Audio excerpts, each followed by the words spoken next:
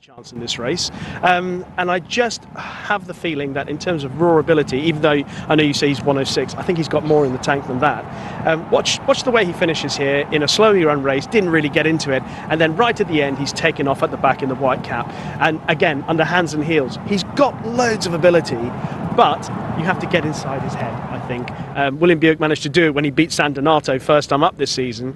Last time out though he just seemed to sulk a little bit, but the quality of that race, terrific.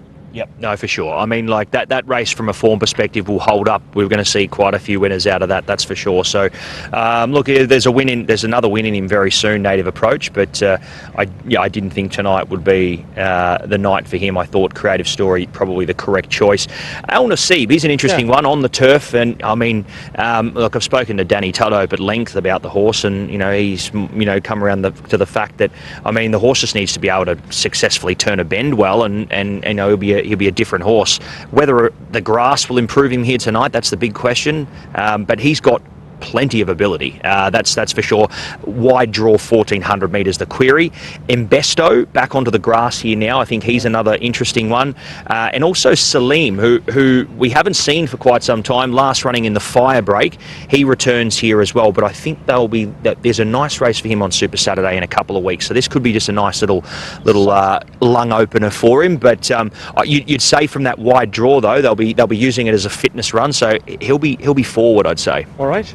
Let's move on and talk about our penultimate race of the evening. It is the Lincoln race. It's worth 165,000 dirhams, and it's over 11 furlongs with 2,200 metres on the dirt, headed by Desert Snake, Dubai Vision, New Comedy, Nova Roma. This is a tough one. This was probably one of the hardest races of the evening in order to be as strong in your opinion. And the other thing about this race, Pat, and I don't know what because obviously we haven't discussed it before, we're talking about it now. I wasn't sure about a few of these horses who are towards the top of the market on the international markets, certainly seeing out this trip of a mile 3, 2,200, 11 furlongs, however you want to describe it. And that sort of was what swayed me to choosing Mousa. Is that, am I pronouncing it? Musa, okay. Based on that run last time out, staying on strongly. Yeah, look, I mean, Musa and Mekdam, it was a pretty gritty on-speed performance there in a race that, look, we're not going to beat around the bush. It wasn't the strongest of events, but did come out and beat quite a few of these in a 0 to 75 that they face once again here. I don't think a lot of these were suited by the two turns. It was it's a tight two-turn track there at Sharjah, and as a result there was a lot of horses that didn't really suit that event, and we've seen them improve once again. Goes to the Mambo, especially back to a one-turn track like Jebel Ali. So the form's all over the place here as well. I agree with you that the horses right up the top end of the market overseas, I think 2,200 is the query for them. So very interesting to see how they figure. I leant towards a horse that we haven't seen on the dirt here so far, and that is Desert Snake up the top. More so just on the fact that he hasn't struck a race of this sort of level for quite some time. I mean, he drops into a 55 to 75, and we've seen this horse, facing fields like 0 to 80s, 0 to 90s through the season so far. So, look, I'm interested to see how he'll travel. He's proven to carry weight, 60 plus, with previous wins in the past. So, for that reason, I'm siding with Desert Snake in a very open event, and I just think, provided that he, finds himself in a nice enough position and out of the kickback, I think he could go okay in a field where, he's probably facing a field of lesser quality than what he's faced in his previous starts. Okay, Desert Snake at the top for Pat in the penultimate race. One more to look at, and that's the Lincoln Navigator race, worth 190,000 dirhams, and it's over 1,400 metres or 7 furlongs on the turf. By the way, don't forget that the rail is out, 8 metres tonight here on the turf, so I think a handy draw down towards the rail, and that's why I'm mentioning that, because I like Warsong in this race. We've drawn 2 for our good friend Saeed bin Saror, who has had now in the last 2 seasons since 2023 66 runners without a winner. But tonight I think that might change. So I think Warsong is about to put him on the score sheet. Let's have a look at Warsong in action. Now, the horse that beats Warsong on this occasion, and bearing in mind, this was Warsong's first run. This was in January, so just last month. This was Warsong's first run since October 2023. Looked to have the race just about in safekeeping coming to the furlong pole, but got worn down by Harsim. And that form's not bad. Yeah, no, it was. On the way, had them rolling up very, very fast up in front, or indicate, my apologies, and Warsong was slightly sucked into that heavy tempo there, which did play into the hands of Harsim, as you can see here, getting back and running on. He's a prolific place getter, and that night he was able to break through for a deserved win. And look, I mean, Warsong's got a great gate tonight. Dylan McMonigal on board here off the rating of 83. I think, yes, suits a horse like Warsong to be running well. I mean, probably going to get a little bit more of a genuine tempo here over 1,400 metres around a turn. I just kept going back. Warsong was my second pick. I just kept going back to No Retreat last week. But, I mean, it's got to be D-Day for No Retreat. I mean, how many times can you run second, and how many times can you get beaten in just such dramatic fashion? Okay, so last time, was it the trip? Was it the horse? What cost victory? Well, Adrian de Vries said in the post-race interview that he's a horse that needs to be nursed, that once he hits the front, he has a serious think about it in the race, and that is something that has obviously let him down in the past. And I mean, as we know what happened with James Doyle back in the UK as well, he's a horse that once he does get to the front has a tendency to idle down and switch off. So I mean, Ardry's had a couple of spins on him now, and I think with that he's probably got a better idea now of sort of how to ride him to maximise that. I mean, Warsong's going to potentially be a horse in the race, much like Jungle Mac, who comes up from a sprint trip, that's going to be that horse up in front that's going to set a genuine tempo, and he's going to roll them along and give No Retreat something to chase down. So I'm hoping that No Retreat gets there, but only gets there by a very, very brief margin, and only hits the front with a tiny bit of time left. It won't be a big margin If No Retreat gets to Warsong a furlong, or 3/4 of a furlong out, are you convinced that No? I think the horse that he heads will kick back and win. He needs to be timing it so that he gets there with 10 metres to spare and he wins by a head. If he gets into a battle and wins, can you say No Retreat, no surrender? If you remind me, I'll say it. Okay. All right. Let's have a look at your selections tonight, Pat. Away you go. Thank you, Rishi. Let's have a look at the picks. I've gone Namir in the first. Thought it was a two-horse race between it and Alwari, but I'll stick with Namir. Sense of Wisdom in the second event. Awab, one of the good things in the third. I think he'll be winning. Almuzen, I sided with him or Ocean Runner, but I've gone with Almuzen. Mount Kosciuszko in the fifth event. Creative Story looks weighted to win in the sixth. Desert Snake, potentially an each-way chance in the penultimate event. A very open race, and it's D-Day for No Retreat. Can he get Fauzi Nasser winner and on the board this season? Okay, let's have a look at the real winners. 8 winners coming your way. That's right. Well, you've got one. Oh, wow. So Alwari with Richie Mullen in the saddle. Deciduous. Now, in fairness, a few of these horses I'm just being loyal to. It is Valentine's Day, and I'm kind of like that. So Deciduous and Nye are 2 horses I've stuck with for a long time, so I'm staying with them. Awab, the class act. Ocean Runner. It's a speculative suggestion. Native Approach, I do think, is the most talented horse on show tonight. Musa in the penultimate race, and Said bin Saror to get that winner at Meydan this season.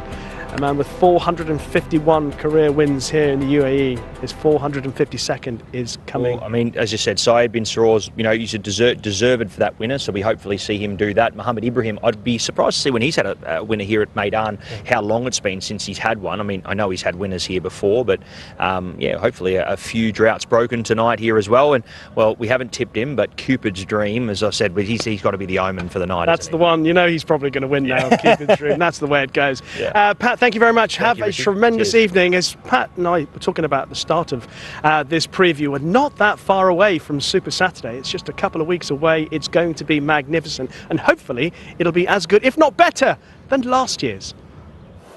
He loads away.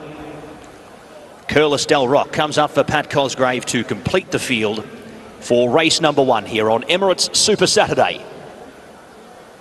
Starter likes them, and we are underway.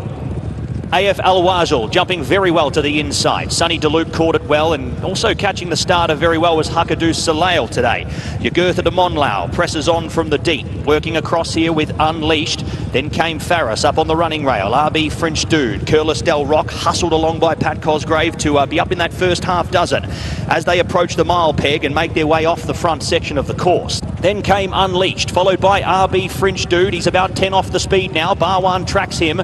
Then came Zajarel Wathbar getting further away from the leaders with RB second to none. And the Al Ajban stable runners second last and last. Os now passing Curlis Del Rock, who wasn't travelling, and he's now been eased out of the contest as they make their way down the side. 600 metres left to go in the Group 1 for the purebred Arabians. And AF Al Wajal just clicks it up a notch here under Tygo Shea. Leads along next. Sonny DeLoop applying some pressure. Farris already under the stick. RB Rich Like Me still within about 4 lengths to pick up here as they swing the bend. Then came Unleashed, RB French Dude, Barwan, Hakadu Soleil. That's your race. RB Rich Like Me needs to get a hustle on here. AFL Wajal leading by a half. Sonny DeLoop starting to present on the outside. RB Rich Like Me is not going to get to these leaders here. It's a two-way tussle here in the Group 1. AFL Wajal, Sonny DeLoop getting the better here as they come to the 16th pole. Sonny DeLoop ahead. Sonny DeLoop, AFL Wajal lifting. AFL Wajal making it a very good tussle down to the line. Photo finish, not much in that.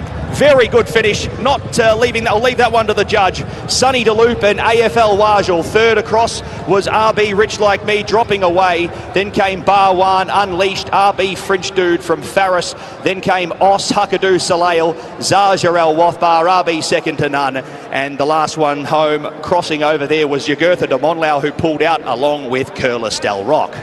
15.29, 27.74 as they head down the back and approach the 5 furlong peg. We're out in front. Nadelia leads it at very, very easy sectionals and is travelling along well despite being in the lead here at very, very slow fractions. The outside Lightning Paradise getting a little bit closer, maybe half a length away. Third in running there was Geologist. Now Cinderella's Dream Buick deciding to slide out wider and make a mid-race move here. Yamama was next, followed by Kibo Masaki and Onagiri. Yeah, Buick not liking it. Actually hasn't liked it. He's lost his irons here on the favourite. He has lost the irons on Cinderella's Dream as they make their way into the straight here. So Sensation in the Jumeirah 1000 guineas here, and he comes up to the outside about a half length clear. Lightning Paradise second, Adelia in third, fourth Geologist. Yamama is fifth at this point in time, only about 3 lengths away. This will be a monumental effort here. Cinderella's Dream. Buick without the irons, still about 2 or 3 lengths clear here of Lightning Paradise. Wow, this is going to be some win.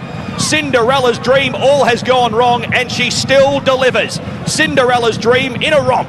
5 lengths over the Geologist. Then came Yamama into third, Photo fourth, Nadelia just over Lightning Paradise, Kibo Masaki and Onagiri last.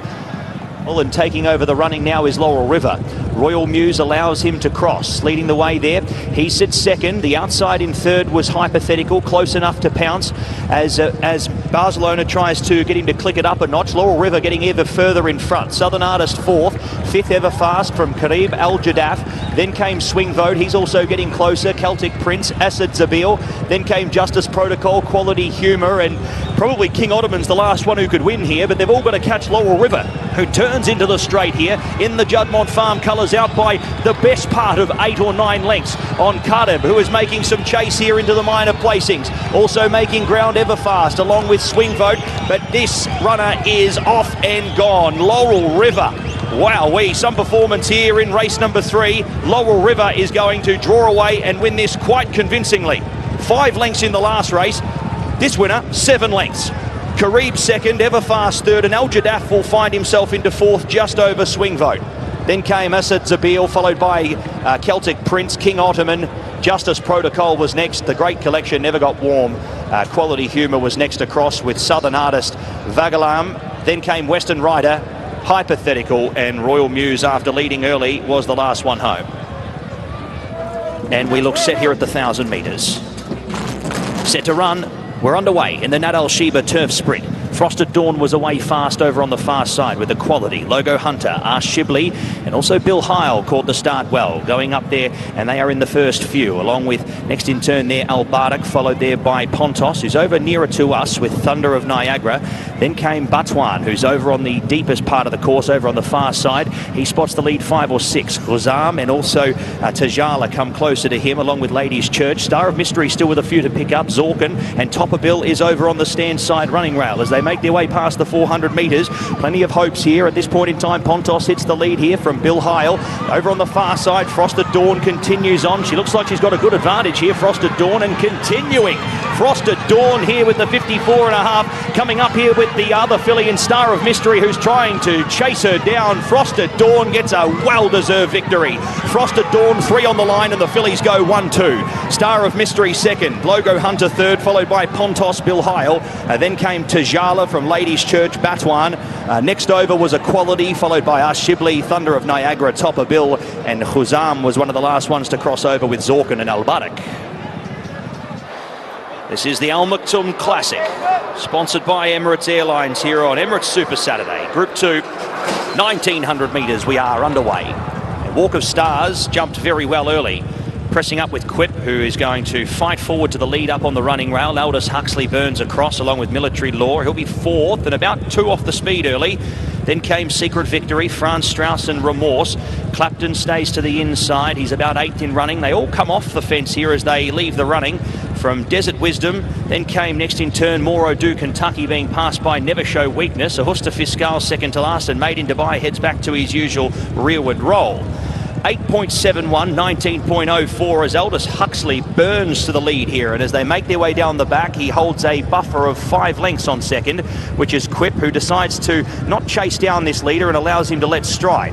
Walk of Stars comes up to the inside now and heads up into the runner-up role. From Clapton, who tracks him, Military Law deeper out, followed by Desert Wisdom. Then came next in turn their Secret Victory, France Strauss. Quip going back through the field here. A few of these having to surround him and get around him like a bollard here at the moment. Remorse was next, followed there by deeper out, Never Show Weakness, already being hustled along with Ajusta Fiscal and Made in Dubai. Quip out of the contest.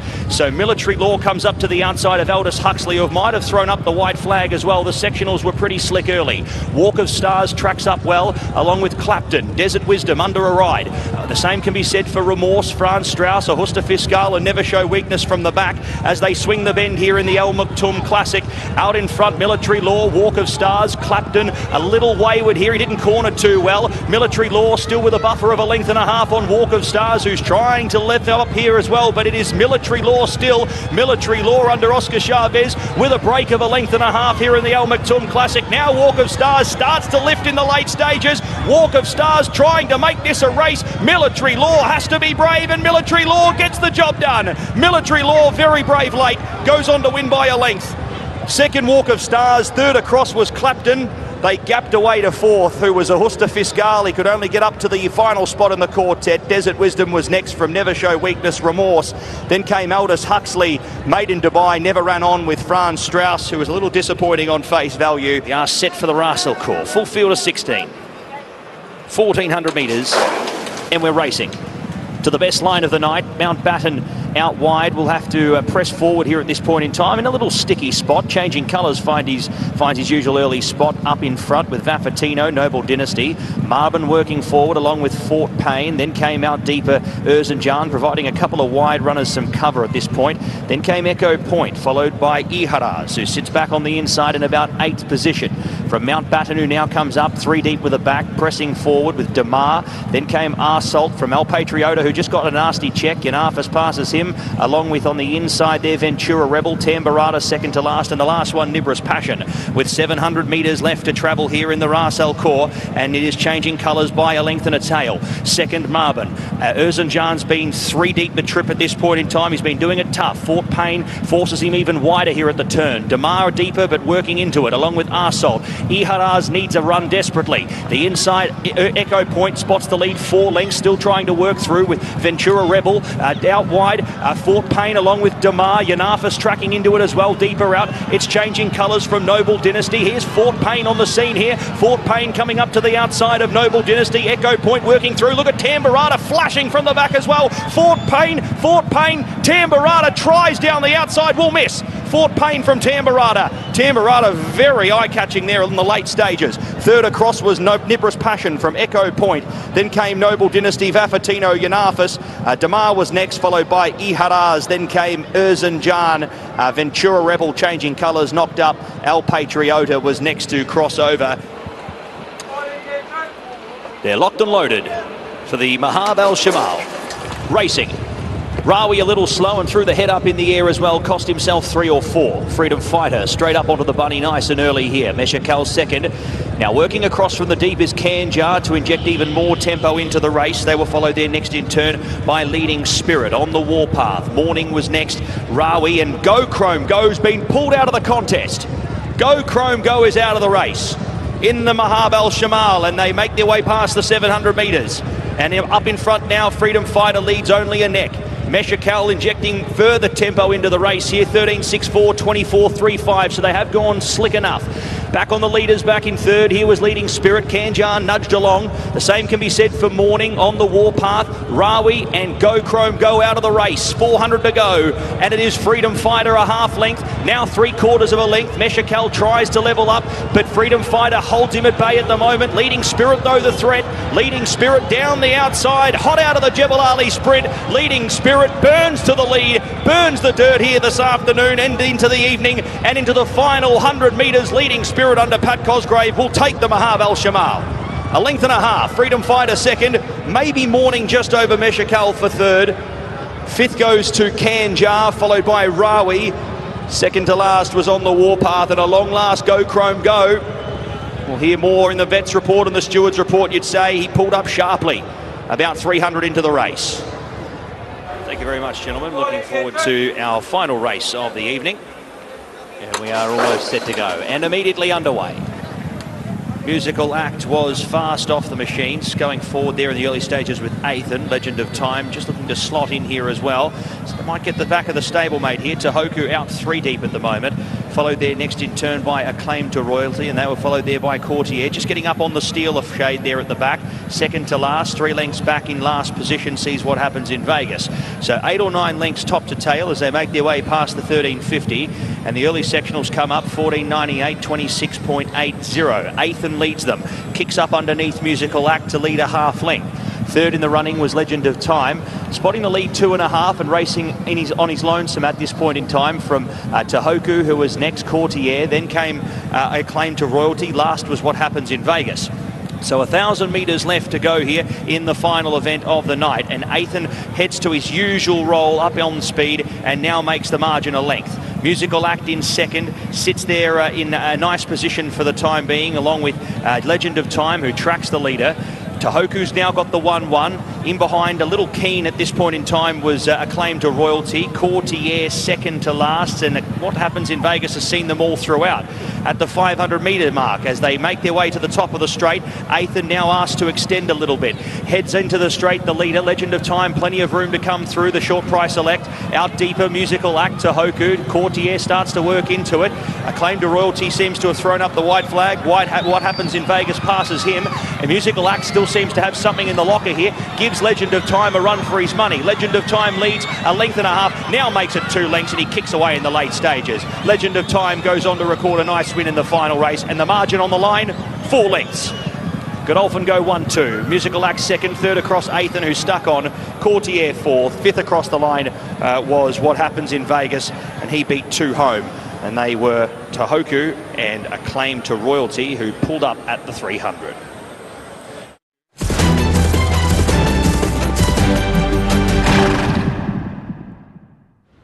Well, Bhupat Seemar's horses just having a little parade in the paddock. They always take the opportunity to do a bit of paddock schooling. And just here is the fastest horse in the desert. This is Tuz, who of course is the reigning champion in the Dubai Golden Shaheen. He's been brilliant so far this season. He's going to be a big player once again come World Cup night. and he looks magnificent. Look at the size of his back end. That's where all the power comes from. I don't want to get too close to it because I could end up on the other side of Meydan. But he looks in great shape. He's been on his toes a little bit all the way around, but that's part of the reason why they have this paddock schooling, just to settle them. They get used to the surroundings. He's an old warrior. He knows his way around here, but he's on very good terms with himself. And by the way, just have a look at this horse. One more to have a look at. This is Imperial Emperor, who has emerged as a real star for the team this season. He's improved and improved with every run. Look at the skin on him. He looks absolutely magnificent. I can see my very handsome face in his skin from here. Actually, I'm only joking. I can't see my handsome face. I can see an ugly face. But he does look in great shape, Imperial Emperor. I presume he's got some big targets just around the corner. In fact, live racing just around the corner here at Meydan.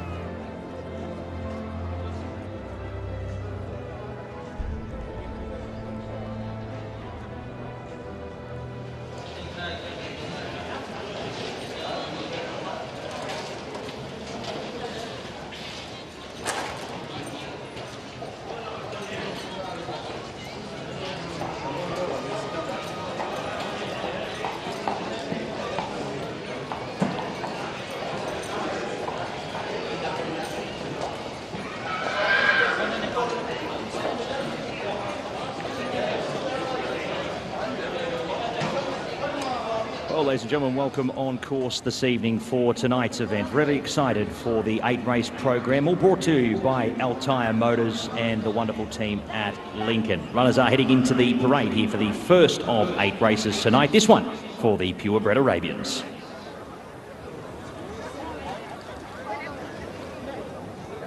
Here is horse number 1 here for tonight's card. We head to Indies Day. Danny Tudhope spots the Al Ajban colours once again here off the rating of 100. Dropping out of Group 1 company where it was in behind Unleashed here at Meydan last start. Stepping up in distance here though to the 2,000 metres for tonight's assignment. Number 2 is Namir, certainly a winning hope, just has to overcome a slightly wide draw here. Jean-Claude Bacoud and Yas Racing combine, Oscar Chavez to ride here, also off the equal top rating of 100. He was a 7-length winner over 1,800 metres last time out to the races, speeding home Majdi on that occasion at Elaine. He steps back out to 2,000 metres here, is certainly fit enough to be winning this.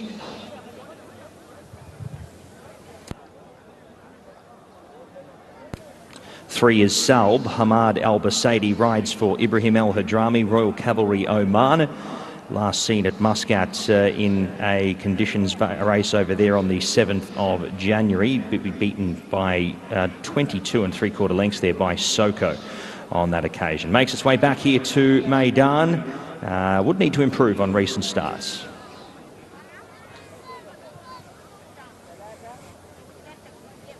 Four is Sari, Silvestre de Souza for Majid El Jahuri and Yas Racing, a last start winner also in a 0-100. Unlike Namir, doesn't come out of that strong of a race, but has got some winning form on the board. Just needs to translate that to Meydan, a track he'll be seeing for the first time.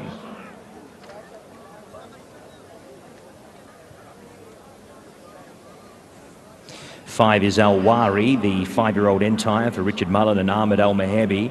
First up over 1,800 metres was beaten down the track there by E.S. Latam. Will be fitter for that as a result, and we'll see him potentially return to some form here with that fitness under the belt here for Al Ramani Racing. Can win.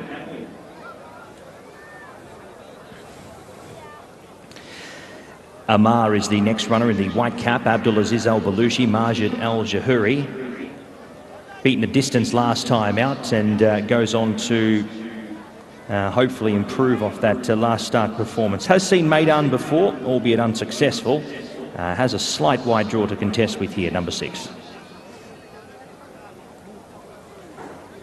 Bernardo Pinheiro rides 7 golden years for Abdullah Al Hamadi and Al Ajban Stables. He was 4th last start, beaten 9 lengths by Sari, who he faces again today. 2 starts ago was a winner in conditions company. This is a step up. Casal Hyperlight will be looking for an electric tempo up in front, coming from a long way back last start to get within 2 1/4 lengths of Sandstorm AA. Extra distance should not be a concern whatsoever, if not improving the runner, but the genuine tempo is necessary. Sandstorm AA was a brilliant last start winner here at Meydan, backing up after a week, much like Casal Hyperlight, but was found to be at the end of her tether at the mile last time out. 2,000 metres might be a bit of a stretch. Sharik is the next horse we have a look at. Ibrahim El Hadrami, Connor Beasley, has got plenty of Elaine form, including a leg of the Elaine Marathon Series. That was on the 6th of February last week. Taken out there by Mali Al Shahaniya. Drops back sharply in trip here to the 2,000 metres for tonight's race and draws the ace. Wearing the blue cap, Tahan Al Wathbar, Jules Mobian and Eric Lamartinel, beaten a short head by Badran by Nuna at Sharjah last time to the races. That was on the 12th of January. Has had time to freshen up between starts and heads to Meydan for the first time. 12 Listo de Fost, Ray Dawson for Suleiman Al Ghanami. over 2200 last start at Abu Dhabi, was victorious over Rams in a 0-85. Drops back in trip and onto the dirt. Was a winner on the dirt 3 starts ago over a mile, breaking the maiden at Alain.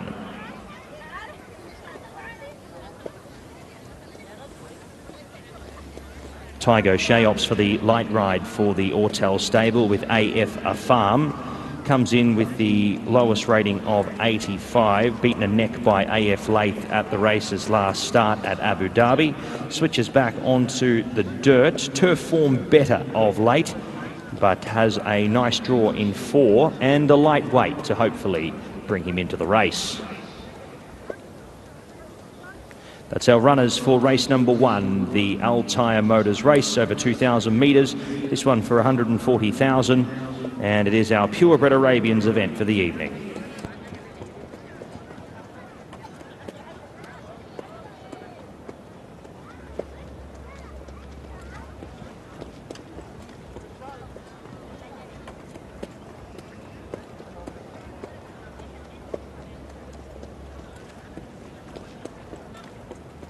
Alongside me is Tygo Shea, who's about to ride in our opening race on Afam.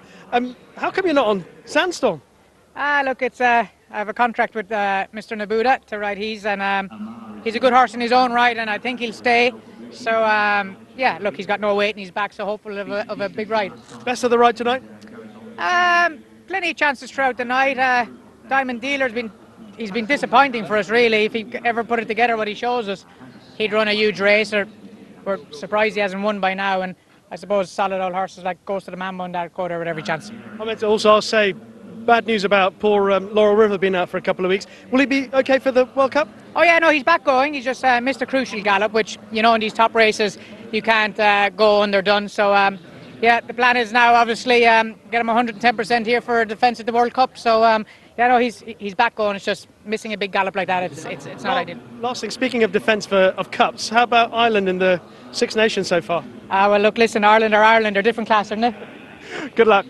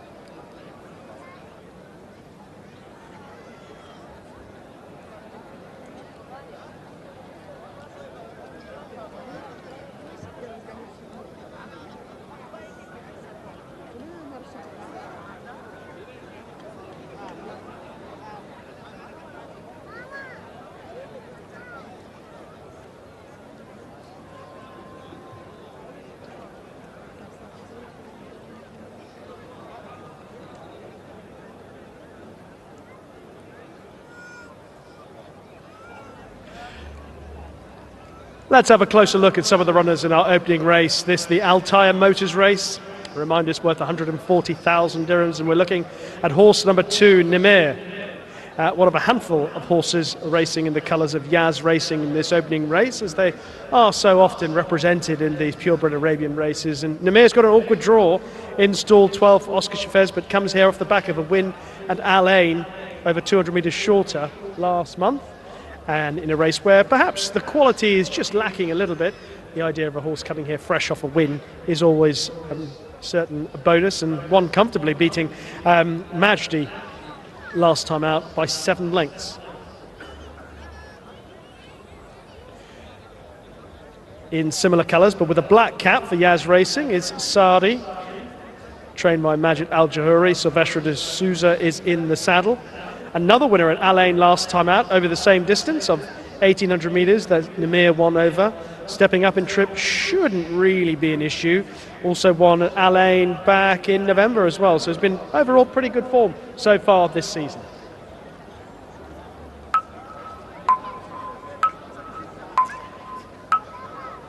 Number 9 is Sandstorm AA, who won last week, beating Kasu Hippolyte, who reopposes today. Obviously, Tiger Show is on board on that occasion. Alexandra da Silva is on board tonight, and very shortly we'll be preparing ourselves for the Best Turned Out Award here at Meydan, the first of the evening, sponsored by PHI Advertising.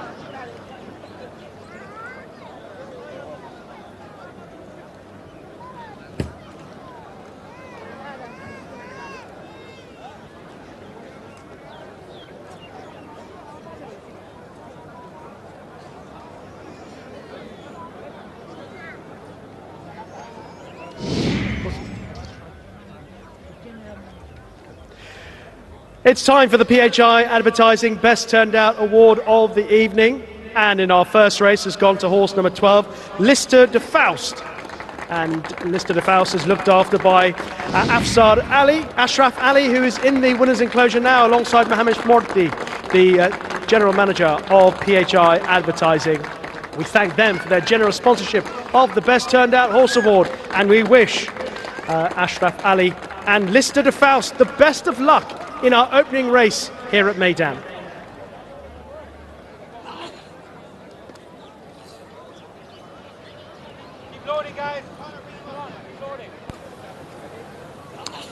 So runners are starting to make their way forward here for the first event on the card. We've got about 4 runners left to load here as Salb comes up into line. Fresh off a run back in Muscat. We've got about 4 left to load here. Listo de Fost, best turned down, along with Sharik. Al-Wari to come forward as well, and Amar also to join the field.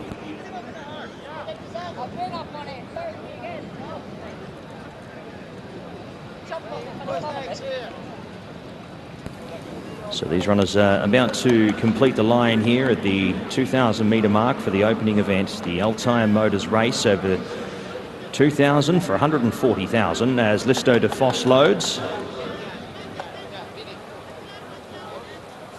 3 to be brought up into line. El-Wari, well specced overseas, a potential threat to the international market elect in number 2, Namia. As Sharik loads away, Sari leaps back in the air, set to go.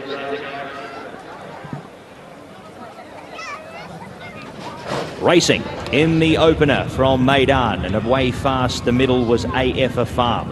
He's going to head up with the lightweight in the early stages, working across from Amar in second and deeper out in third, Tahan Al-Wathbar. Al-Wari's going to tuck up in behind them in fourth, followed by to its outside Sari, Namir 3 wide and about 6 there. He's going to be a little wide into this first turn, Oscar Chavez. Indy's Day hunts up the inside as they work off the front of the course here. From the last start winner, Sandstorm AA, Listo de Fost. Then came Sharik, followed by Kasau Hyperlight up to third to last. From next him running Golden Years. And the last start Muscat contender in Salb is last of all. So as they make their way onto the back of the course here, it's Amar who's going up to lead them. 3 parts in advance of Tahan El Wathbar in second. Third was AF Farm, who gets the nice trail. And in the 1-1 was Al Wari. Namir's caught out deeper here. Chavez probably going to have to improve here at some stage. He's caught out in the cheap seats. Then came Sari on his back. From Listo de Foss, then came Sandstorm AA. Next him running was Golden Years, the deepest of all. From next him running Sandstorm AA, Casal Hyperlight, Indies Day. Sharik up on the inside was one of the last horses, along with Salb, as they make their way off the back in search of the 800-metre peg. And continuing to roll them up in front is Amar. Tahan El Wathbar for company in second. Now Eyeballs the leader. From Namir, who's been parched out 3 deep. It'll be a monumental effort to win. Al Wari's had the run of the race and just needs a room clear now. Namir keeping him pocketed for the moment. Then came AF Farm, followed by Sandstorm AA, who works up into the event. Next came Indies Day, followed by Sharik. Casal Hyperlight still with 8 to pick up from Salb. Then came Sari from Listo de Foss, then out to the end Golden Years. It's Tahan El Wathbar. Tahan El Wathbar, who finds a little bit more here. Beats off Amar. Then came Sandstorm AA, who's working into the race here at big time, followed by Indies Day. It's Tahan El Wathbar and AFR Farm working through the inside, and Salb coming up the inside. Salb working through from last. He's taken the short way home here, and Salb sneaks up the inside. Good ride, Hamad Al Basaidi. Half a length on the line, beats home into second position. A brave performance there by Tahan El Wathbar. Next over was Indies Day, working up there along with, next over there was Sharik from Sandstorm AA. Then came Amar. Next over and running was Namir. He got no favours in the run at all. Casal Hyperlight. Then came Sari from Listo de Foss, Golden Years. And Al Wari dropped out sharply from the 250. That's what a 3 kilo claim can do, and a good ride at that as well. Very patient from the back of the field. They fanned out at the turn, and the Omani rider in Hamad Al Basaidi has been able to pick up one here for Royal Cavalry Oman and Ibrahim El Hadrami. An unsuccessful attempt at Muscat last time out, back to the UAE, and has gone on to win well. Salb, victorious, number 3 in the frame, winner's time 2:16.69.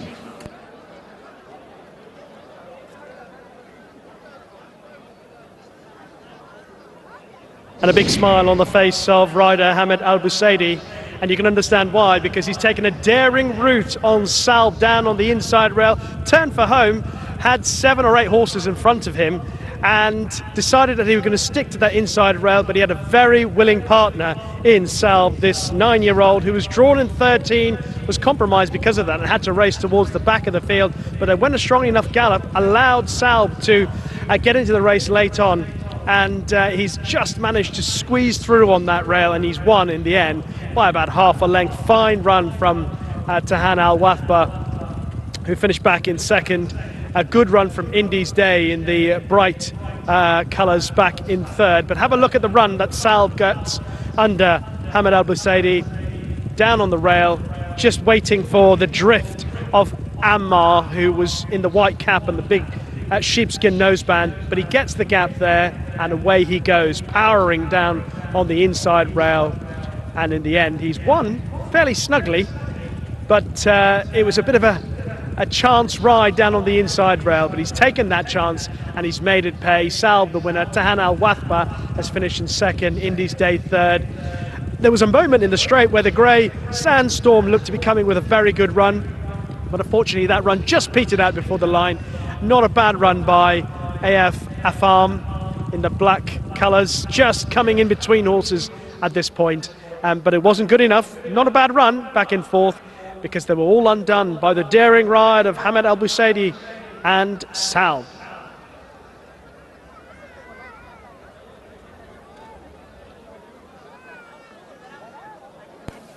And the numbers there in race number 1 for the first event: 3, 11, 1 and 13. 3, 11, 1, 13.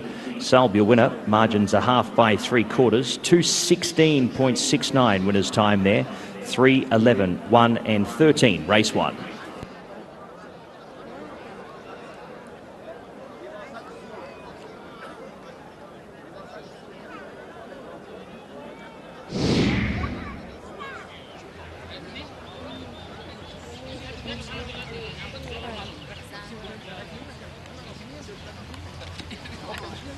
Inside is open. Yeah, oh my God.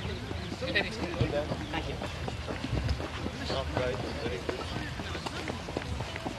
تعالوا عمانيين الحضرمي ما موجود تعالوا لا انا موجود تعال احمد تعال احمد تعال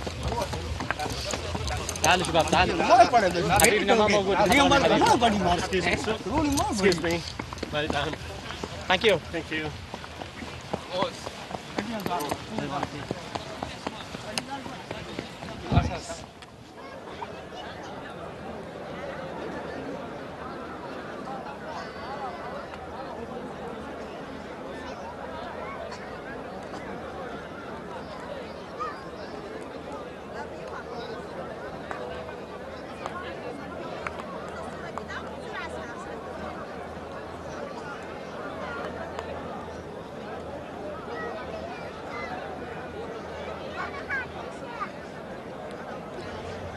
Time to welcome back the winner of our first race, the Altair Motors race.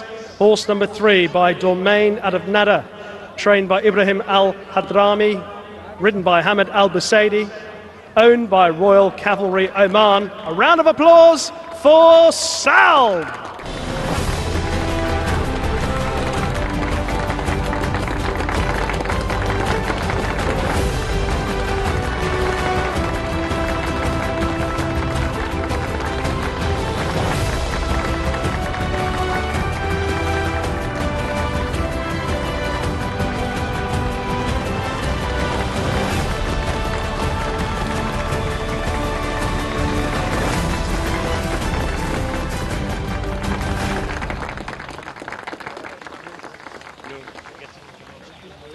We'll go. You got yes.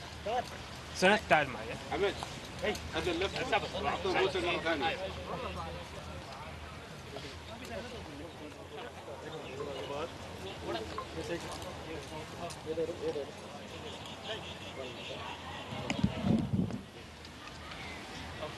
ما صور.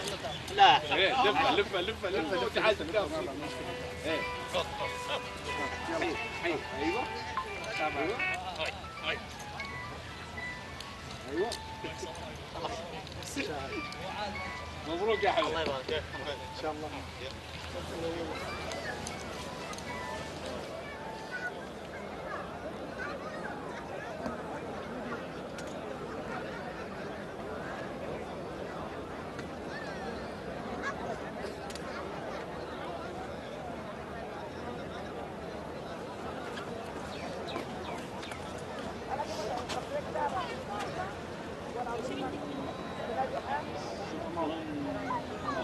بالبركه اول فوز ميدان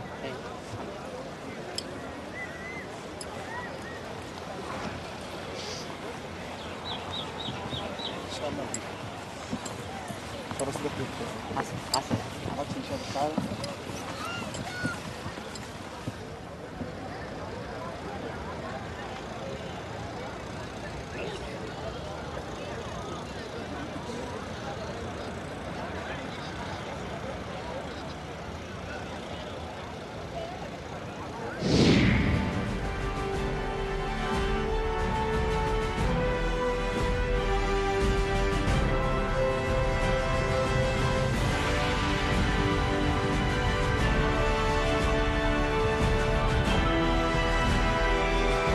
And correct weight is given in the first event, the Altair Motors race over 2,000 metres for the purebred Arabians.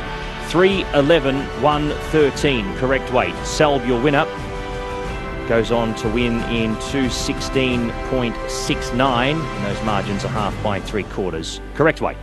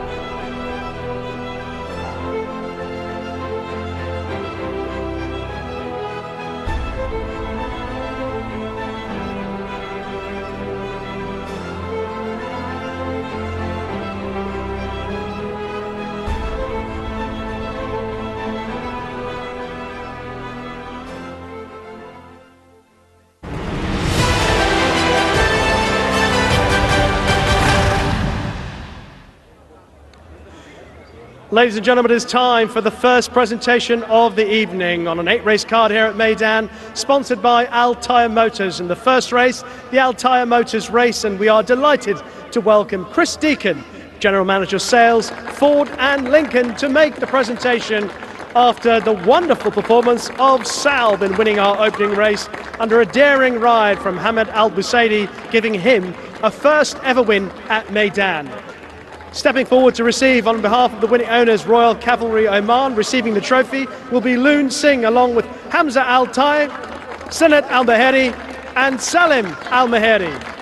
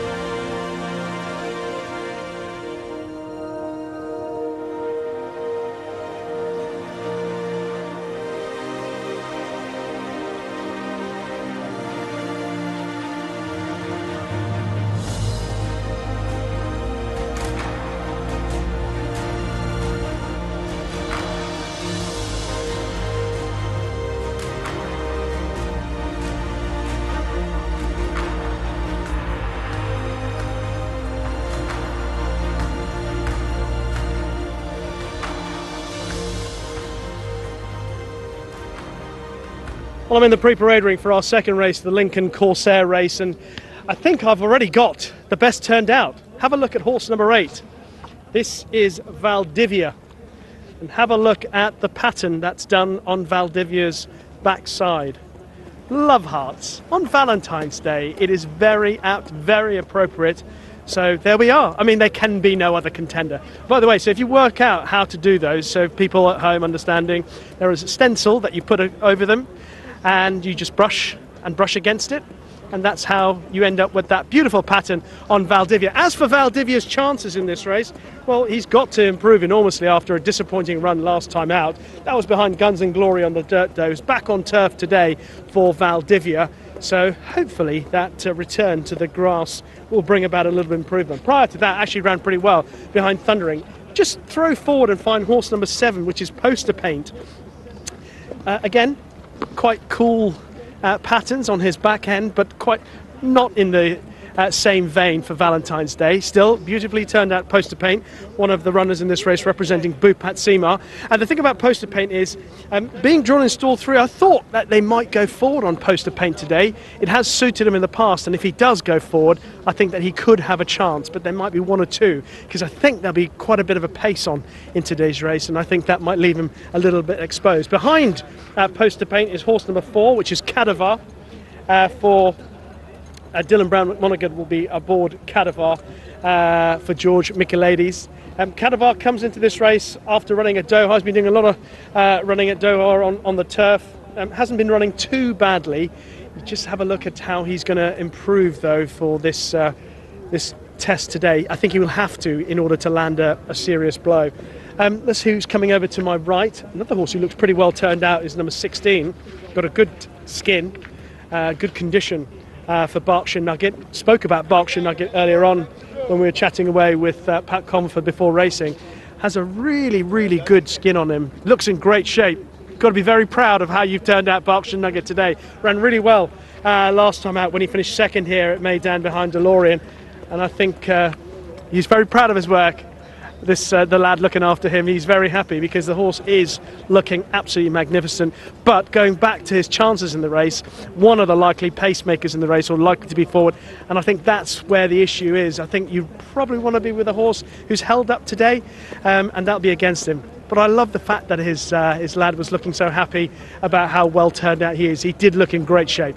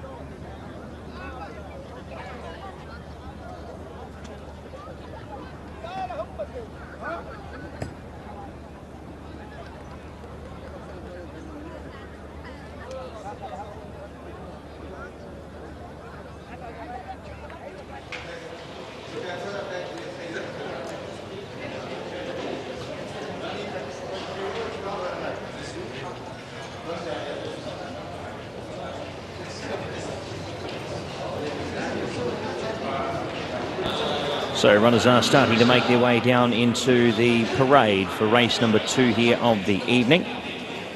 Our first of the thoroughbred races for tonight. And this one here is the Lincoln Corsair race. This one for 175,000. And we do have a nice field of 16 runners to contest. Let's head to our first horse.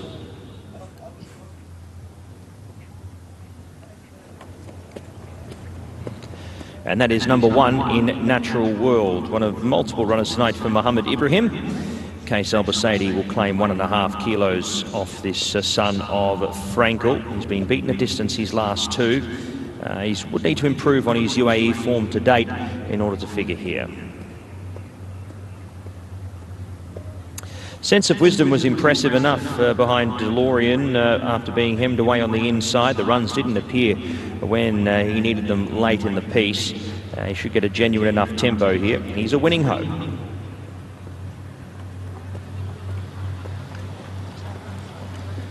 Wessel the Grey, the son of Dark Angel for Ben Cohen and Michael Costa. He's drawn a little wide here, but he makes a return here to Meydan. We haven't seen him here this season so far. He's been down the track his last couple, so they're trying their luck here on the turf once again. Arguably his best result this preparation has been at Abu Dhabi on the grass. Four is Cordova. Dylan McMonigal rides here for Georges Michaelides and Al Wasmir Racing. 2 wins from 18 starts, stepping up in trip here after contesting over 7 the last few starts in Doha.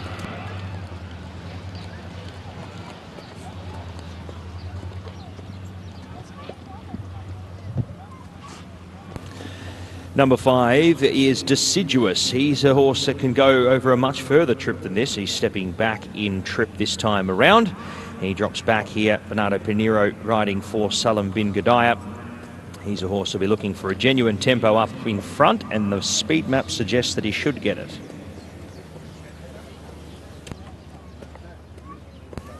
Six is Qatar, Abdulaziz Al-Balushi for Ali Al-Badwawi.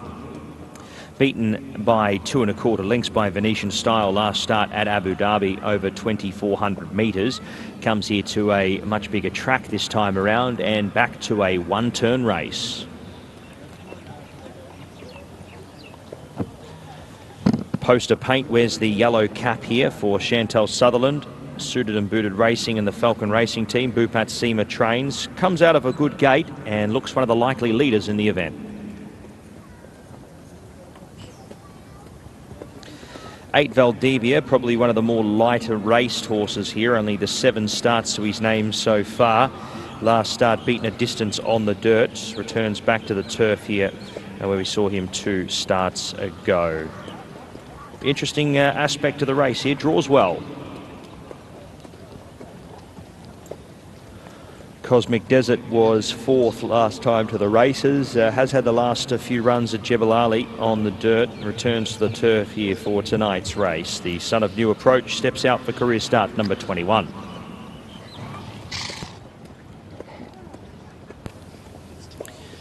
Gareth comes out of the same race there as a few of these behind, thundering on the turf over 2,400, drops back in trip here. Khalid Al-Balushi will do the riding here, claiming 3 kilograms for Ahmed bin Hamish.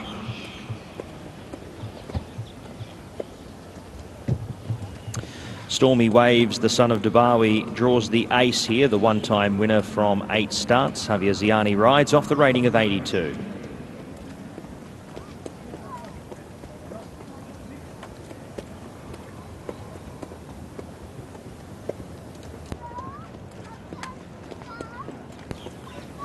"13 is Comet Chaser, the son of New Bay. Lightly raced, only the 2 starts for a 2nd placing. That was at Chelmsford City in a novice back in October of last year. He makes his UAE debut this evening.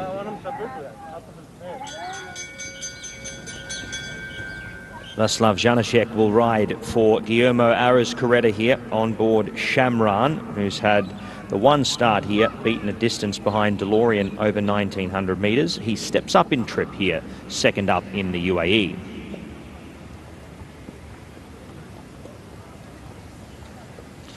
15 is Venetian Style, the last start winner. He was a nice performer going on to win at a price in Abu Dhabi last time out. He drops back in trip here to the 2,000 metres, and we'll be hoping to continue on with it after contesting that 0 to 85 last start. He draws a middle alley. 16 is Berkshire Nugget, drawn 16, but does have the speed to find the front. Will cop a little more pressure on the speed map than what we saw last time out, but was able to be in the finish after doing it on both ends last start. Certainly one to keep a close eye on with the lightweight. 12 Legend of Khan will be the final horse to greet the parade ring, and will be out a little later than the rest.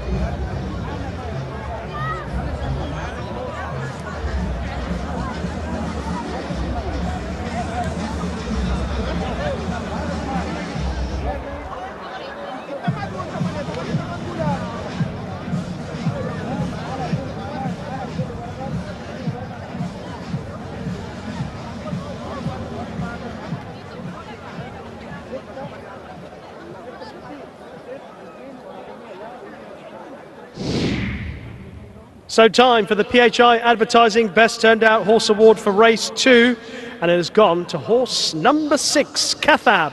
Kathab looked after by Laddu Singh, who is in the winner's enclosure now, alongside PHI Advertising General Manager Mohammed Modesty making the presentation now to Laddu Singh. Congratulations to Kathab, Laddu Singh, and our deep thanks to PHI Advertising for their generous sponsorship of the Best Turned Out Horse Award. Smiles all round.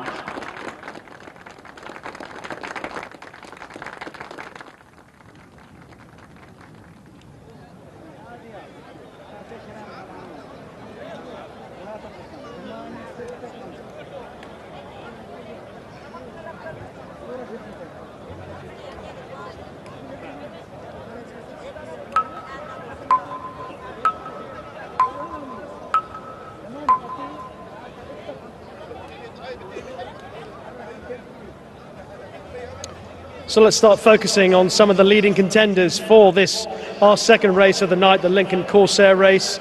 A reminder, it's over 2,000 metres on the turf, worth 175,000 dirhams, and we're looking at Sense of Wisdom, one of the runners in the race for Bhupat Seema. Pat Cosgrave is in the saddle on this 6-year-old son of Shamadal. He wasn't beaten that far, a couple of lengths in a handicap here a couple of seasons ago.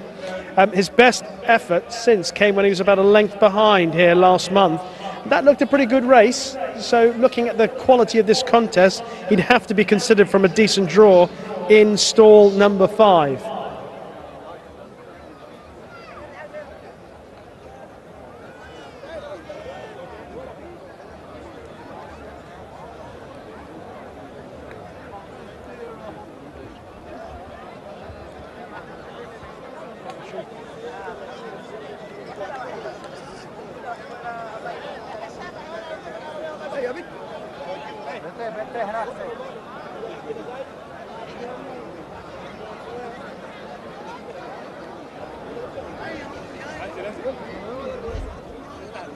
Is a horse who will have a very good chance. You would think that's Venetian style, because he comes into this race off the back of winning last time out. That was up to 1.5 miles at Abu Dhabi just over a week or so ago. A few horses who reopposed today were in behind, and it's possible that Venetian style might just have turned the corner with that performance at Abu Dhabi, but obviously he's gone up in the handicap for that performance, and he's coming back in trip today. So a couple of question marks, but at least you know that he's in decent form.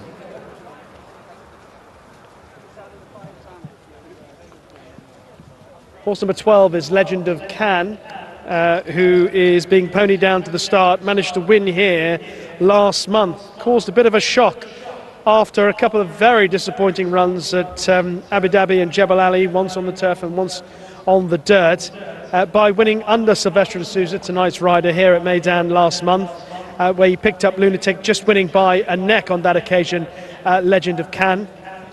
And he's, again, the fact that he comes into this competitive race off the back of a win, you'd have to consider him one of the possibles as a likely winner.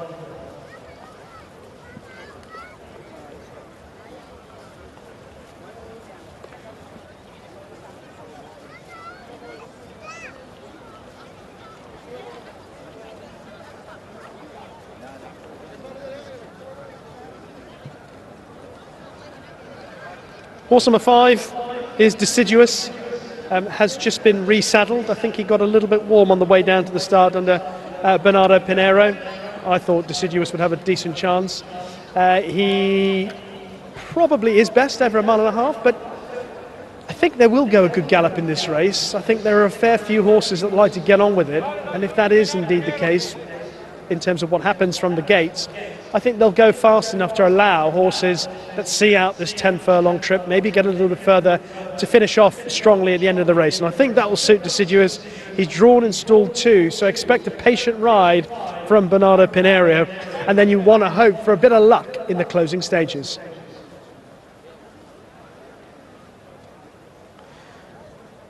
Horse number 16 is Berkshire Nugget, who ran really well last time out when he nearly made all the running. He's gone up a few pounds in the handicap, but on this occasion he's got another tough draw to deal with. He's in stall 16, and there are 1 or 2 horses in this race that would also like to make the pace or at least be handy.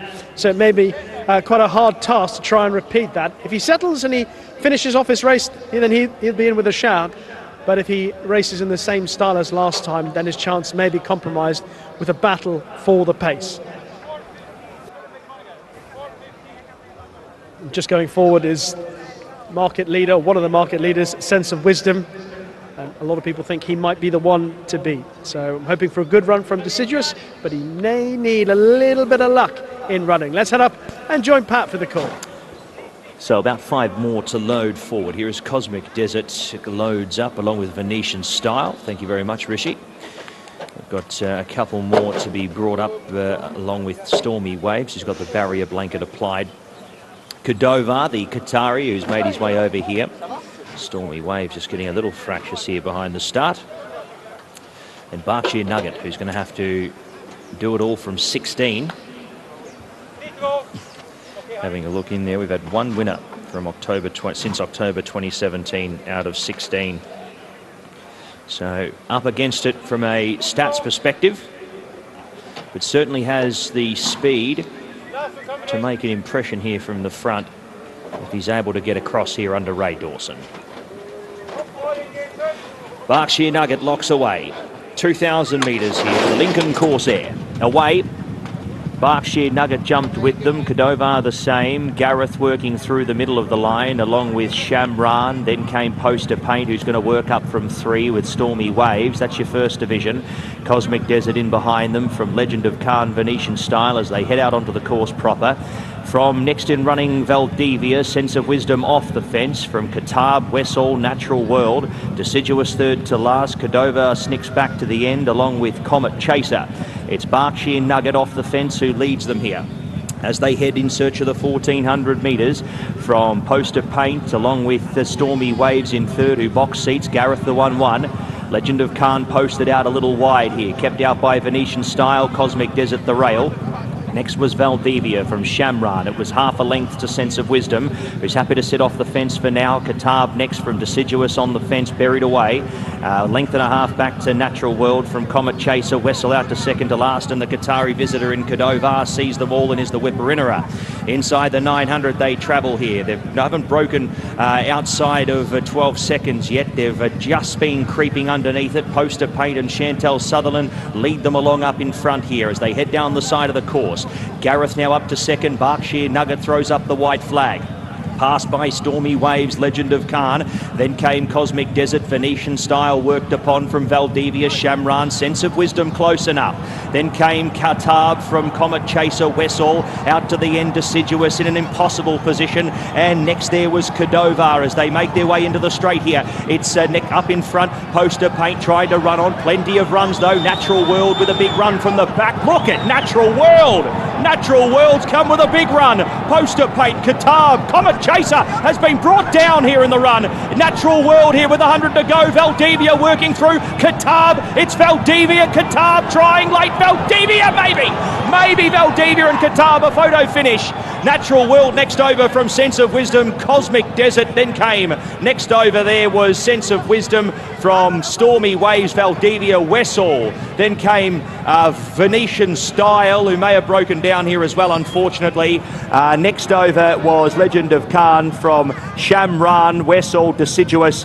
Then came Gareth, Berkshire Nugget. Well, we can see that Comet Chaser is up and running. But having a look here as well on the track, and Audrey De Vries down on the course here. We will keep you informed with more to come. But sensation here in the second event. Valdivia and Katab. Valdivia is going to scrape in by a short head. Valdivia from Katab. Numbers across the line are going to be 8-6-1. And you'll find Cosmic Desert will run into fourth here, 8-6-1-9. Not the end that you want here in race number 2. But we'll have more information to come very, very shortly here. Valdivia, the winner in the second.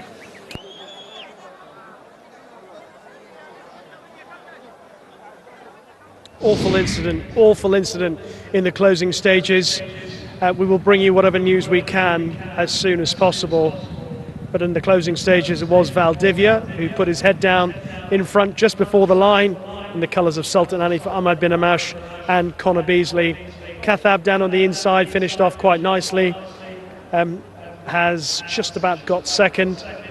Natural World finished off well on the outside. There was good pace. Horses managed to come out from the back. But having said that, Poster Paint, who was quite handy through the majority of the races, managed to not be beaten far in the end. Poster Paint actually finished sixth. Sense of Wisdom, who was at the back, managed to make up a bit of ground, finished back in fifth. But Valdivia is the one who has got home best of all. Valdivia, who disappointed on the dirt last time out behind Guns and Glory. We're hearing that Venetian Style was pulled up, but on first observations he appears to be okay, and we will bring you whatever news we can about Comet Chaser and Audrey De Vries when we get that through to us. Numbers in the second event here, 8-6-1-9, 8-6-1 and 9. Valdivia, your winner, 202.22 The winner's time there, 2:02.22. Numbers once again, 8, 6, 1 and 9 here in race number 2. And the margins are short head by a half length.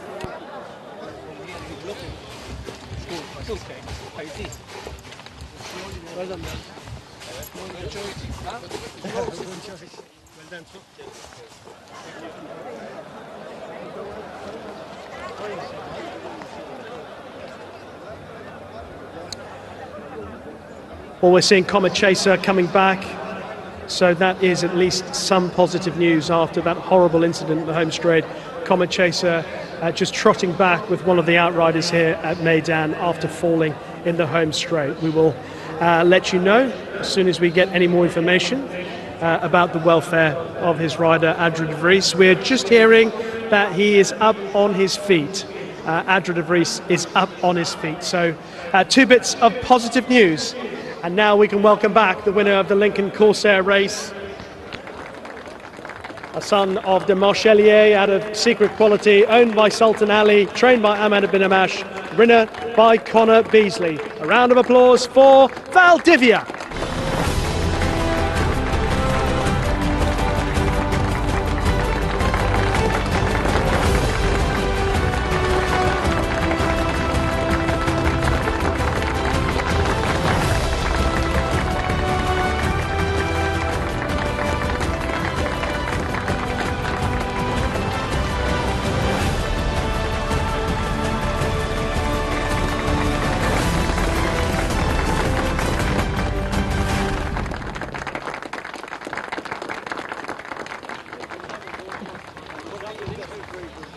I needed to go for the gap when I did, otherwise I wouldn't have gone.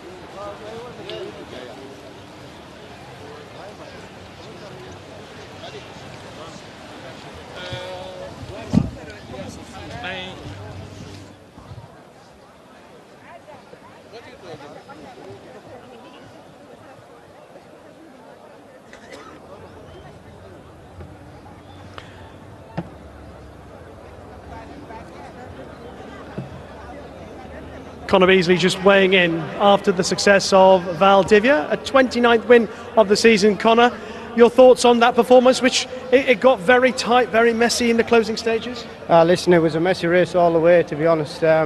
16 runners with the rail pushed out, you know, tightened the track up a lot. So, listen, my fella travelled away lovely. Got the splits, but obviously the lead horse just started hanging, which probably has caused a little bit of the interference. But listen, he's stuck his neck out all the way to the line, and very pleased with him. How much are you aware of all the melee that's going on around you in the closing stages like that as an athlete competing? Listen, it was, like I say, from start to finish, it was a rough enough race. We were racing tight enough, and but you know, you just sort of trying to keep yourself safety and as well as your colleagues, you know. But yeah, hopefully Adri's all right, and yeah. Thank you, Connor. Well done. Thank you.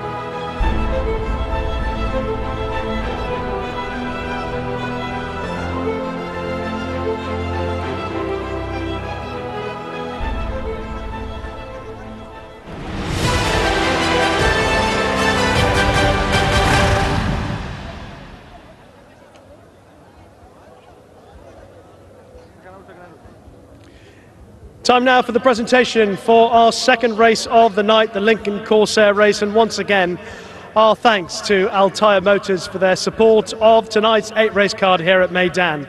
And we'd like to welcome to the stage Andrew Gregory, Marketing Director, Middle East, to make the presentation.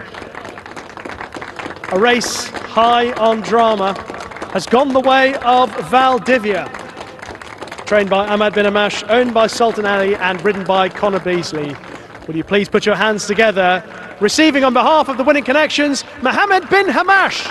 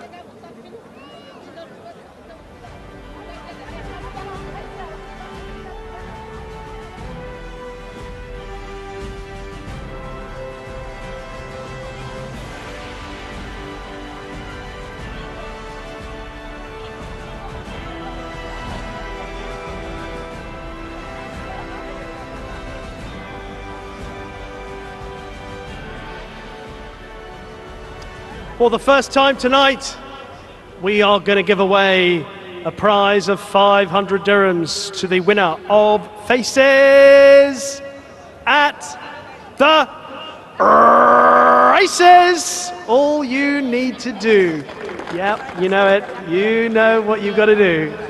Let's see those smiles, Meydan. It's Valentine's Day, so we've got to see happy, loving smiles. Let's see what you've got up your sleeve, or indeed on those chops. Let's see who's got the best smile that we can find to pick up your prize of 500 dirhams. And then all you have to do is make your way to Gate C and the reward center to pick up your prize of 500 dirhams.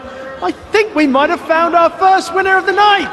Congratulations! And appropriately, she's made a love heart for us along with her smile. Congratulations! You are our first winner of Faces at the Races!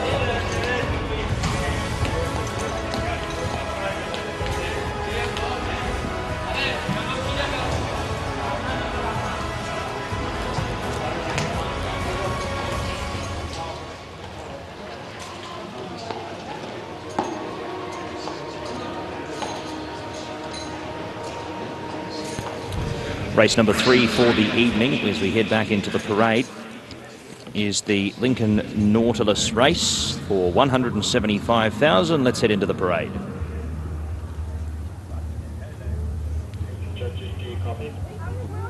Number 1 is Awab for Danny Tudhope and Masaba El Mahiri. He's had the 1 win on debut. Dropping back in class here over the distance that he won at here once again as 7 furlongs. Last contesting a Group 3 over a mile. Race didn't go to plan, but he drops very sharply in class to a never won 2, and he looks the horse to beat on paper.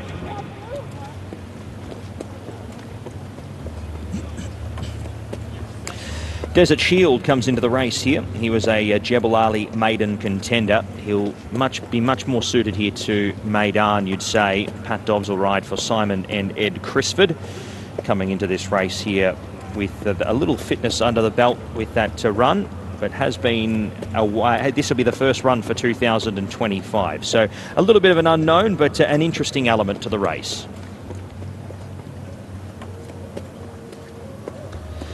7 is Golden Redemption. Richard Mullen for Bhupat Seema, and Mr. Saeed Sahel has had the 3 runs to date, including a second to Nougal on debut. Has been slightly down the track on both of those other occasions. Back to 1400 here at Meydan should be the most suitable track and trip that he's contested since that debut win, a debut runner-up result.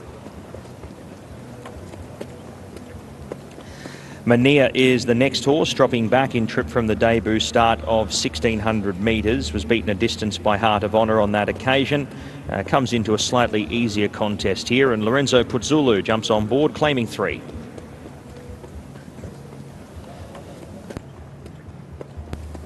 Ten is Nadawi, and we'll have a potential, we'll keep an eye on the rider here very shortly, whether or not Ardrey will be fulfilling the ride here aboard Nadawi. Not too sure at the moment, would say maybe not, so we'll get the updated rider soon. But Nadawi draws the ace here. He's had the 5 starts for a third to date.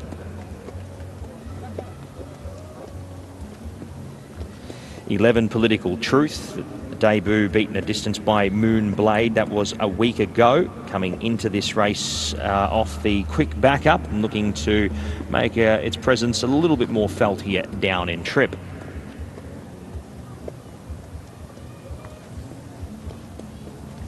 So take note, number 10, Nadawi, to be partnered now here by Silvestre de Souza. The rider change here for race number 3. Here is number 3, Casino Bay, the son of complexity. Pat Cosgrave will ride here for Casino Forge, and was looking and will be looking to improve on that last start performance there. Was caught a little wide in the race with a more favourable run in transit. We should see an improved run here by Casino Bay.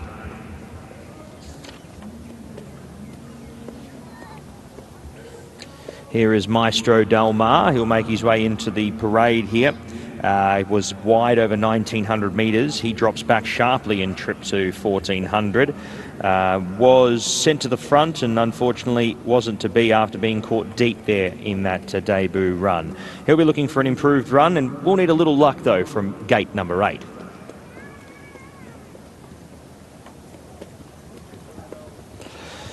So the last 2 horses to have a look at will be the 2 Sir Harmony and the 5 in Diamond Dealer, and they look like late entrants to the parade, so stand by, but the rest of those horses are about to make their way out onto the course.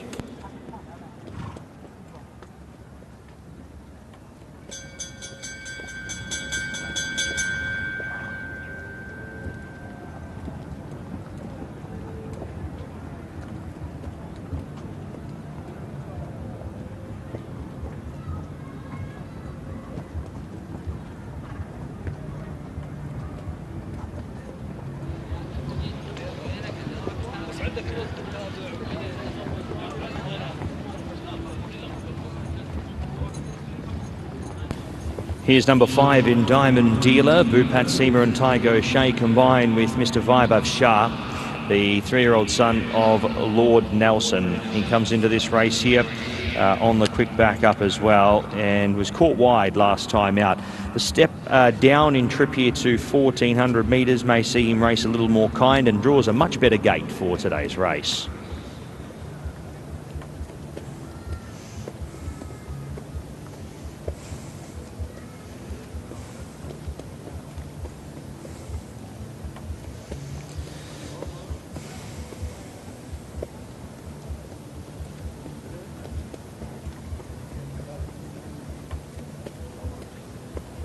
I looked about 100 meters to the line. I just put the body down. Huh? You're not like this.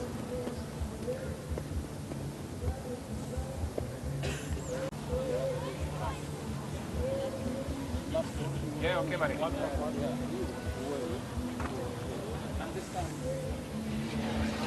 Good boy. Fella. Yeah.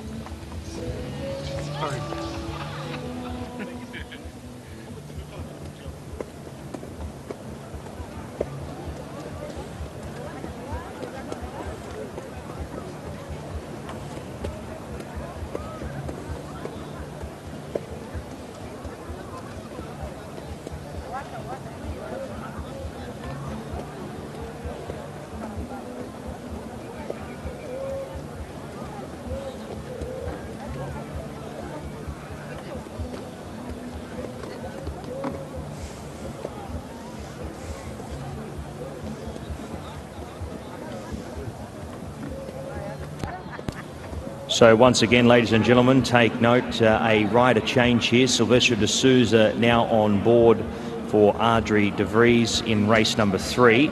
As for whether or not Audrey will fulfil his remaining rides for the rest of the night, we will be advised very shortly, but we will keep you advised up to date race by race for these rider changes throughout the night so far. But Sylvester de Souza partnering Nadawi here in race number 3. One of the win and one with 20 seconds, really, honestly.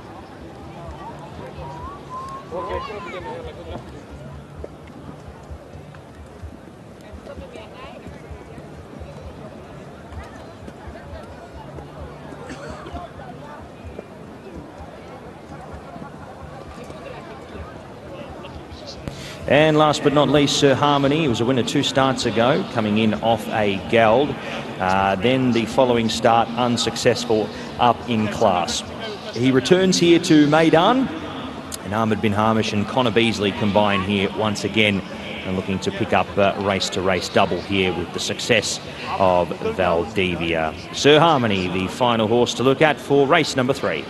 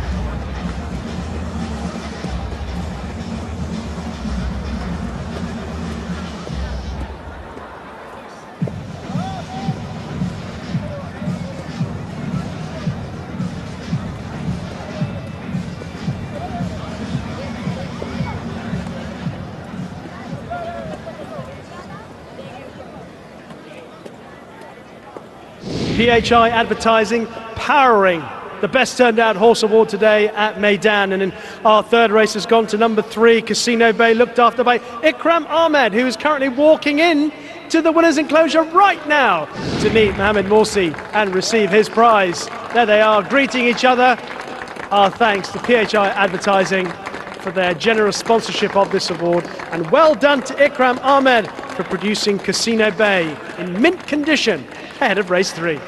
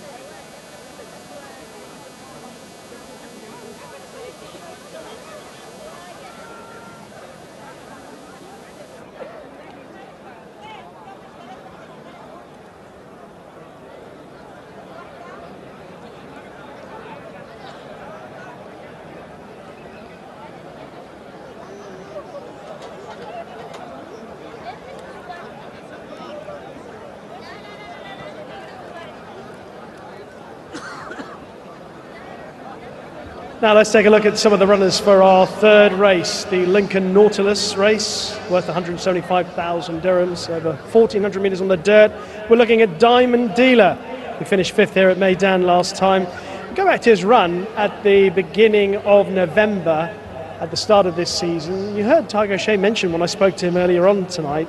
That was an encouraging first effort. Obviously, he was behind Awab, who's going to be hard to beat today. But he didn't go forward from that run with 2 efforts at Jebel Ali. A little bit better last time out. I think he'll need to step forward, obviously, enormously. But if you go back to that first run, then maybe there's hope of at least giving Awab a race.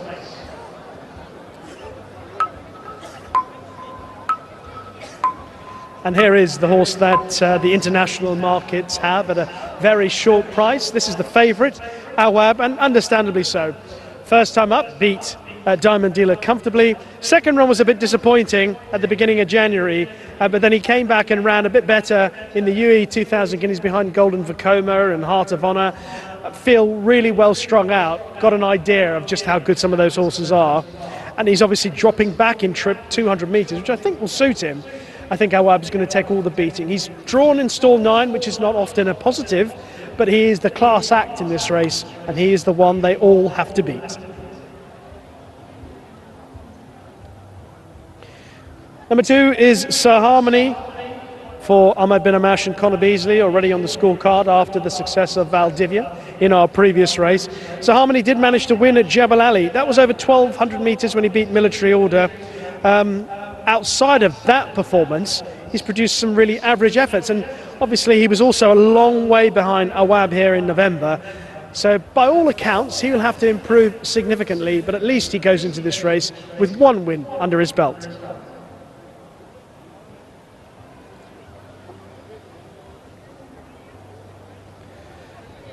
Another for Bhupat Seema in this race is horse number 3, Casino Bay, who's drawn in stall 10. Pat Cosgrave is in the saddle. He's run twice. He's been beaten a long way in both those runs, but he looks like a slow project in terms of time. Just have to see how he gets on. Hopefully each run he has will bring on a little bit of improvement for this son of complexity.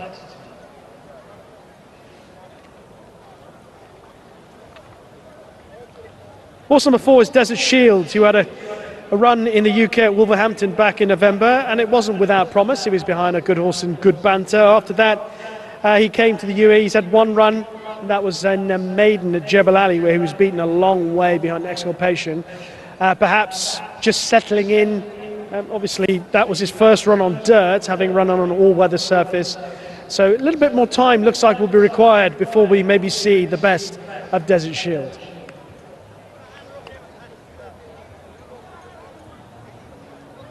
Another one of the outsiders is horse number 10, Nadawi. Ran on the turf last time out over a mile. Was beaten behind Halassan, a little bit outclassed on that occasion. His previous runs before that on the dirt have all suggested that it's been a bit of a struggle for him. Well beaten behind Similavon and Golden Vacoma, and that form leaves him with plenty to find with Awab. They are starting to load up. I'll give another mention to Golden Redemption, who I thought ran really well first time up in December here at Meydan when he was second to Nagul. Did everything right, just got run down by a horse finishing very strongly on that occasion. 2 runs since have been disappointing. There he is going forward. I thought he might run okay, but Awab, the class act in our third race. Pat. Thank you, Rishi. I think he is back to a very familiar distance, a very impressive debutant win at this track and trip. And you'd say he's been put up against it. He's following 2 starts back here to a suitable trip, and all signs point to the fact that he'll be rock solid and prepared for this Awab. He is in gate number 8 here of 10. So we'll need a little luck from the draw, but he seems to be a horse going off his debut performance that against a certain company can sort of make his own luck here. As Political Truth loads away along with the Awab, Casino Bay to come up. And Casino Bay will load into 10 for Pat Cosgrave and complete the line here at the 1,400 metres for the Lincoln Nautilus All brought to you by Altair Motors. Set for the third.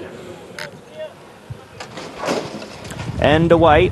Political Truth slow, Mania the same, and Maestro Del Mar was half a stride out of it. First away was Sir Harmony with Nadawi. They pair off early from Diamond Dealer, who's going to tuck in behind them there, with next to him running there on the outside Desert Shield. Still a little wide at the moment with Diamond Dealer racing off the rail. Casino Bay improves through the inner. From Golden Redemption, Awab 3 deep and out of cover at the moment. Then came Maestro Del Mar, 5 lengths to Mania, scrubbed along with Political Truth. Pace is very good up in front here, and it is Sir Harmony who's going to go on and lead. They've gone 10-3 there and then 10-8-5, so they are rattling along. A length and 3/4 in advance of Nadawi. Diamond Dealer worked up and worked upon to improve here from Desert Shield. Awab beats into the margin here down the side from Casino Bay. They've dropped away from Golden Redemption, Mania. Then came Maestro Del Mar, who can't go with the hot speed, and Political Truth. It is Sir Harmony though, and he's a big winning contender now inside the 300, still trying to break away with 4 lengths in hand from Nadawi. Diamond Dealer. Awab's been outpaced. Here is Sir Harmony. He's had a geld 3 starts ago. He picked up a nice win here 2 starts ago at Jebel Ali. Nadawi tries to run on and Diamond Dealer, but they can do no more. Here is a second win for Sir Harmony, and back-to-back winners for Connor Beasley and Ahmed bin Hamish. Nadawi second over, Diamond Dealer next from Mania. Awab plain and outpaced. Next over in running was Political Truth from Casino Bay.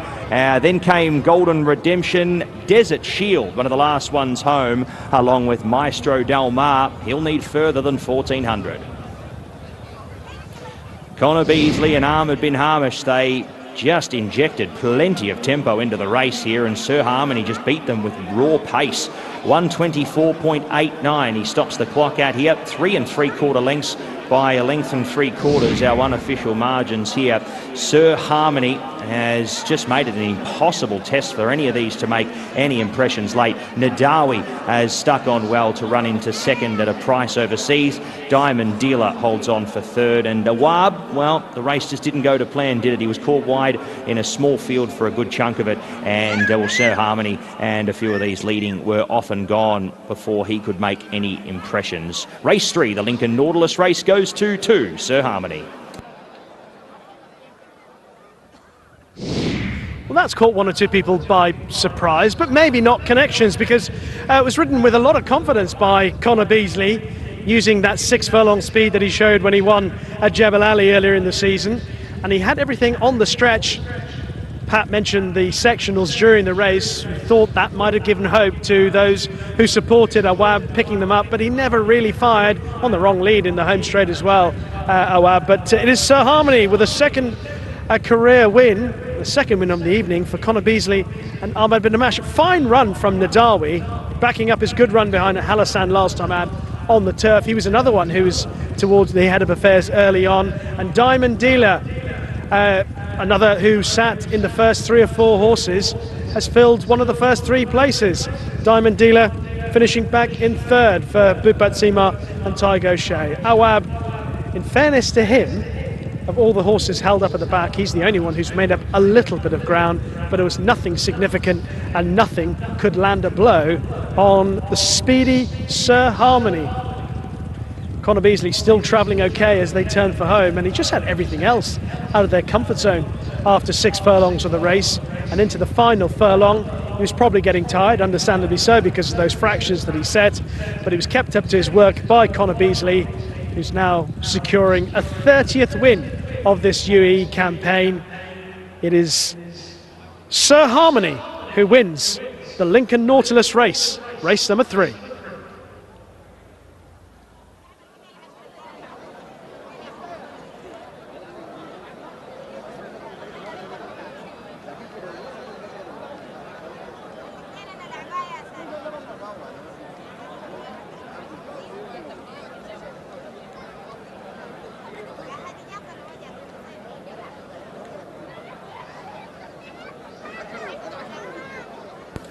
Those numbers there in race number 3, 2:10, 5 and 1. 2:10, 5 and 1. Winner's time 1:24.89. Margins 3 1/4 by 1 1/2 here. Numbers 2:10, 5 and 1 in race number 3.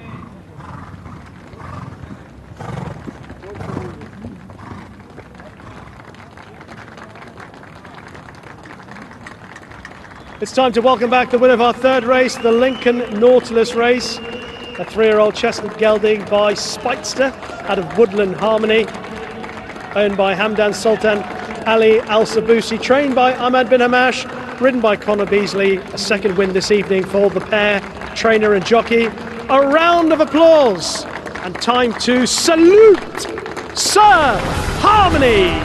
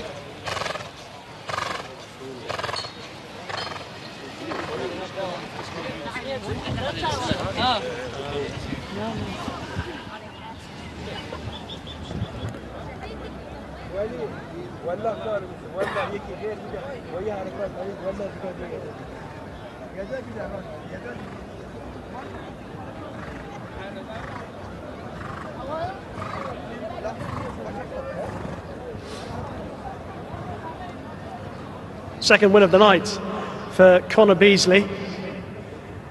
And this time, in contrast to the first race, Connor, less trouble through the race and actually looked very simple, was it? Yeah, listen, he's a horse we've always had in high regard from day one. But, you know, he won nicely up the hill and then sort of didn't back it up. But he's a horse with plenty of ability. He just, you know, he just needs to grow up a little bit mentally. But today there he was a lot better. He jumped, travelled good, you know, and got the job done nicely. So, no, delighted for him to get his head back in front. Obviously, that's twice he's won there this season. So, you know, whatever he does this season is only a bonus. And next year, I think next season he'll be a nice horse. That's 30 for you for the season. How do you sum it up?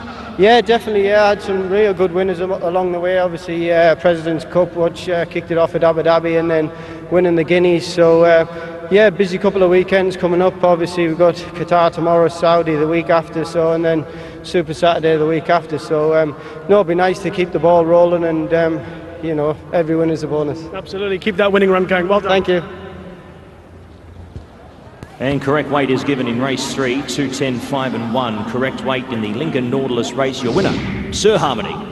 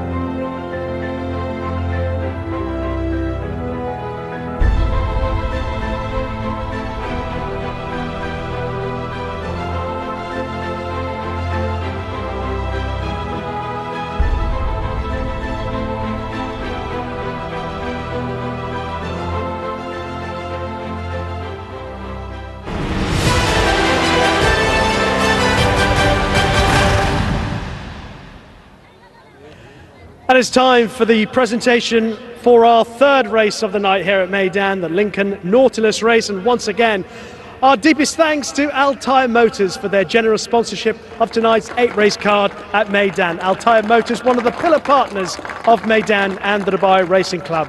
And we are delighted to welcome to the stage Sami Malkawi, Managing Director, Ford and Lincoln, to make the presentation for this, our third race. A terrific performance from Sir Harmony, giving a second win tonight for trainer Ahmed bin Hamash and jockey Connor Beasley in the colours of Mr. Hamdan Sultan Ali Al Sabusi.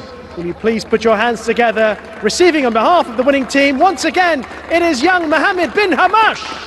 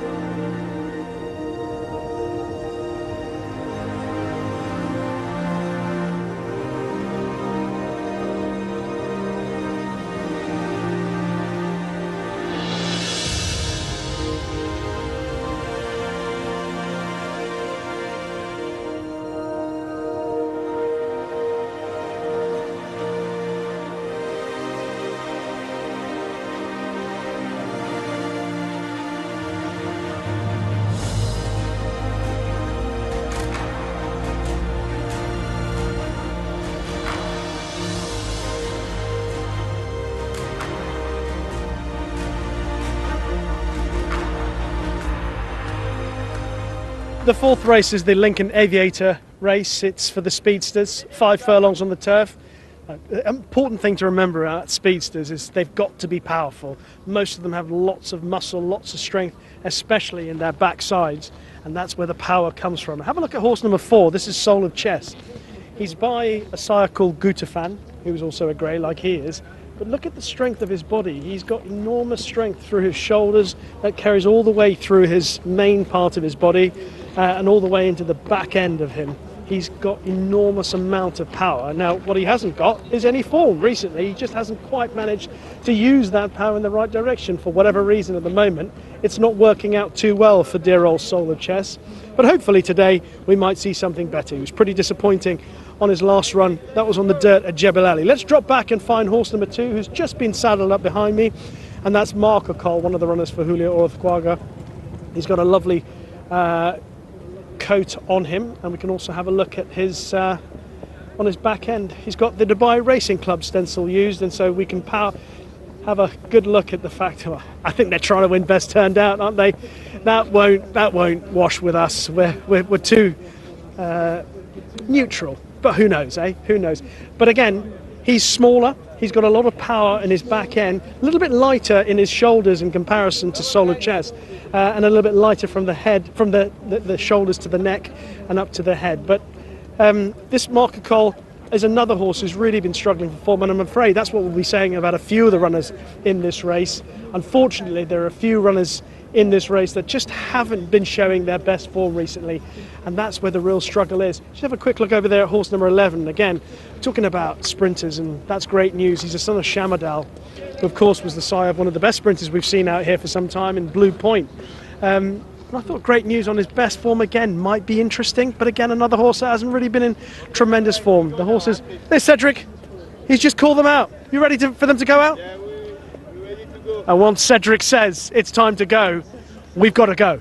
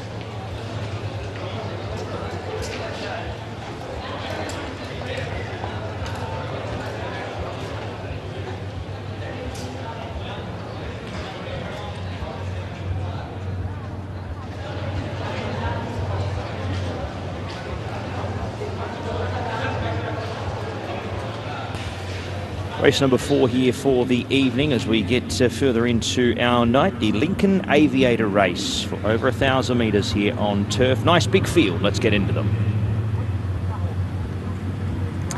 Number 2 is Marco Cole, the son of Star Spangled Banner. Lorenzo Puzzulu claims 3 kilos here for Julio Orozquaga. Dropping back here from a 0 to 95 at Abu Dhabi last start. Heads down the straight here, and we'll be hoping to improve here off the last start performance. Marco Cole.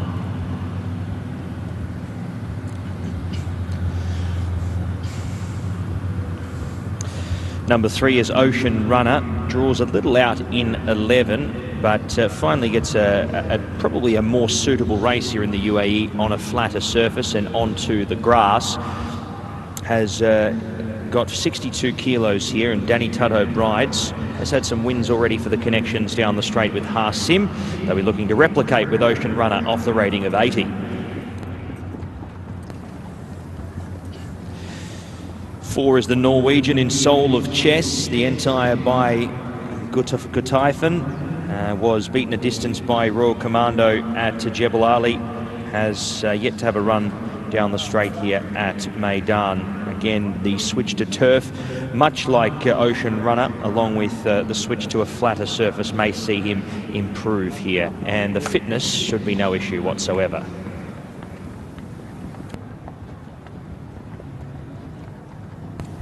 We head back to the top of the order now for number 1, Celtic Voyager. Richard Mullen and Mohammed Mardood combined here. He's drawn out wide, the 8-year-old gelding, looking to return hopefully to some old form. We haven't seen him at his best for quite some time. Number 5, Enchanted Life. Bernardo Pinheiro and Salim bin Gadaya beaten a distance by Major Cinnamon at Jebel Ali last start. Ran here down the straight at Meydan over 1,000 2 starts ago, and was down the track on that occasion also. As a result, going off recent form, he would need to improve going off what we've seen so far, but a slightly better result at Meydan, considering that that was enlisted company when he faced a field here 2 starts ago.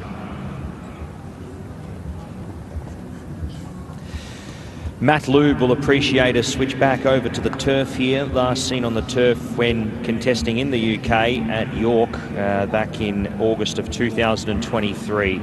Back to a preferred surface, and Ben Cohen rides from a middle gate.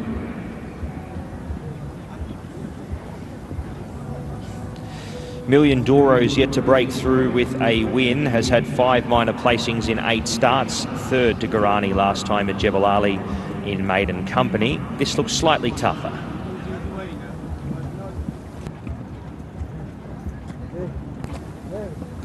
Al Musen looks another winning hope. Went to Jebel Ali last time out, was beaten a neck on that occasion.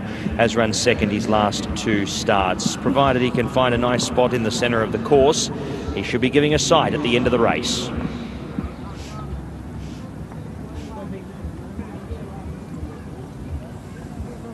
Laguna Boy is a new addition here for Opulence Thoroughbreds in the UAE. Tiger O'Shea and Bupat Seema combine. Last seen at Kempton back in October of 2024, over 1,200 metres. Probably looking for a little bit more ground, but a nice starting point for this son of Sioux Nation. Here's Rain du Ciel for Ingrid Koplakova. Vaslav Janacek will do the riding. Drawn 16, which will make it slightly tough. And tough to line up the form here, coming into this with some unknown form lines, which don't really line up with too much else. So a bit of an unknown here. Rain du Ciel will learn plenty more here after this start.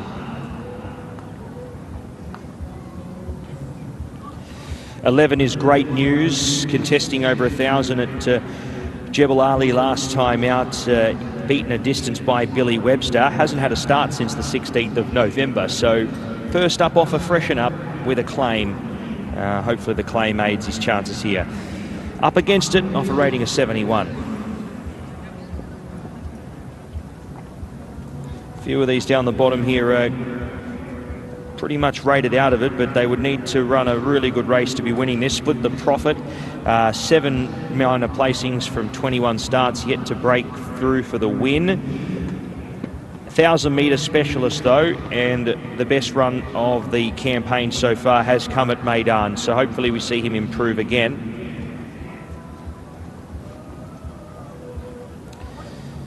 Hobble Salam will run here as well for Mohammed Mardood, and we welcome Libyan jockey Adel Al-Qiyadi to the races here tonight.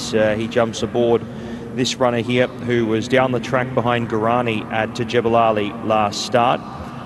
1,000 metres, question mark might be whether or not it's too short for him, but the first start at Jebel Ali over 1,000 was the littlest margin that he's been beaten by in his 4 starts to date. So that's promising signs there if he's able to find some of that form. 15 is Tajdif, Jules Mobian for Maitha El Suwaidi. behind Expert Choice at Abu Dhabi last time out over 1,400 metres. This is a sharp drop in trip for him.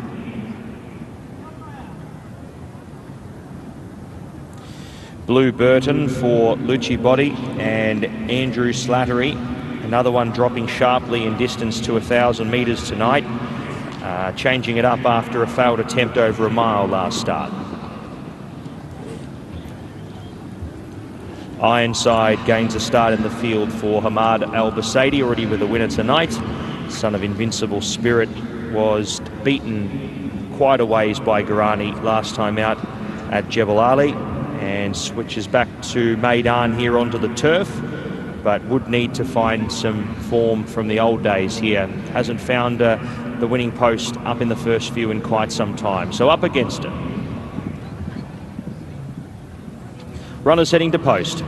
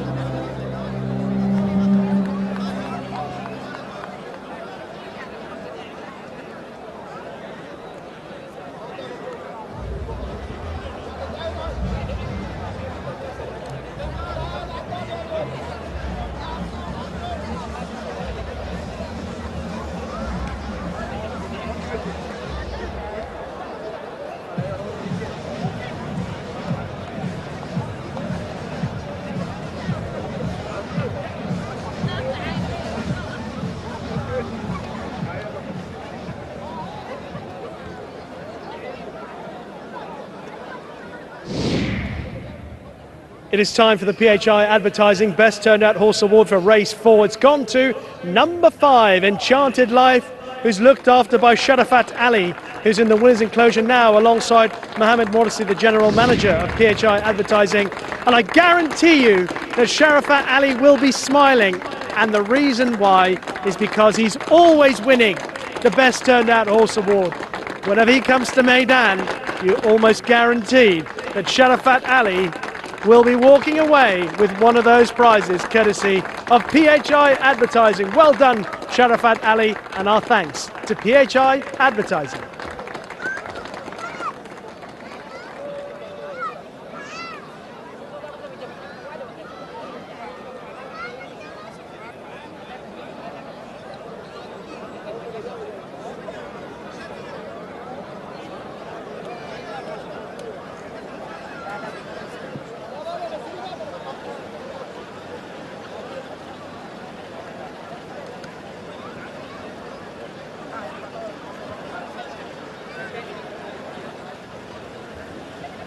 Well, we can have a look at the horses down at the start. And by the way, horse number 5, the best turned out, Enchanted Life, just being resaddled down at the start. We'll pick up horse number 8, Al Muzn. Wasn't a bad sort of horse in the UK. Used to be with the Roger Varian team. Has been running pretty well for Salman Al Sabri, running 2 good races. Or the run last time in particular at Jebel Ali was a pretty good effort on the dirt. And prior to that, although he ran well, he was beaten a long way behind Tawala here at Meydan. Both those starts over 5 furlongs.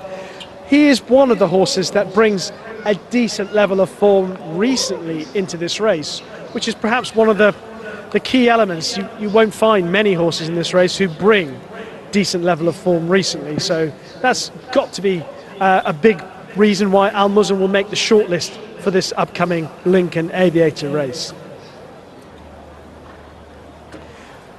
Horse number 3 is Ocean Runner, drawn in stall 11, next to Al Muzn, who's in 12. Looks on really good terms with himself, Ocean Runner.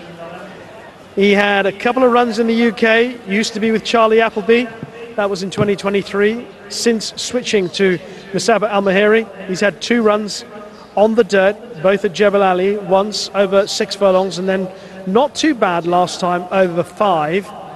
I think this 5 furlongs back on the turf is more in his wheelhouse, so to speak, and he's got Danny Tudhope on board. A few jockeys ride a straight course anywhere in the world as well as Danny Tudhope, and Ocean Runner is certainly on the short list, getting a little bit warm in the neck, but it is a warmish, muggy evening here at Meydan.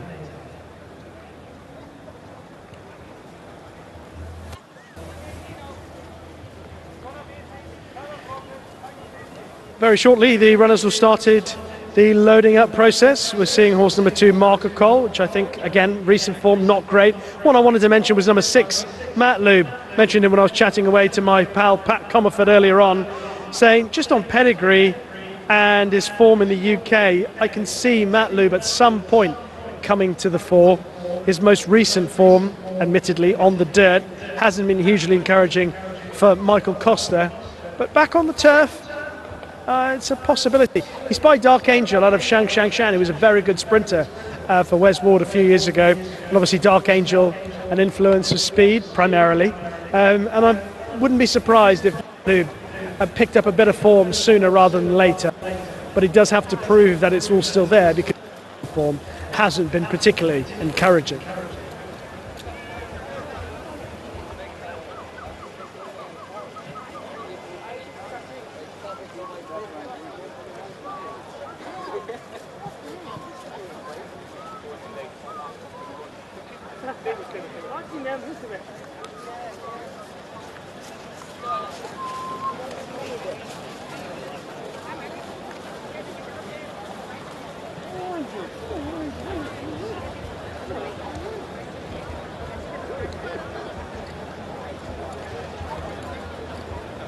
Just the last few horses have arrived down at the post, and by the way, 12 or Split the Profit and 8 Al Muzan are in very similar colours, but just to remind you that 12 Split the Profit will be wearing the white cap, and it is the dark black for Al Muzan, horse number 8. So if you are on the side of one of the market leaders, Al Muzan, look out for the dark cap as opposed to Split the Profit, who is in the white cap. So I think we've covered the ones that we believe will be on the short list. Ocean Runner, certainly one of those. I like Matt Lube as well. I'll put him in, as well as Al Muzan. You can understand why all those horses are on the short list of contenders for this, our 4th race. But it's time, very shortly, for the call. So let's head up and join Pat. Thank you, Rishi. Yes, Simon Al Sabri's 2 runners went down with white caps, so Al Muzan wearing, well, not a cap at all, to be fair, just the black helmet there of Silvestre de Souza. Here is Ocean Runner coming up into line. Joining the field along with the Split the Profit. Here is Al Muzan, as you can see the black helmet exposed. Ironside, the emergency, gains a start here for Hamid Al Basaidi, already with a winner tonight. Million Doro's been loaded away with Laguna Boy. Here's Tajduf, drawn a little sticky in 14. Abul Salam still yet to load away with the Celtic Voyager, so both of Mohammed Mardoud's runners yet to be brought up. Here is Great News. There's Celtic Voyager. Maybe looking to turn back the clock here, the 8-year-old. Only a couple more. Matt Lube, Marker Cole. Rene Duciel will be brought up into line shortly. And will be set to start. This is the Lincoln Aviator for 175,000. Over the 1,000 metres here. They're going to go fast. We've got 16 to get through here. Rene Duciel, Marker Cole, the last. Set now. Abul Salam brought forward. Ironside, a little fractious. Ready. And away. Enchanted Life was fast out, along with Matlube. Al Musen split the profit the far side. Million Doro works up with Laguna Boy. Then came Hobble Salam third from Celtic Voyager in the first 4 or 5. Great news next from Marca Cole. Rene Duciel over on the near side here, starting to improve, along with Al Musen midfield. Then came Enchanted Life back to about 10th from Split the Profit, Ocean Runner, Soul of Chess. Back in the field in the run there. Back there, further back was Celtic Voyager, along with out to the end Ironside. It is Marca Cole, the leader, with Putzulu in the saddle here, trying to steal it from the front here as well. He's got a nice break of 3 or 4 lengths on Matlube, Hobble Salam, Million Doro, Al Musen from the back, along with Ocean Runner. Up in front though, Marca Cole could have stolen this here. Marca Cole with 4 lengths in hand from a fast finishing Al Musen, Matlube, Million Doro. He's wayward in the late stages, but Marca Cole by a length and a half. Al Musen over second from Matlube, Million Doro, Photo for fourth. Next over there was Split the Profit along with Enchanted Life. Then came Ocean Runner, Soul of Chess. Next over Hobble Salam from next in running this was looking over there the boys Laguna Boy, Rene Du Soleil. Great news. Tajdef was in the back along with Blue Burton and Ironside. Marca Cole, he's just beaten him for speed here. Lorenzo Putzulu goes on to pick up the win, a Norwegian-based Italian rider, and he's been able to get the win here for Julio Olajuara. Stealing it from the front here. Al Musen just could not reel him in there in the late stages. I'll tell you what, he had plenty in hand. He was very wayward there in the final part of the race. 58.11 they have gone here in the 1,000-metre event. 58.11. in race number 4 for the evening. So that is our Lincoln Aviator race over the 1,000 metres, and number 2, Marca Cole, is in the frame, and the Norwegian counterpart Carlos Lopez just giving Lorenzo a bit of a high five on the way back. A big moment for the young man. He picks up his first win at Meydan.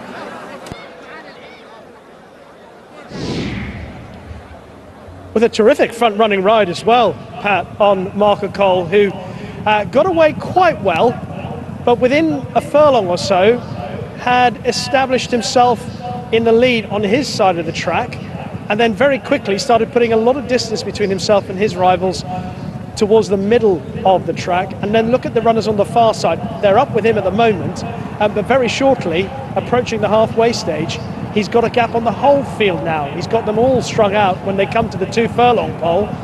Have a look to the left and you'll see Al Musen in the 4 white socks or with the 4 white bandages starting to make ground a little bit late in the day.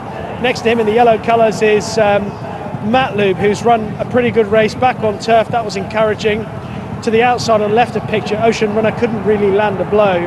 Marca Cole getting tired in the closing stages, but certainly this was more like the Marca Cole of old rather than the one that we've seen recently, where he was quite well beaten on his last few starts. But on this occasion, Lorenzo Putzulu has been very positive and allowed Marca Cole to stride on.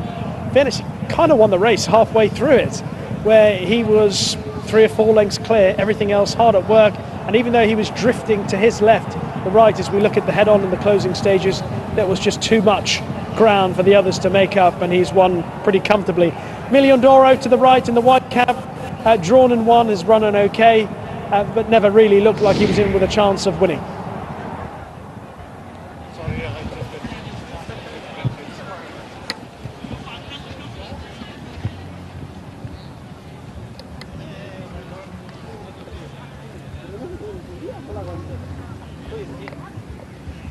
Those numbers there in the Lincoln Aviator race, 2.86 and 7. 2.86 and 7, Marca Cole, 58.11. Margins 1 1/4 by a half length, race 4.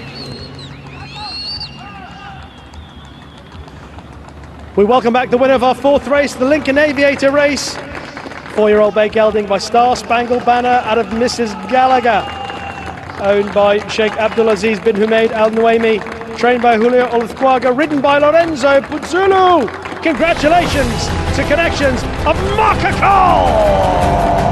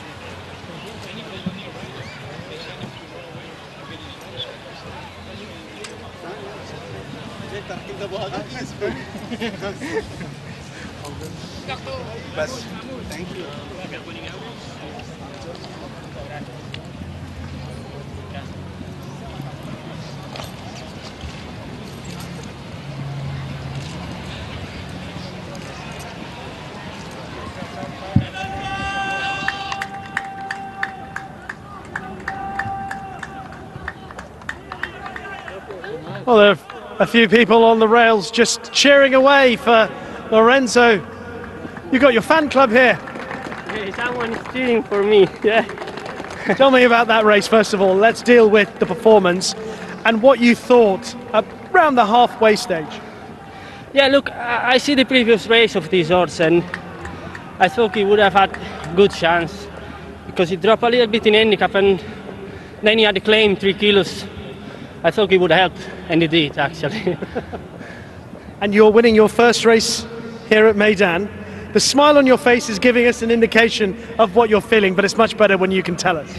Yeah, look, it's a tough game, as we know, and especially here with all the top guys. And yeah, I've been looking for it for a while now, and thanks to the owner and Julio that give me the chance, you know. And yeah, someone is supporting me, so it's nice to have a winner, my first winner in the UAE, and to have it here in Meydan. So it's amazing, you know. It's amazing feeling, you know. There seems to be, you're a very popular guy. A lot of people wanting to congratulate you. They've all known what this means to you. Yeah, a lot of people, you know. I've been here. It's not my first season here, so I know a few people. It's my first season as an apprentice. So yeah, I know a few people, and yeah, they knew that I was looking for that for a while now. So they're happy for me. I'm happy for everyone, you know. That's for the trainer and the owner especially. Well, hopefully you'll never forget this Valentine's Day. Yeah. Well done. I will never. Thanks. Thank you. And correct weight is given in the Lincoln Aviator race. Correct weight 2, 8, 6 and 7. Correct weight, Marco Cole, your winner, 58.11, 1 1/4 by a half length. Correct weight, race 4.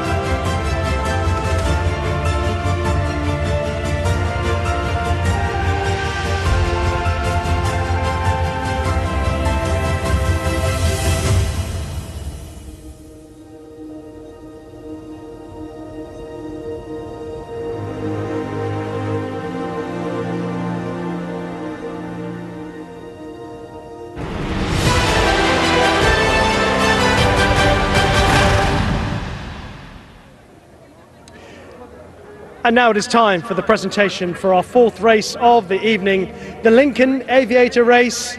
And once again, our thanks to Altair Motors for their generous sponsorship of tonight's 8-race card here at Meydan. We are delighted to welcome to the stage Mona Hassan Sadoun, Vice President, Customer Experience and Marketing, and vice versa. And Mona is making the presentation to connections of Marca Call, a brilliant all-the-way winner in the Lincoln Aviator race, owned by Sheikh Abdulaziz bin Humaid Al Nuaimi, trained by Julio Olazquaga, and ridden a first winner at Meydan for Lorenzo Buzzulu. You please welcome to the stage to receive, on behalf of the winning team, Abdul Mamad, Abdul bin Khalifa, and the trainer, Julio Olazquaga.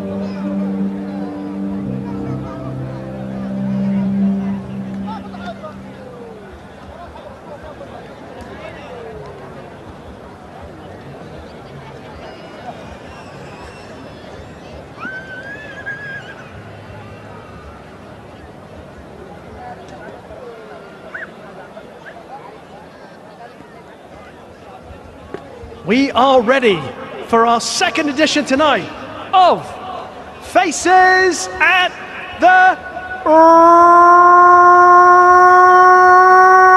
Races. Oh, we got some lovely faces at the races tonight. Have a look at those smiley faces. Everyone is happy. Love is in the air. Do, do, do, do, do. It is Valentine's Day, everyone. We're all feeling the love, and now all we're asking is for some big, beautiful smiles. Let's see what you've got. Let's see what smiles you're going to give me. Like I've said before, smiling is all important. Even if you haven't got any teeth, you haven't got the best features that we want to sometimes see, all we want to know is what's coming out from inside your heart. And this man has got it all. Look at that smile on his face. He has won 500 dirhams. All he's got to do now is take that gorgeous Valentine's Day smile and make his way to Gate C, the reward center, to pick up his prize of 500 dirhams. Arms aloft for our Valentine's Day winner of Faces at the Races.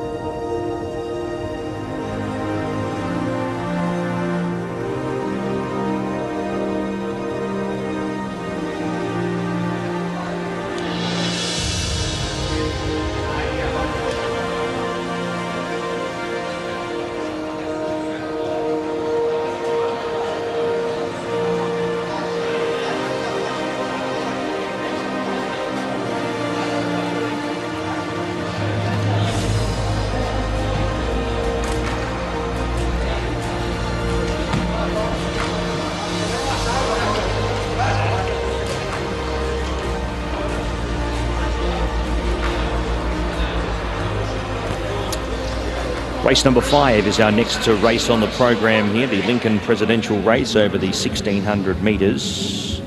Let's head into the parade for our first horse.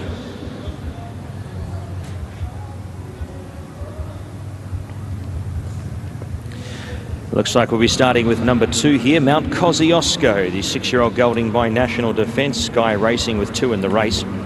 This one to be partnered by Danny Tudhope for Julio Olajuara, looking for a race-to-race double. The stable running third to Syed last start up the hill at Jebel Ali, dropping back in trip here to the mile. 5 is our next horse, and that is Excel Power. Bernardo Pinheiro and Salam bin Gudaya combined. 59.5 kilograms, drawn slightly wide, the 7-year-old gelding by Slade Power. He's had the 1 start here and will hopefully be improving off that. Was down the track. 7 is next, and that is Roadblock, Oscar Chavez for Osoma Rafai. He hasn't seen Meydan for quite some time, contesting over 1,000 at Jebel Ali last time out in behind Royal Commando. This is a sharp increase in trip.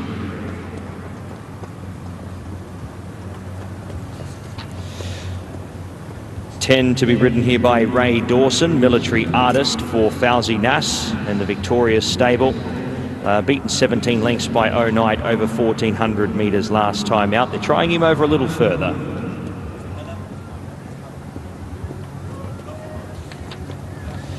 Number 3 is Magic Petition, Saif El Balushi for Ahmed bin Hamish, already with 2 winners tonight. The one-time winner from 18 starts was beaten 4 1/4 lengths by Kanjar last time out at the races over 1,400 metres. He steps up in trip also. 4 is Atif, the 4-year-old gelding by Bodemeister. Pat Cosgrave will ride for Doug Watson. 2 wins from 6 starts to date, but all coming early in the career. Has yet to figure in 4 runs. Number 1, El Raed, was impressive at the home track over a mile in a 0 to 85. Beating home Goes to the Mambo by 3.5 lengths. This is a tougher field. It does have to lug the top weight here as well, along with Mount Kosciuszko, but draws the ace to find a nice spot on the fence. 11 is Gamekeeper. He'll spot the yellow cap in the event to distinguish him from Mount Kosciuszko.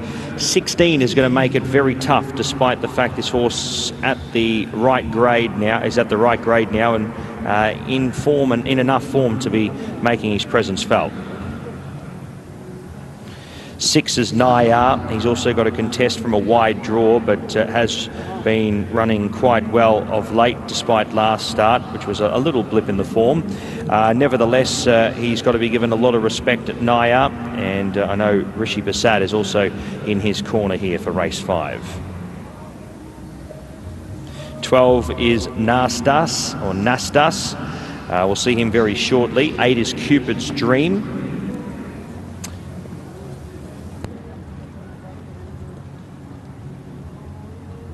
Okay, 12 is Nastas, the 7-year-old gelding by 60s Icon. Jules Mobian will ride for Rashid Borsley. Drawn a good alley in 3 for the Borsley Racing Syndicate. He will need to improve, though, on what we've been seeing before, but that is Doha form. He is a fresh addition here to the stable and to the UAE. 8 is Cupid's Dream for Masaba El Maheri and Local Creator Racing. Silvestre de Souza will do the riding here. 3/3 from 4 starts. So yet to break through for a win, but certainly knocking on the door, and looks the omen of the night being Valentine's Day. Cupid's Dream out of a mare called Valentine's Day. 15 is Next Toll Mount for Javier Ziani. Drawn wide. Will find it tough, and recent form has been tardy.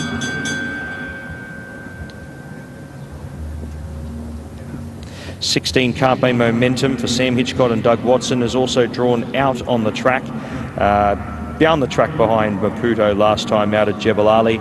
A switch to Meydan may see him race a little kinder. 17 Sikorsky gains a start here for Bupat Sema. Tygo Shea to ride the maiden runner. 4 minor placings from the 12 starts. Last coming out of a 55 to 75 on the 31st of Jan. So hoping to improve on his performance second up here. 14 will be leaving late here, Classic City. Alexandra da Silva Correa will be doing the riding for Ernst Ortel, who trains and owns. He was a winner at Jebel Ali, breaking the maiden last time out over 1,400 metres, and returns here to Meydan. That's our runners for race number 5, the Lincoln Presidential Race, our 5th event of the evening.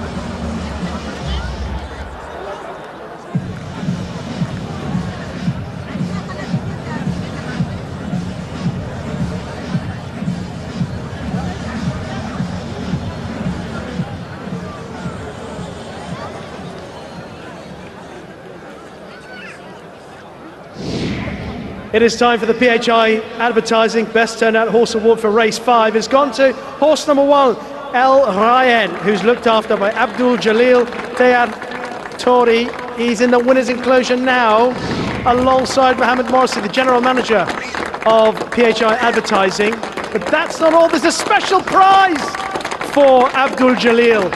Andrea is here with a beautiful rose on Valentine's Day to add to his luxurious prizes here at Meydan. And by the way, Abdul Jalil gets the Best Turned Out Beard Award, that's for sure. Look at that absolutely magnificent sculpture on his beautiful face. That's one of the faces of the races. I guarantee you that, my friends, at Meydan. Our thanks to PHI Advertising for the Best Turned Out Horse Award. And well done, Abdul Jalil. That's the best beard I've seen at Meydan ever. Wow!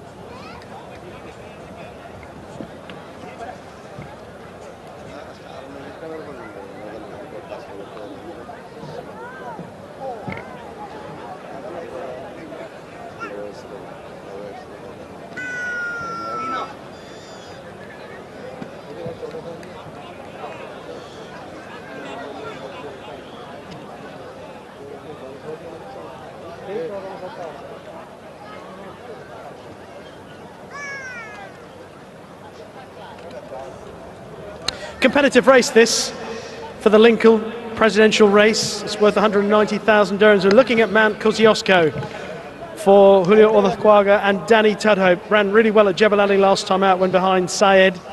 Earlier in the season, we talked about the race earlier today where it looked as if he was coming with a winning run up against El Yabri. Didn't quite get it done over 10 furlongs against El Yabri. The form has obviously worked out quite well. El Yabri, a good winner here at Meydan last week. And dropping back from 10 furlongs to a mile certainly seems to be like the right thing to do for Mount Kosciuszko. Danny Tudhope in the saddle. I think he's got a big chance, and he's definitely on the short list of contenders for this fifth race.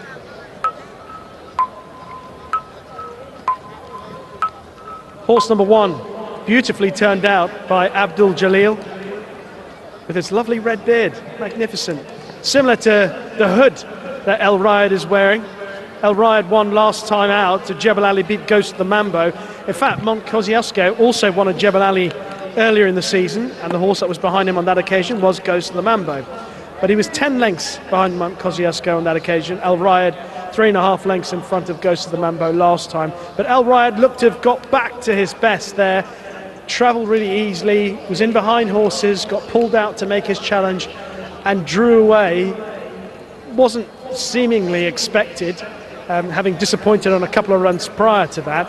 But that was a good step forward for El Rayed, big step forward as the red hood comes off now. I think he's definitely a contender for this upcoming fifth race. Luck has deserted horse number 6, Naya, on his last 2 starts. In fairness, Luck has deserted him in terms of the draw. He's in stall 12, but if he can get away well from the stalls, and I think he's got to be a player. Now, I know he was beaten a fairway last time when he was 7th behind Kanjar. However, if you watch back at that race, he wasn't given a hard time. He was slowly away. He made up a bit of ground into the race, but when it was pretty obvious that he wasn't going to play a significant part in the closing stages, Pat Dobbs, as he's often very kind to his horses, just let him come home in his own time. And hopefully that patience and generosity with how he looked after his horse on that occasion will pay off tonight. I think Naya, if he gets away well and can sit handy, I think he's a big player. It is, of course, Valentine's Day today. As I've said before, I can feel that love is in the air here at Meydan tonight, and there would be no more appropriate winner than horse number 8, Cupid's Dream. His mum was actually called Valentine's Day. His dad was Dubawi, so he would be a very apt winner of this fifth race. In fairness, there are bits and pieces of form where you can definitely give him a chance. He was actually 3rd back here in December behind Valdivia. That form got a boost earlier when we saw Valdivia winning that competitive race on the turf earlier. Also worth mentioning Gamekeeper, who has had a very good season, although last time out he was disappointing. He's got to prove that he's at his best over this mile distance, but he's had a very good season overall, and he represents an informed combination. Ahmad Bin Amash and Connor Beasley, though drawn in stall 16, apologies, right on the outside. So we're getting set for this race, one of the more competitive races on the card. About 7 horses left to load. Let's head up and join a man who I know love is in the air for him. It's Pat Comerford. Thank you, Rishi. We've got a couple more left to load here. About 5 or 6, a bit more than a couple. Tollmount Classic City will come forward very shortly. Certainly a market overseas gravitating towards both the 2 and the 1. Mount Kosciuszko and Al Raed. But what if, just what if, could the son of Valentine's Day, by Dabawi, out of Valentine's Day, Cupid's Dream, go on to win on Valentine's Day? It'll be a nice little omen for you here in the 5th event on the program. Classic City and Naya load away, locked and ready. The Lincoln Presidential. Set and racing. Sikorsky slow, Naya the same, and Nastas was out the back. Al Raed ridden with vigour on the inside. Million Doro and Cupid's Dream go up to an early lead. From Military Artist, 3 wide and 3rd on settling. Gamekeeper next from Classic City and Tollmount. Rodblock was next from, then came Mount Kosciuszko, Naya. Next over there was Excel Power, just worse than midfield. Carpe Momentum 5 deep down the back from Al Raed, Nastas. Then came Artif and Sikorsky's wide and last. It's Million Doro inside the 1,000 metres they're about to travel, leading the way here. 13.86 and 10.7, those early sections as they head towards the back part of the course, where it is half a length in advance of Military Artist. Tollmount 3rd and 3 deep, followed by Cupid's Dream, who is getting the run of the race here on the day of days. Then came Gamekeeper from Classic City and Mount Kosciuszko tracks Cupid's Dream, 3 back the inner. From Carpe Momentum, who's ridden along, Sikorsky deeper out from Naya, Roadblock, Nastas. Then came Al Raed with plenty to do from Power Excel, and out to the end was Atif. They swing the bend now here, and it is Million Doro pops off. Cupid's Dream is something to be beaten here in the race. Inside the 400 metres, Cupid's Dream tracks into the race very well. Million Doro next from Mount Kosciuszko. It's Cupid's Dream from Mount Kosciuszko. Cupid's Dream taking the short way home here. Mount Kosciuszko the only threat. Cupid's Dream 2.5 lengths in advance of Mount Kosciuszko, the omen of the night, and the arrow hits its mark here on Valentine's Day. Cupid's Dream streams away to win. Cupid's Dream by 3 lengths beats home Mount Kosciuszko. 3rd across Al Raed's run a massive race. Million Doro 4th over from Classic City. Then came Sikorsky, Tollmount. Roadblock was next from Gamekeeper, Carpe Momentum, Naya. Then came Nastas from Military Artist. And one of the last ones home was Excel Power, along with Atif, who was dropping out from the 500. Well, omens are a very funny thing, aren't they? By Dabawi, out of Valentine's Day, Cupid's Dream goes on to get up for the tragics and the romantics out there. All of you joining us here at Meydan tonight in the Lincoln Presidential Race. Cupid's Dream, too good in race 5, 1:36.64 winner's time.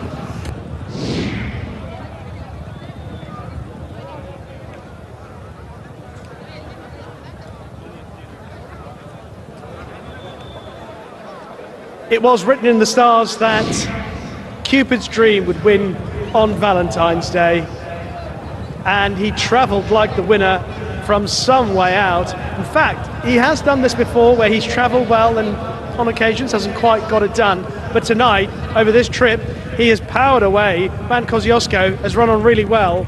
And have a look at Al Raed, the best turned out horse, making up plenty of ground. He was nearly last turning in, but in the end, he's finished very strongly. He's definitely turned a corner for the Michael Costa table. But it is Cupid's Dream who turned into the straight, having travelled oh so easily under Silvestre de Sousa. I go back to that run at Meydan in December when he was behind Valdivia. He looked like he might be going best of all before he got very tired and got past late on. Mount Kosciuszko has stuck well to the task. He's been very game all season long, and another good run from him. In behind, Magic Petition is another horse who's run well on occasions. Remember that good run behind Oasis Boy? He was back in 4th. Al Raed has run another fine race. He is definitely a horse that's back in form now, so watch out for him the next time he runs. There he was right down on the inside, Al Raed, turning for home. Had plenty of ground to make up, but he really battled on well, grabbed 3rd spot at the end. The Cupid's Dream gathered up by Silvestre de Sousa in the closing stages, and he was encouraged away from his rivals. And both he and Mount Kosciuszko, in fairness, they were drawing away from the others. They got the fractions right, and they managed to establish quite an advantage on their rivals late on. But Cupid drew back his bow, and he's fired a winner in race 5. Cupid's Dream on Valentine's Day.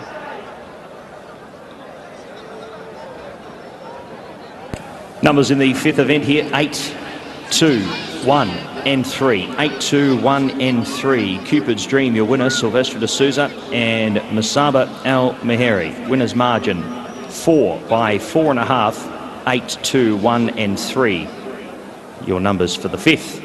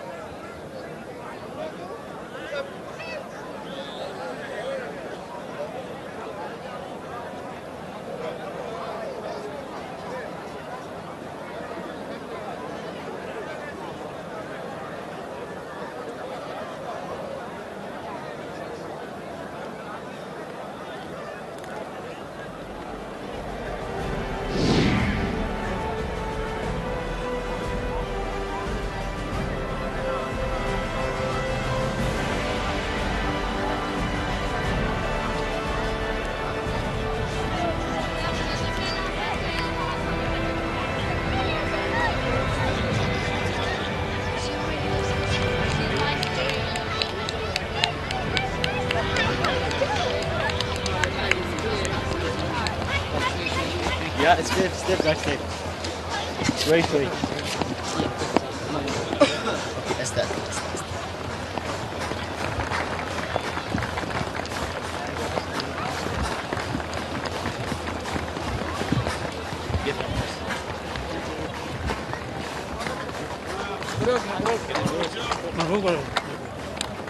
Good job. Well done.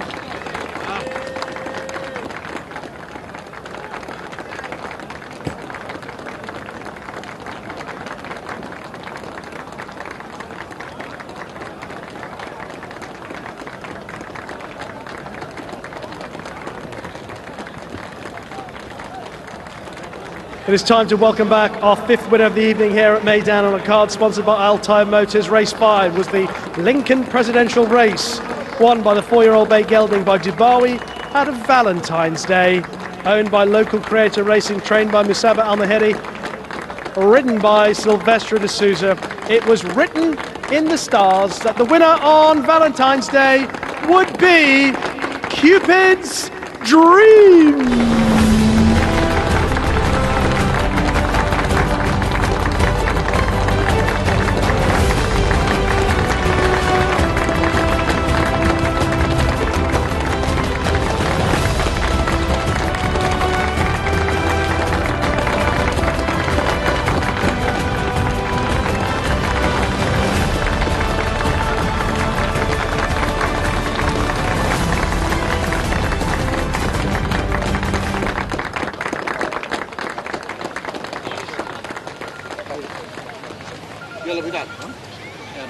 Well done. Thank you. You get the trophy. Yes.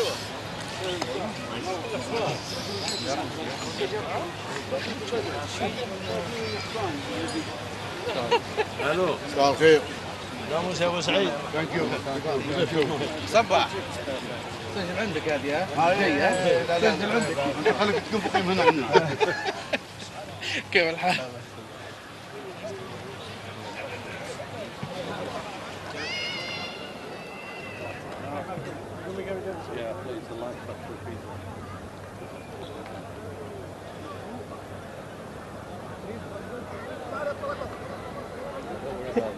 Here's a man that I know that you're a romantic person. I know that Valentine's Day means a lot to you. So I know that you knew that Cupid's Dream would win today. Yeah, of course. He's been doing every gallop. He's been pleased, everyone, and he dropped him back in trip and was suitable for him. Plenty pace and travel well. You know, Cupid's Dream. It's very rare on dirt racing to see a horse travel and then pick up like that. Normally it's a bit of a grind from a long way out. So how do you explain that? Trip is suitable. He loves the dirt, and we keep the dream alive. Keep the dream alive. What are you doing for Valentine's Day, Sylvester? Anything once this is over? No. Surprise, surprise. Well done.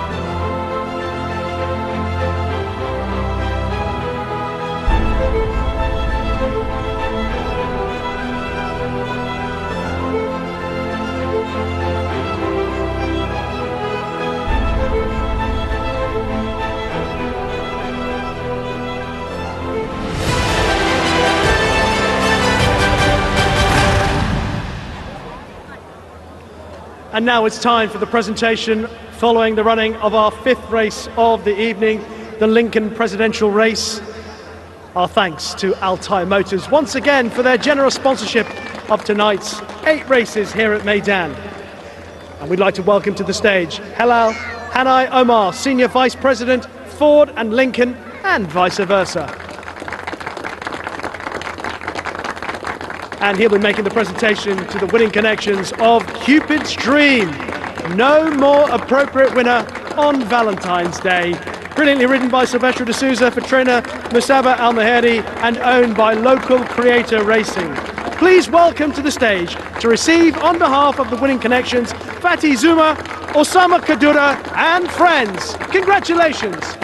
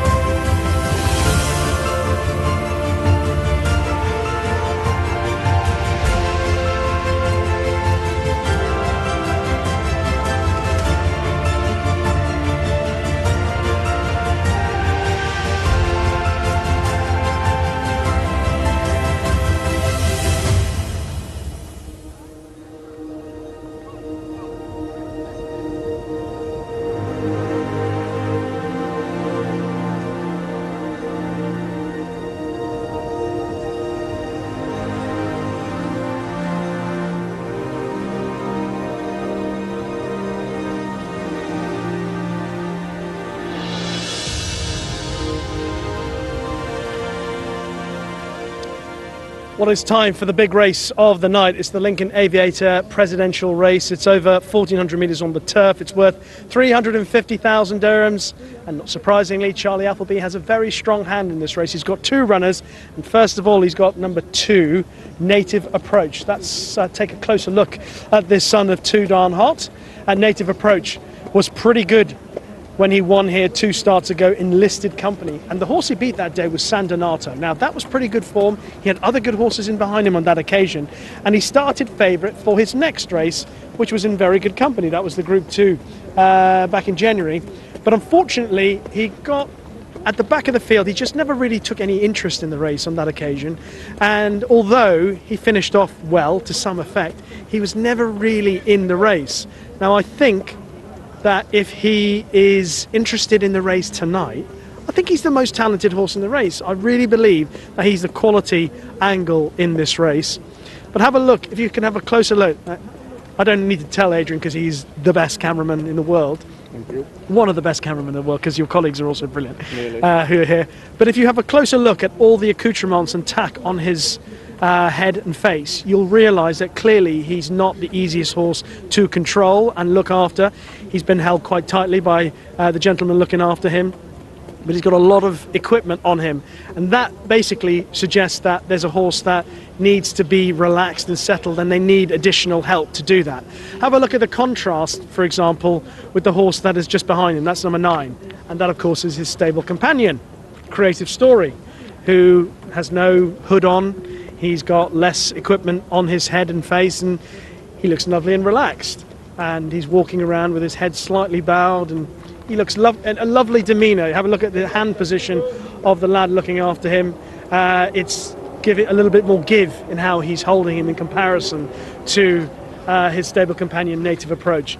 But Creative Story is also the choice of William Buick tonight, and he was pretty good when he won here behind beating the Camden Colt last time out. It was his first career win, and he looked very smooth, very professional, and it's clear that he's obviously going to be a big contender for this race.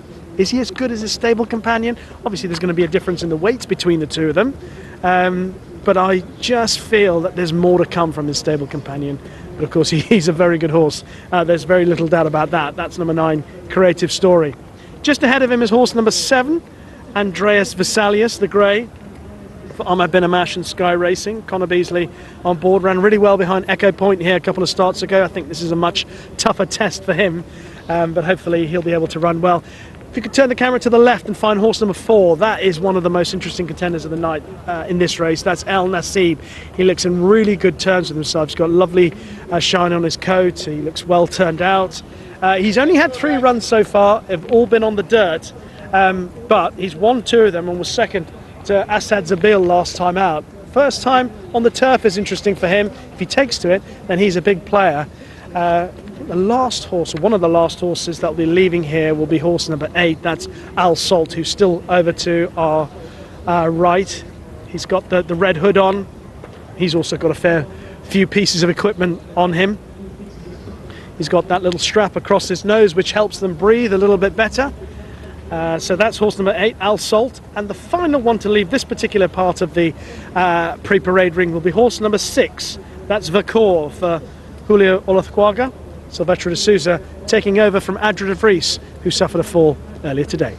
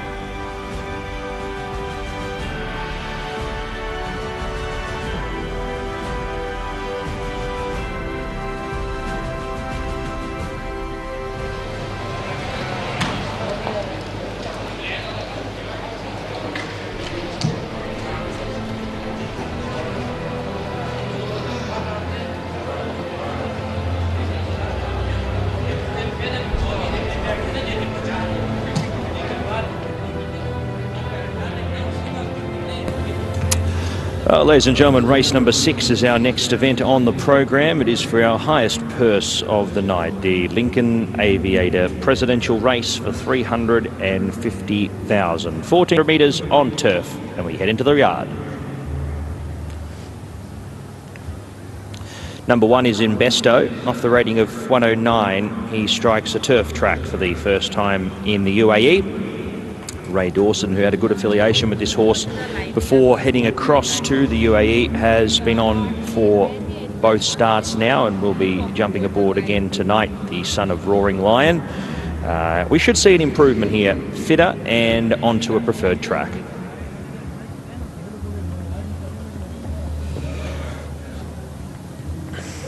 Number 2 is Native Approach, Richard Mullen and Charlie Appleby combine. A winner 2 starts ago here in listed company, defeating Santanato coming from back in the field. He was 5th behind Marban, also getting back on that occasion as well. He's a bit of a handful, but if he is close enough, you'd expect to see him attacking the line at some stage of the race. Keep safe. Here's a horse with plenty of ability, Al Nassib. We've yet to see him on the turf, so big question marks around Al Nassib tonight, not only there but also around a turn as well. He's 2 wins and a second from 3 starts, so barely put a foot wrong. Just needs to prove it on the grass and also against a stronger company here tonight. Interesting runner. 5 is Salim, who has, I'm sure, got some bigger targets in plan. We haven't seen him since the fire break back in 2023. He's a interesting horse here, the son of Dabawi, now 7. He's only had the 14 starts for 4 wins and 4 minors, returning here off a long break. But great to see him back at the races, and Ben Cohen partners him tonight. 6 is Vercors. Audrey De Vries will be replaced here by Silvestre de Souza on the 4-year-old gelding by Invincible Spirit. Stable already with a winner tonight and a close second in the last race. Was a 3-length winner overseas before making his way here. A bit of an unknown, but draws a good gate to be in the race at some stage.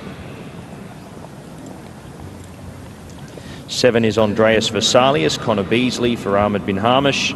Has had a second here, beaten a neck 2 starts ago.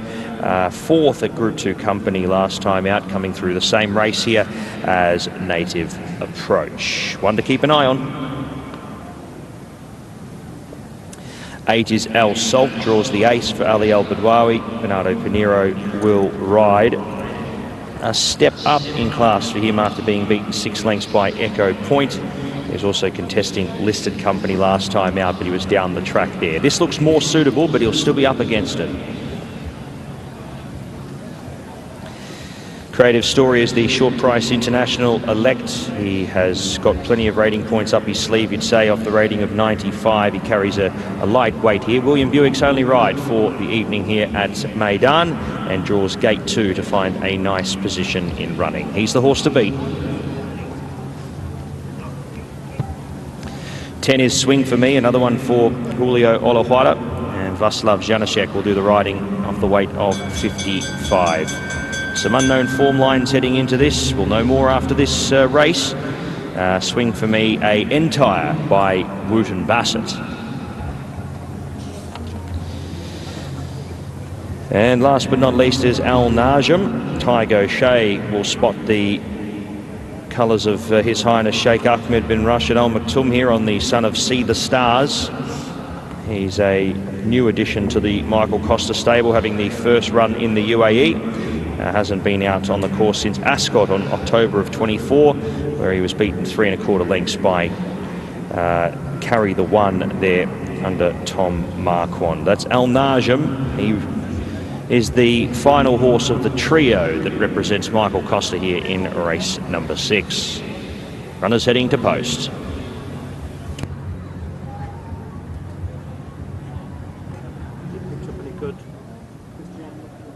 Well, there's nothing that I love more than a bit of honesty. And I came over to Michael Costa to ask him for an interview ahead of this race, and the first thing he said to me, bearing in mind he's got 3 runners, is that he doesn't think he's going to be able to steer me in the right direction.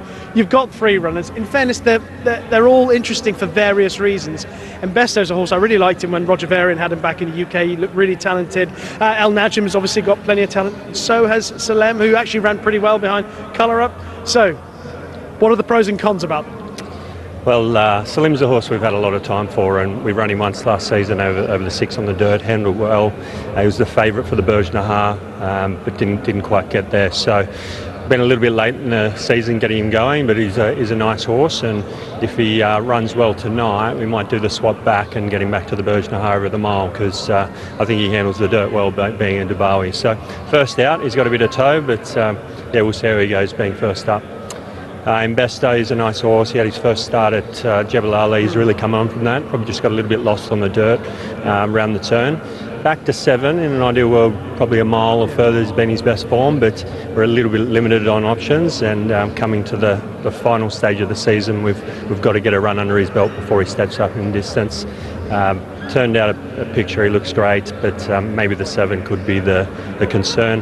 And then Elna Jam, he came late in the season, just the back end of last year. Still kept breaking out the coat, and another horse which is probably going to get better as he gets over a little bit further. So 3 nice horses, everything hasn't lined up, but hopefully one pops out in front. Okay, I won't put you on the spot. I enjoyed your pros and cons about all of them, and from a personal point of view, I'm hoping to see some encouragement from Investor, because I hope that he gets his career back on track for you. So thank you very much for your time, Mike. Thank you, cheers.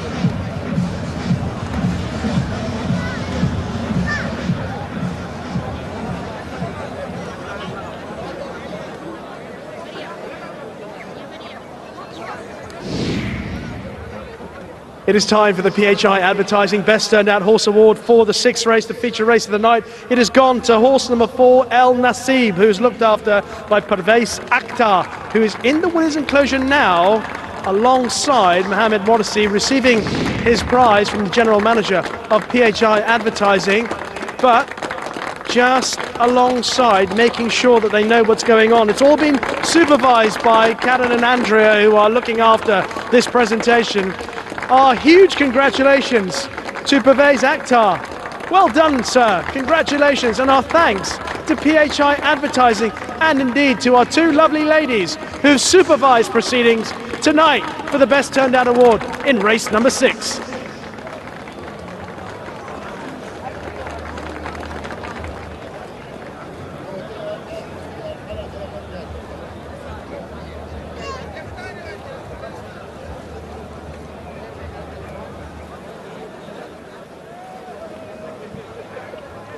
Well, let's take a closer look at the leading contenders for this 6th race of the night. The Lincoln Aviator Presidential Race on the turf, and it's worth 350,000 dirhams. We're looking at Native Approach first of all. Got the white cap on. Richard Mullen rides. Richard Mullen's had a pretty good season riding for the Charlie Appleby team, Godolphin.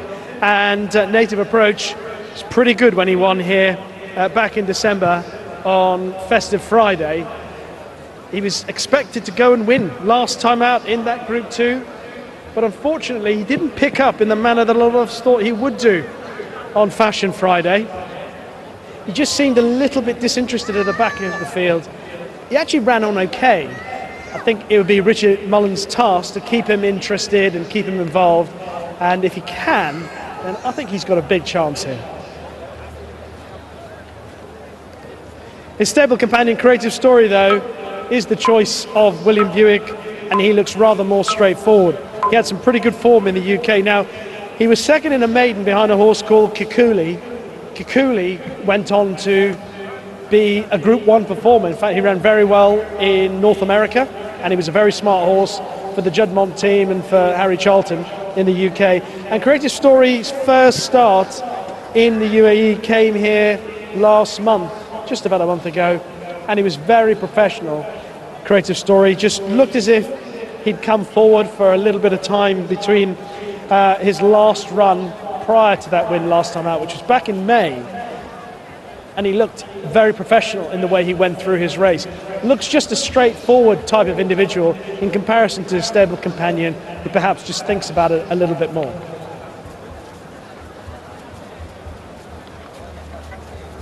Enjoyed chatting to Michael Costa before the race, talking about this horse, Mbesto, pretty talented performer back in the UK when he was with Roger Varian. Early part of his career, he looked like he would be very, very special indeed. But things went a little bit awry. His run at Ascot back in July behind Kudwa was pretty good form. He's had one run for new trainer Michael Costa. That came on the dirt at Jebel Ali. I can definitely see better from him tonight, back on a turf surface for this son of Roaring Lion.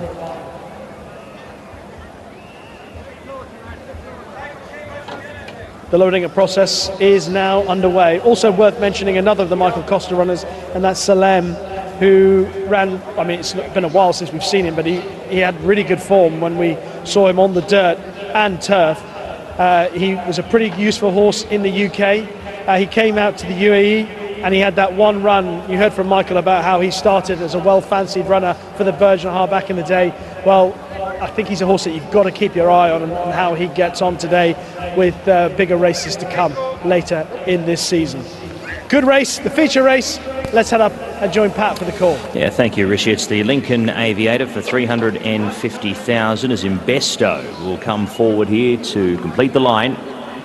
We'll be set here for our feature event. Cracking race with 10 contenders, and we're set. 1,400 metres, racing now. Salim out wider was quick into stride with Vercors. Al Nassib's going to try and work across from the deep here. Creative Story getting into a nice spot on the inner.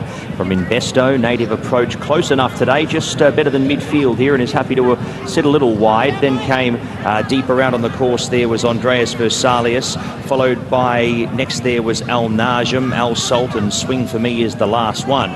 So Salim, as expected, is going to roll them up in front here by a length and a half. Al Nassib's ended up getting to the position of just outside the leader here in second position from Vercors. Then came Native Approach closer. Creative Story's going to look to angle out here. 3 back on the inside from Mbesto. Then came Andreas Versalius from Al Salt, second to last Al Najm, and Swing For Me is the last one. Salim's going to try and do it from barrier to box. He's 2.5 lengths here inside the 500 on Vercors. Al Nassib, he seems to be handling the grass at the moment. Then came Native Approach from Creative Story, looking for a way to angle clear. Here is Buick.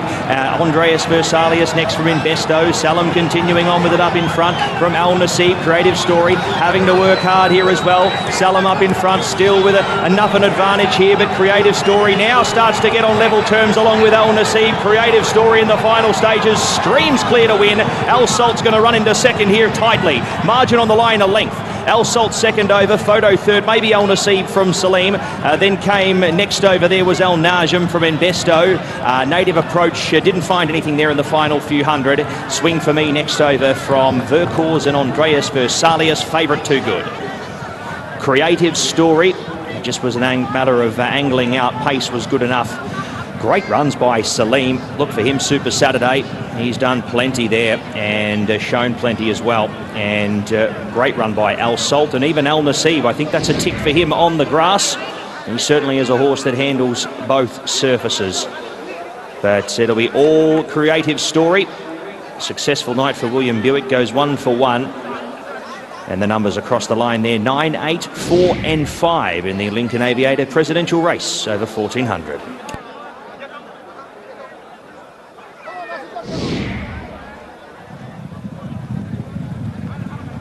Creative Story has won again for William Buick and Charlie Appleby. It wasn't entirely straightforward because he had to wait for a bit of a gap. He needed a little bit of help here, made sure that he could get the clean run, and he got it. And once he got out into the clear, it was pretty inevitable what was happening.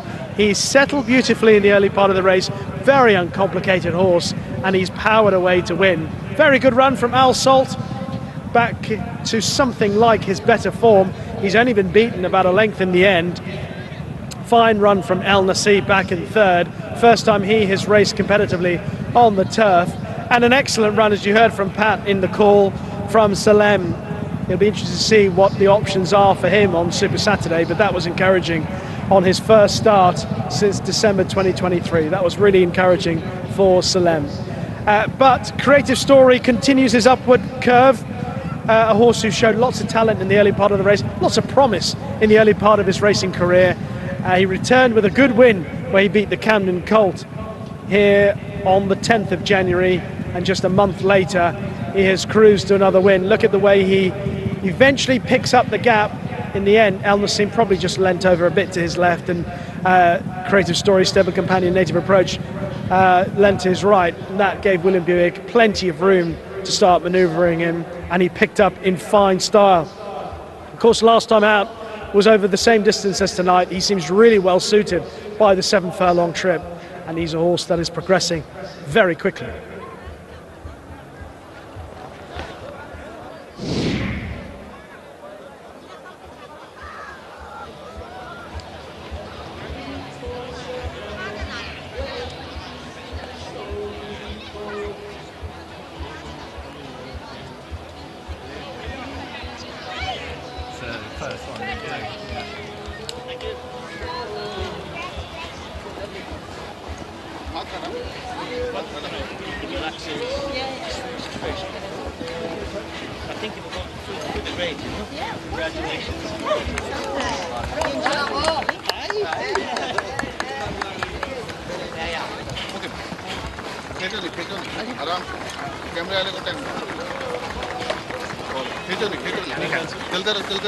Thank you.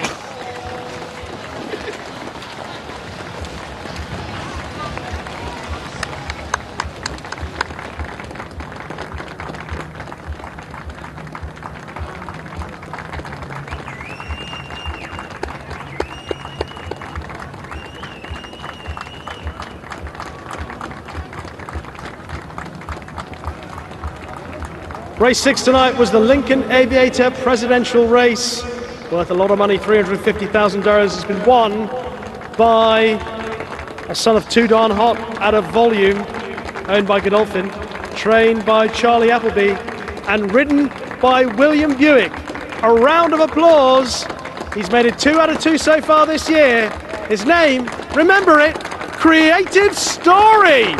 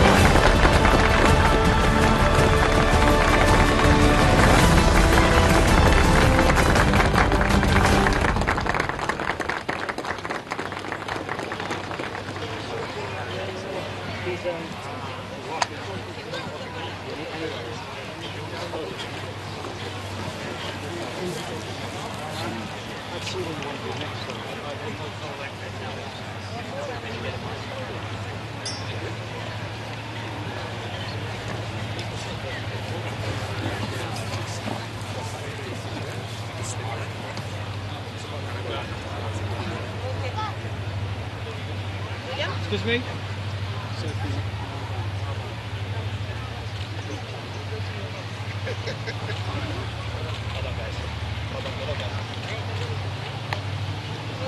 Alright, thanks. Good luck tomorrow. Yeah. Yeah. Well done. You know me, under the radar. Congrats.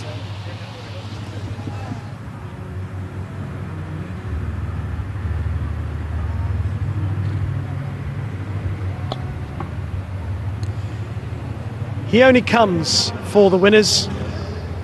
One ride booked, one win. It's all very straightforward. And in fairness, your horse is very straightforward, isn't he, Rob? He is, yeah. I was a little bit worried when I heard that you thought I'd picked the wrong one. So I was hoping you didn't actually. Yeah, I respect your opinion. You see, that's why. Thank you. I don't respect my own actually. No, he's a lovely horse, and you know, he came here winless this winter. Haven't been tried in some nice maidens at home. So I love the way he does it. You know, he's a very straightforward horse, and he does everything you need him to do. He picks up well, and he relaxes, and you know, obviously that's what you want. Look, he'll stay a mile, and I'm not sure what his next sort of targets would be, but you know, he's taken that step up to that next level now pretty well, and I know he was obviously, you know, for low weight, but he had plenty left. It's interesting you say he'll stay a mile because he looks so good at this 7 furlong distance.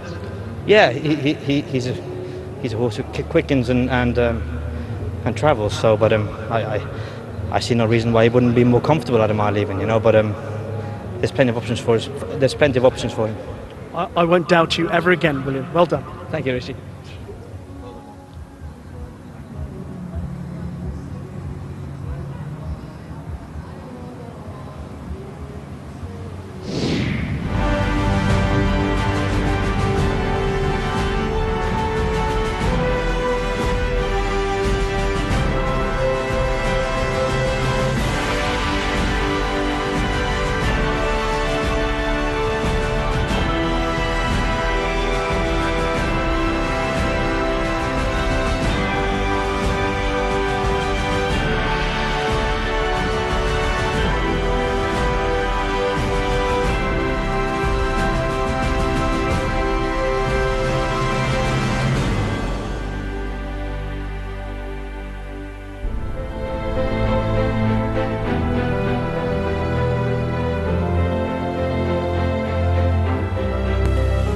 Correct weight in the Lincoln Aviator Presidential Race, 9845, 9845. Correct weight, race 6.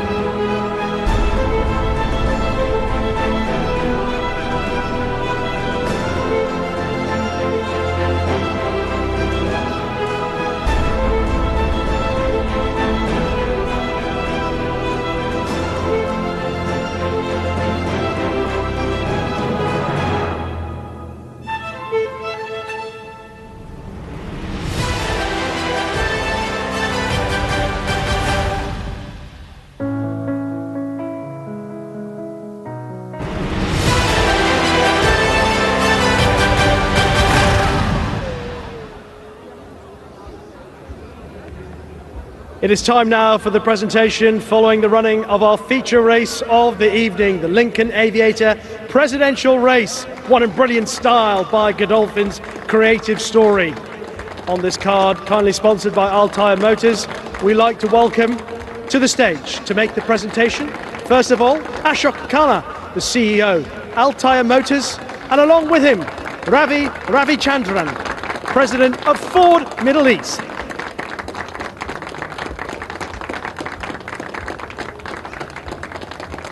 Representing the winning owners, Godolphin, Will you please put your hands together for Gavin Keegan?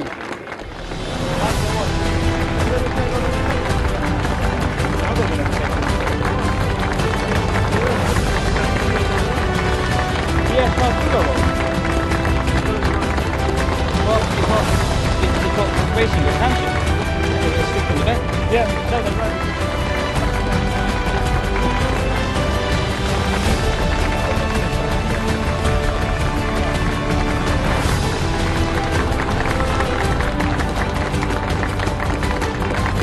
And now, receiving on behalf of the winning trainer, Charlie Appleby, a round of applause for Sophie Christian.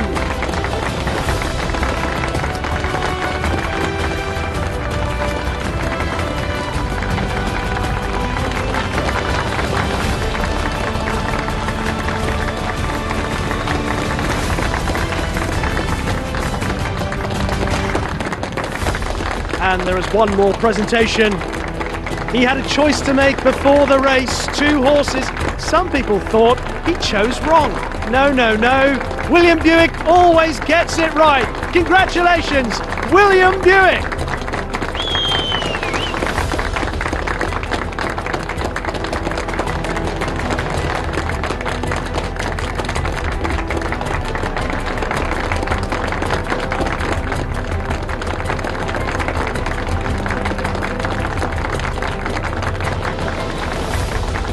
Well done to the winner of our feature race, the Lincoln Aviator Presidential Race, creative story, owned by Godolphin, trained by Charlie Appleby, and ridden by William Buick.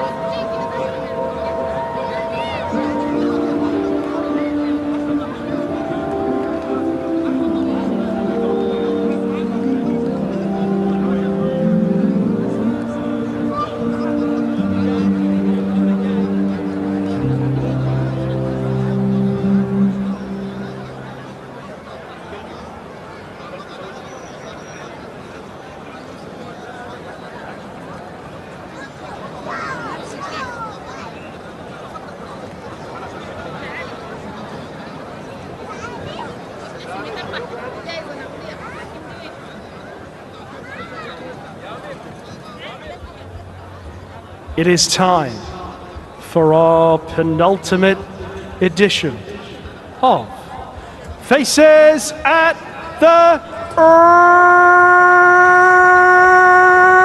Races. 500 dirhams to the winner of this edition of Faces at the Races. Now our camera team are going to look for the person with the best smile out there. Who's got it? Who's happy? Who's happy on the inside and the outside? Who's got that feeling of love on Valentine's Day? Love is in the air. Love is in the air. Yeah, I think people are singing along with me. I should have been a singer. I really should have. I think we might have found a winner, and she was singing along with me. Congratulations! You are our winner of Faces at the Races. Now you've got to make your way to Gate C and pick up your prize of 500 dirhams. We love you. We love you very, very much. 500 dirhams worth of love coming your way after Faces at the Races.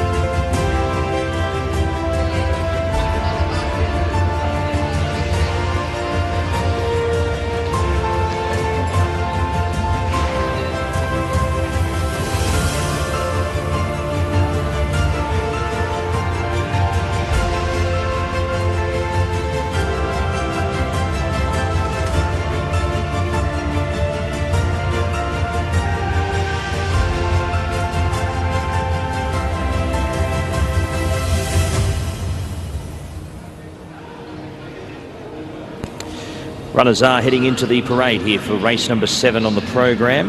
Now, penultimate event for the night. This one over 2,200 on the dirt. The Lincoln race for 165,000.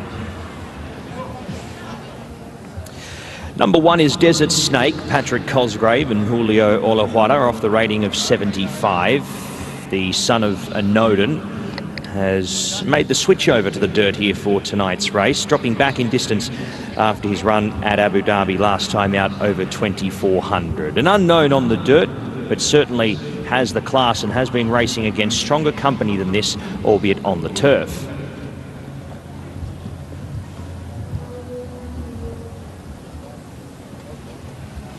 Dubai Vision is in the event here for Connor Beasley and Ahmed bin Hamish. Back in distance as well, coming out of the same race as Desert Snake and back onto the dirt. Last time over this track and over this surface at Sharjah, he was beaten 2 lengths by Musa, albeit in a 0 to 75 event. Has got dirt form. We'll see if he can translate it here to Meydan. His recent runs at the track have been slightly unsuccessful.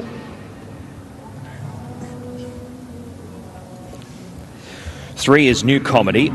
Wide draw here. Ahmed Al Basaidi claiming 3 kilograms for Ahmed Al Shamaili and Mr. Nasser Asker. He's been beaten a distance his last couple of runs, and also, like Desert Snake, makes the switch over from the turf onto the dirt for tonight's race. A bit of an unknown, but best of luck to Connections.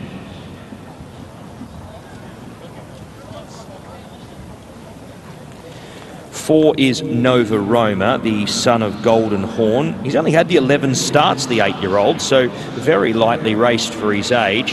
And he's had the 1 run coming off a very long break.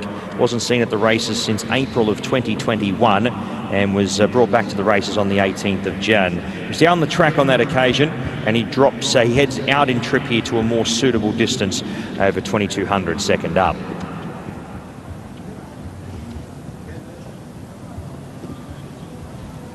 Number 5 is Kibo Masaki, spotting the black cap here, the daughter of Gervin. Javier Ziani will ride for Salam bin Gadaya. Beaten by Guns and Glory last time out over this track and trip, and contests the similar race once again, albeit a slightly easier field this time around.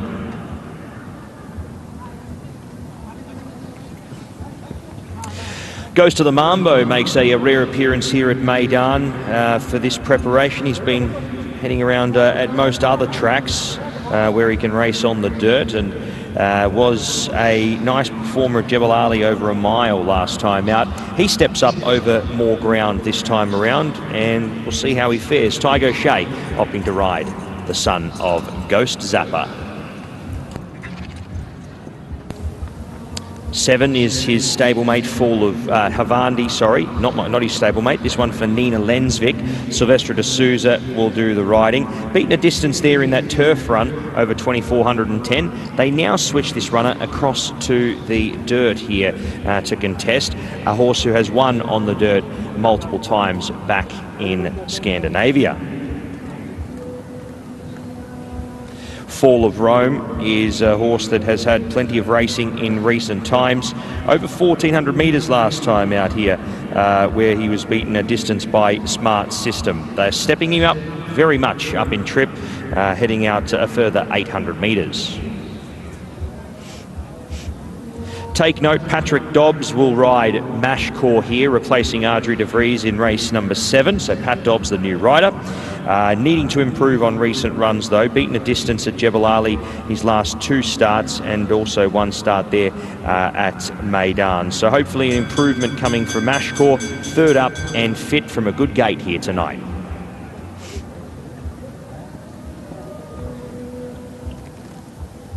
Number 10, Al Warith, gets back and runs on. 2,200 metres is going to be right up his alley, but couldn't make an impression or an indentation on the margin behind Guns and Glory last time out.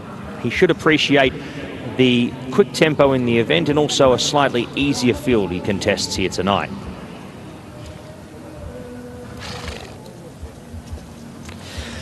11, Persian Empire. He draws a middle alley here, 1900 metres at Meydan last time out in a 70 to 90. He's not facing a field anywhere near that ability tonight, but he's got to do it out over even further distance. So out over unknown territory distance-wise for him. We'll see if he's up to the task for Abu Bakar Daud, and Lorenzo Puzzulu claiming 3. 12 is Narato. He is still a maiden. He's had the multiple runs here in maiden company, but yet to break through. And they've tried him over multiple middle distances. They now head him to a staying trip. Meydan was narrowly beaten last time out at Sharjah by Musa, who he faces here once again. Sandro Paiva jumps on board here for Kareem Ramadan. He's going to be up against it from 16 as a horse who likes to lead. He's going to have to use a lot of energy early to find his usual spot.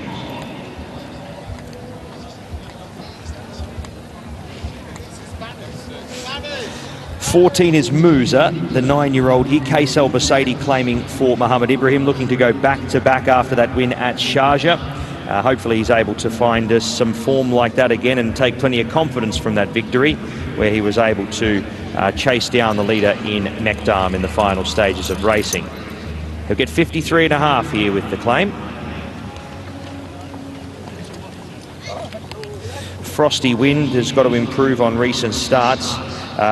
Arguably better on the dirt. Good to see that the horse returns back to the dirt surface. Of late, it's been a better surface for the Entire by West Coast, so a suitable change of surface.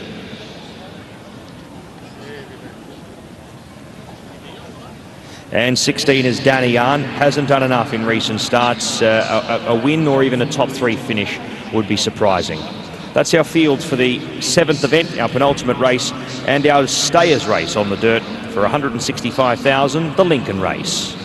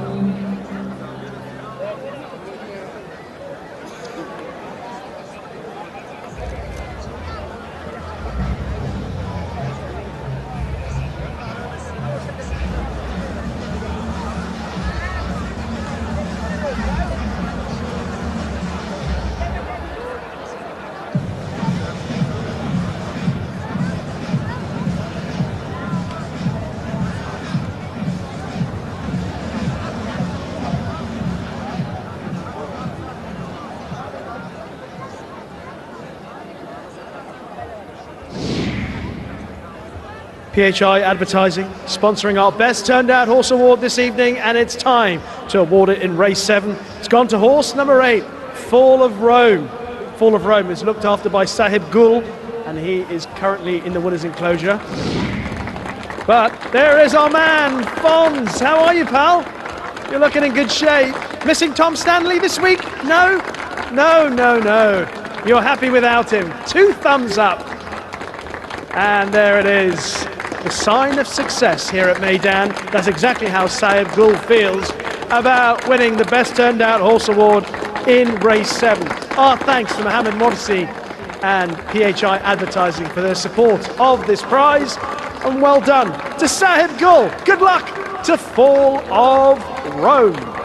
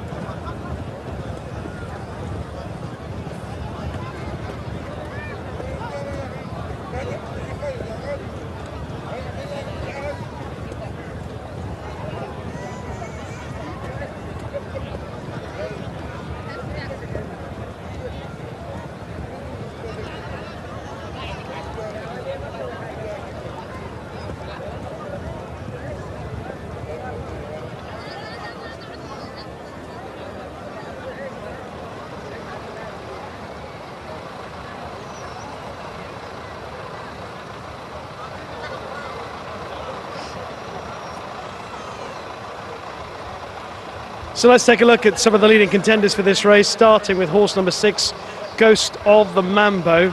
We spoke about Ghost of the Mambo earlier on in relation to his form behind the likes of El Rayed, who ran okay earlier tonight. El Rayed made up a lot of ground to finish third, and Ghost of the Mambo was behind El Rayed on his most recent run at Jebel Ali over 1,600 metres. Obviously stepping up significantly in distance from 1,600 metres to 2,200 metres today. And again, just referring to what Pat and I were talking about at the start of tonight's racing, he was saying that in this particular contest, stamina might be a major issue with some of the horses to the head of the international markets.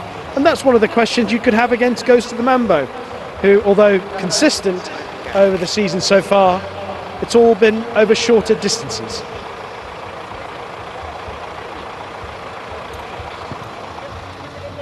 Number 13 is Meydan. Both Meydan and Mausa met last time out, or Musa. I'll leave that to Pat, he knows better. But these two met last time out, and it was Musa, or Mausa, who got the better of Meydan last time out by a short head. Tough ask for both horses tonight, in that they're both drawn out wide. Meydan in 16, Musa in 15, and that makes it hard for both of them in this race. Of the two, just get the feeling that Musa is the better stayer over this trip, and that's why of the pair I would prefer his chances. There is 14, Musa, who I believe is the one from that race at Sharjah last month that might emerge on top again. And I get primarily it's because this is over 13 furlongs, it's over 11 furlongs, 2,200 metres on the dirt, and if they go a decent gallop, it's going to get very hard work for them in the closing stages, and that means that stamina will come to the fore, and I think this horse has it in abundance.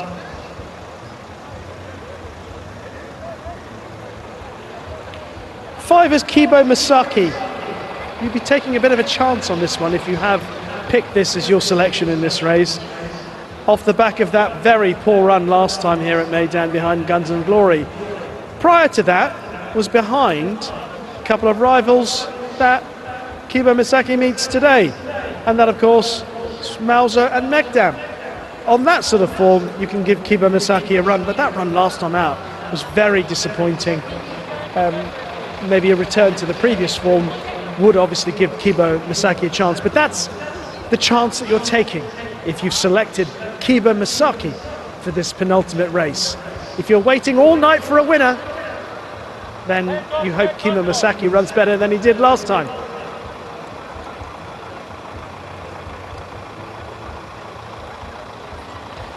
The loading up process has begun. But Kibo Masaki, she would be on the list, but not on that run last time out. Just going forward there with Desert Snake, Pat Cosgrave in the saddle. Pat Cosgrave riding the horse, literally.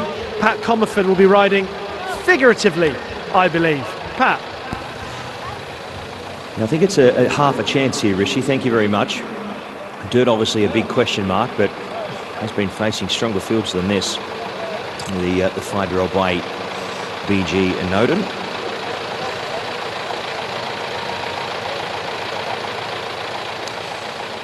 So Narato's loaded up. Kibo Masaki comes forward. Nova Roma has been brought into line. Here's Danny Yarn. New comedy. Ahmad Al Basadi's been heavily utilised tonight for the 3 kilos. He's already picked up a winner in the first.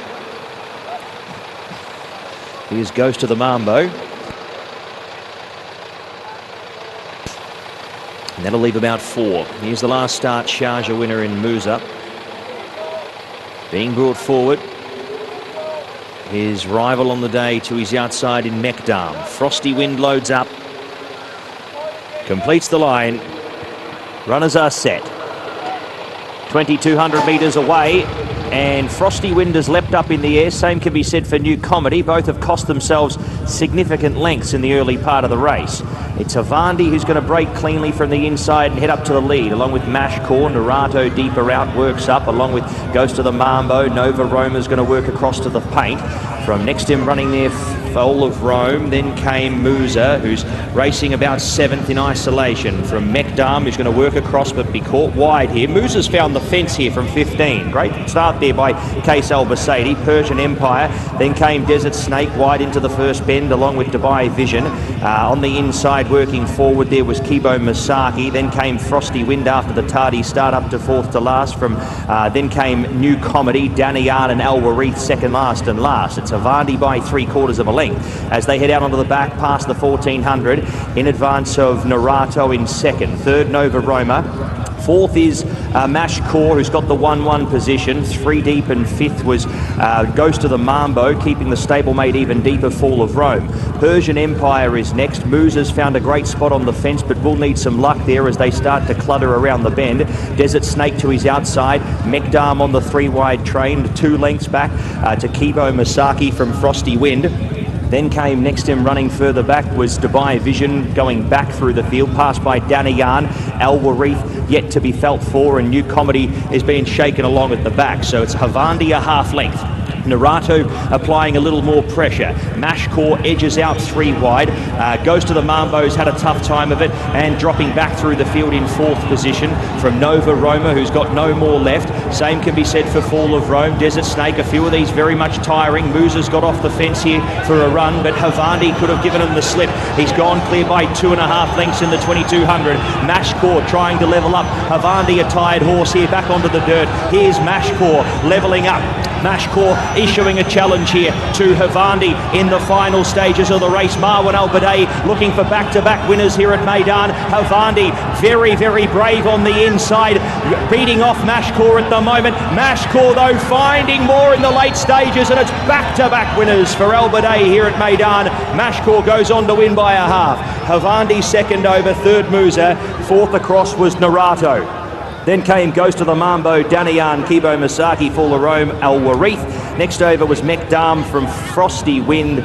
Then came Nova Roma, who got tired. Persian Empire was next to crossover. Then came New Comedy. Desert Snake found nil. Then came Dubai Vision. He was one of the last ones home. Mashcore goes on to win. Pick-up ride for Pat Dobbs on the evening, and he goes on to win 3/4 the margin there in the line. I said a half, it was definitely 3/4. Havandi second over, and Musa, after finding the fence from 15, just too far back to make impressions, has ended up running third. Still a nice run by the Muhammad Ibrahim runner, and Narrato fourth. 9, 7, 14 and 12, 9, 7, 14, 12. And Marwan Al-Badei will be very stoked with that. He's picked up another winner after Moonblade was victorious last week. Mashcore picks up more prize money here at headquarters. And a winning spare ride for Pat Dobbs on Mashcore. When they turned into the straight, it looked as if Havandi had the measure of everything else in the race, but they went a decent enough gallop and they were well strung out in the closing stages. Havandi had a lovely run down on the inside rail for Silvestre de Souza. Just here, looked to be seeing off Mashcore. Mashcore, to be fair, stuck to it really well and saw out this distance in no uncertain terms. Back in third and fourth, a couple of old rivals in Meydan and Mauser. But it was Mashcore, Pat Dobbs, taking over from Adra de Vries, who was injured earlier on when he fell in our earlier race. Turning into the straight, you can just see Havandi just changing his legs and managing to find a little bit extra. And he managed to get away from Mashcore for a stride or two. But just when you thought that he was getting the upper hand, Pat Dobbs conjured a little bit more out of Mashcore. He switched his stick from his left to his right hand just before the last 50 yards or so, and that just seemed to galvanise Mashcore enough to put his head in front, and he's just got the better of Havandi. We heard from Pat about Musa's run, who was out the back in the early part of the race but dropped down to the inside rail from 15. But he just had too much work to do in the closing stages. He ran on very strongly to grab third from Narrato, with Ghost of the Mambo running respectively back in 5th, and Fall of Rome in behind those. But it's a win for Mashcore. These connections enjoying a fine run of things at the moment. And those numbers there, 13, 15, my apologies, 9, 7, 14, 12, 9, 7, 14 and 12. Winners time 2:20.84, margins 3/4 by 4.5, 9, 7, 14, 12, race 7.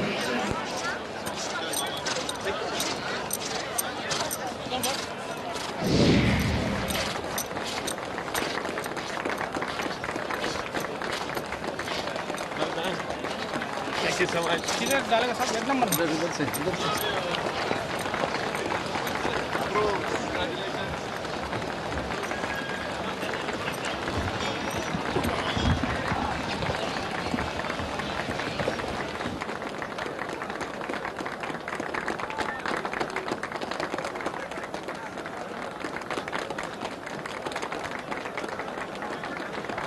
It's time to welcome back the winner of our penultimate race of the evening, the Lincoln race. It was a 5-year-old grey or roan gelding by Cupid. Oh, another Valentine's Day related winner out of the mare any Saturday in May. Owned by Marwan Abdul Rahman Mohammed Sharif Al Baidi, trained by Marwan Al Baidi, ridden by Pat Dobbs. A round of applause for Mashcore!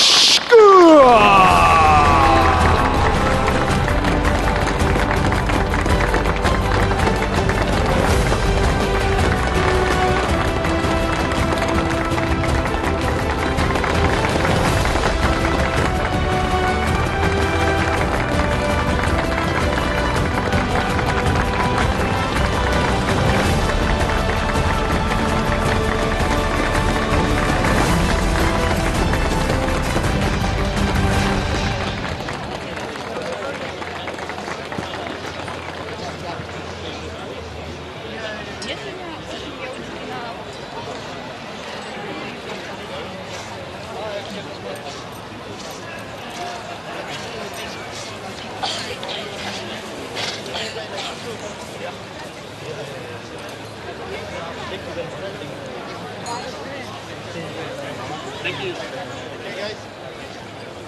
Yeah. Is that Eugene? Yeah. Ah, David. Nice to meet you.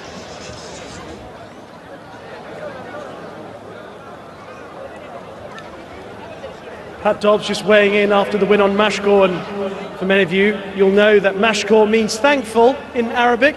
I think a lot of people will be thankful for your ride on this horse, Pat, and you know, jockeys are very reluctant to take credit. They always like to pass it on.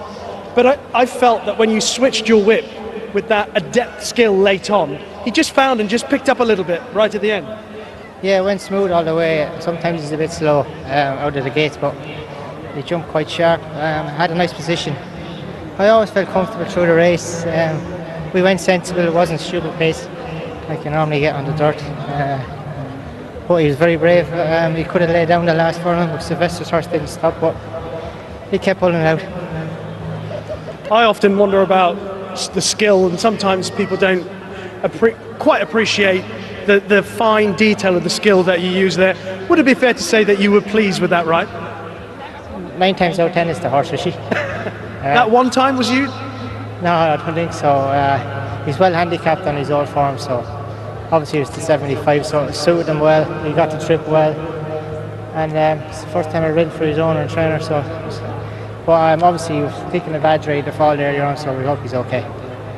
Modest Pat Dobbs, and indeed, we hope that Adri's all right. Well done. Thanks, Rishi.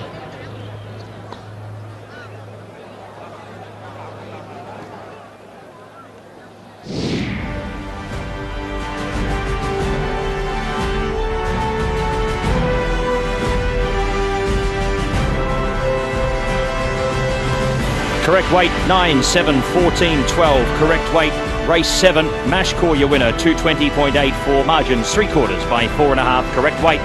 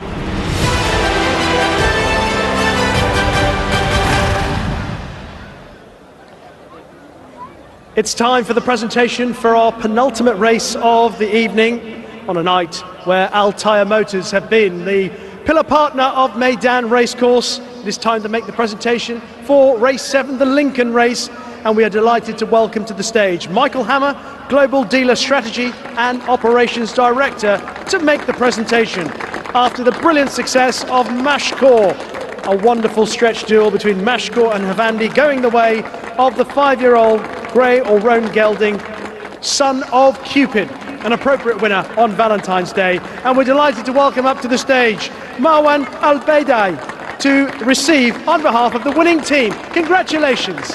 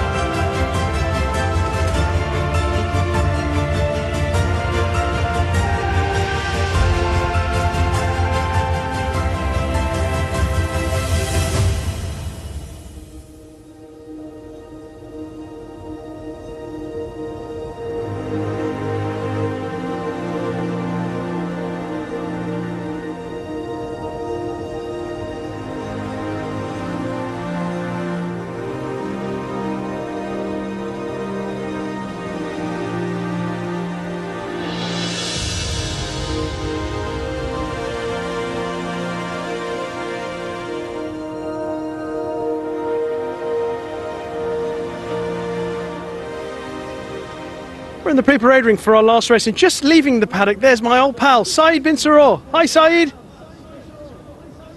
I think Saeed's going to win this last race. He's got a couple of runners. He's got Olympic Candle and War Song.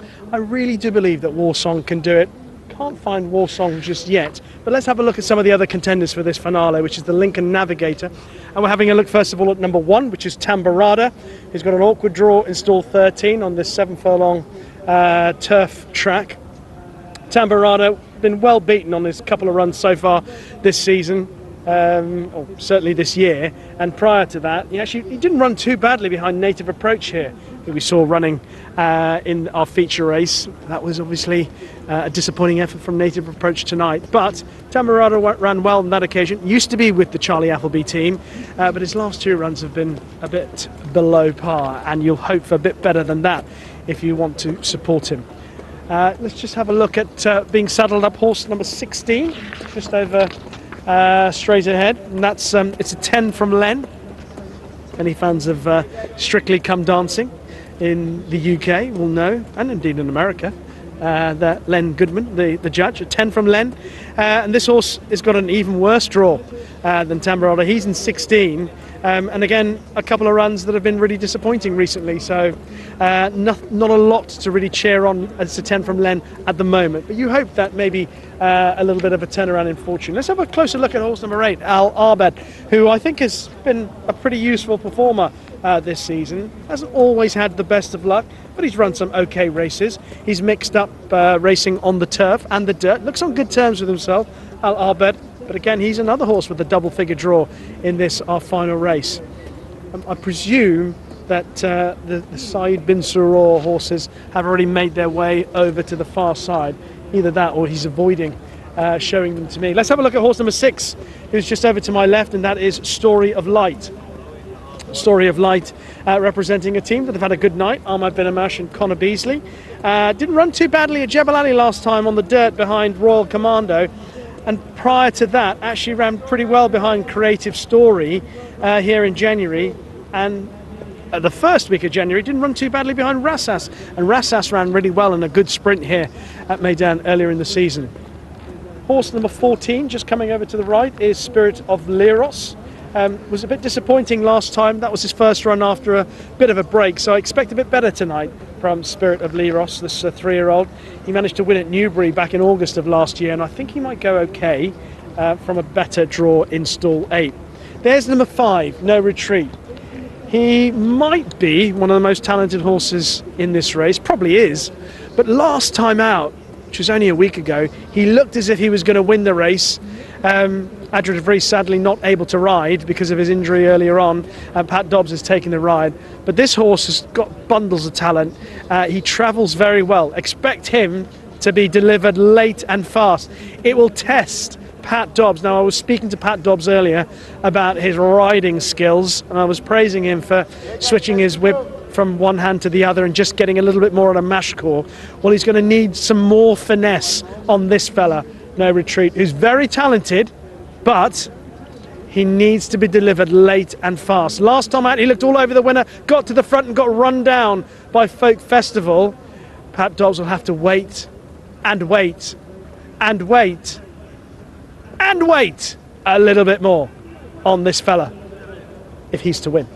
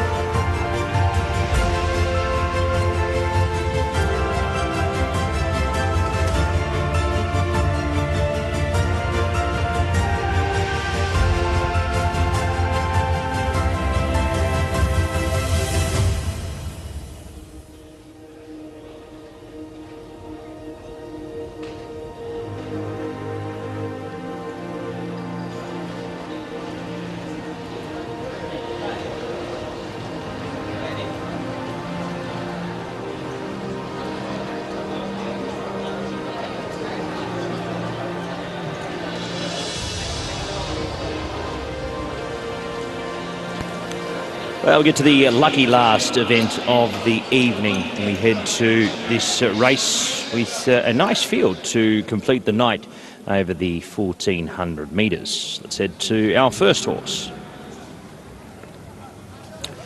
Number 1, and that is Tambarada, the son of Dubawi for Sam Hitchcott and Ahmed bin Hamish. Was beaten a distance last time out in an 85 to 105. Drops in class, has to carry the top weight as a result, but drawn a little sticky in 13 here for tonight's final event.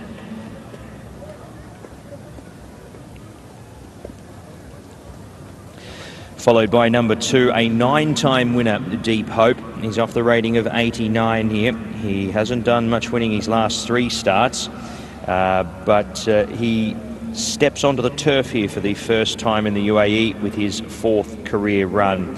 Hopefully we see an improvement here on recent starts, but last start out of all of the 3 was the most promising. Number 4 is the filly by Mitol. That's Lafferty. Ben Cohen for Michael Costa. She can be a bit of a handful, but seems to be going quite well here this evening. She's been beaten 1.5 lengths by Morning last time to the races. That was on the dirt over 1200. They switch her out onto the turf here. Question mark. We'll see if she can handle it.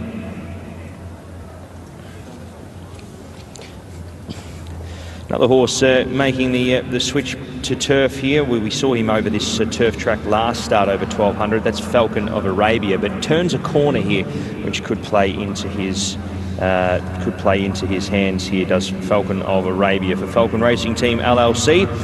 Drawn a middle alley here. Pat Cosgrave off the rating of 61.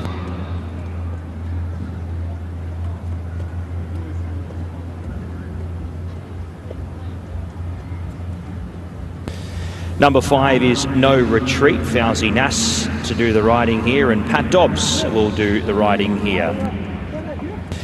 He's the late replacement rider here, much like last race, and he rides this one for Victorious. Certainly knocking on the door, but can find every way to get beat, this runner, so we'll see if he's able to do it tonight, dropping back in trip to 1400 metres. Does have to navigate gate number 11.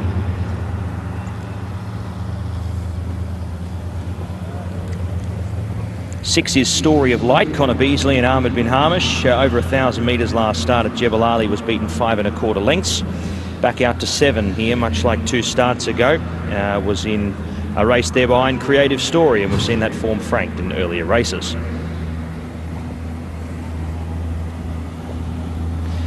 Jungle Mac heads out early here. He's a horse that certainly impressed running second there to Power Mode, who streaked away, but Jungle Mac did everything you wanted to see for a horse having his first run at Meydan. That was down the straight. He turns a corner here tonight, draws a nice gate.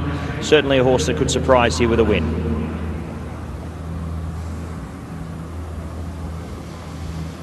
Number 8 is Al Abid. Danny Tudhope for Masaba Al Maheri. He's drawn slightly wide on the track here in 12. Only a 1-time winner from 17 starts, coming back from to a 1-turn race as opposed to down the straight after contesting the 6 furlongs here last start.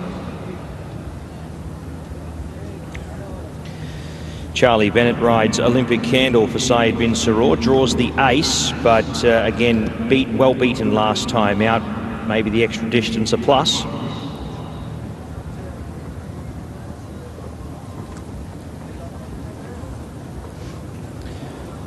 War Song will look to make every post a winner on speed from gates number 3 here. Has run a really good race there in behind Harsim last time out, was just swallowed up in the final stages.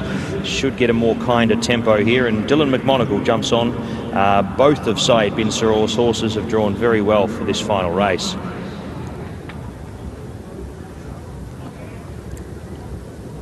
Sylvestre de Souza rides Ills et Ailes for Masaba Al Maheri, drawn 6 here for tonight's event. Has yet to break through a winner in the 3 starts at Meydan so far. Last start there was over 1400 here at Meydan on the dirt. Switch over to the turf once again here for the 4th run. 14 Spirit of Leros was down the track last time out in the only run here at Meydan. Hopefully we see some improvement here. Ray Dawson rides for Lucci Body.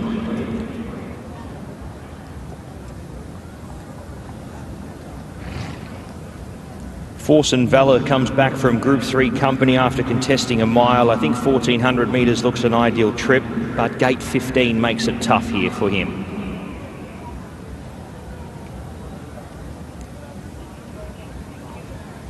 '16 is It's a 10 from Len. Drops slightly in class here after being beaten at distance. That was over on the dirt. Back onto the turf is a plus.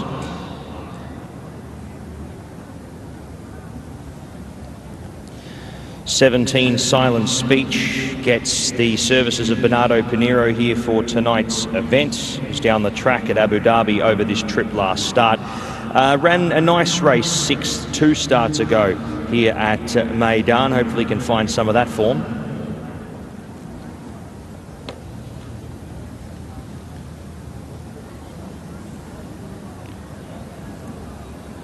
Lucci Body also saddles up Mustajab here, the son of Taz Leet, and we get Vaslav Janacek on board to ride, the 3-time winner, down the track behind Creative Story last start.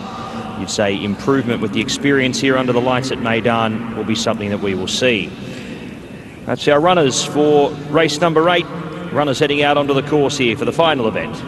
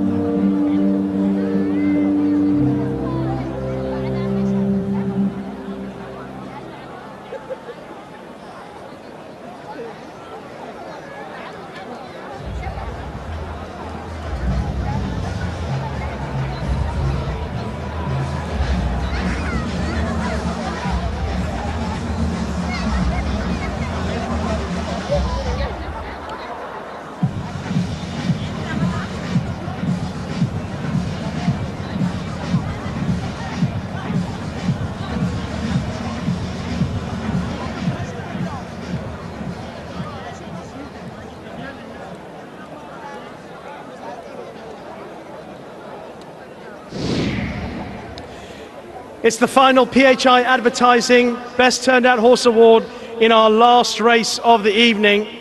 But before we confirm that No Retreat has won for Big Singh, breaking news here at Meydan. Bhupat Seema has got a new career.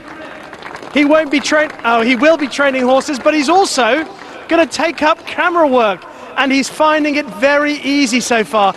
But I don't think the director is going to use his shots. Oh, he is going to use his shots. There is Bhupat. He can do it all. Well done, Bhupat Seema. And we've got some help as well. Just the person coming in to join in. Well done. One of the best turned out horse awards. Well done to Big Singh. Our thanks to Mohammed Morsi. And Bhupat Seema can give up the day job if he wanted, because clearly he can also be a cameraman.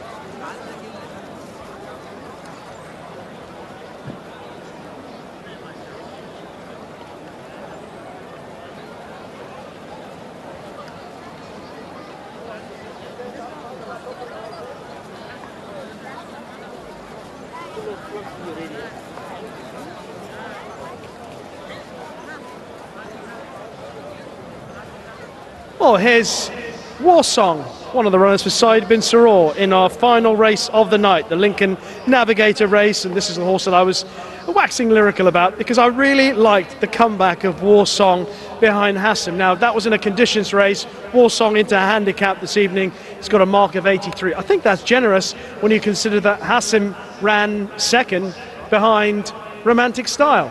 And Romantic Style, as we know, was good enough to run pretty well in the 1,000 guineas in France last year. And okay, Warsong is a bit away from that, but 83 for Warsong's handicap debut here is quite encouraging, as is the fact that Warsong is drawn in stall 3.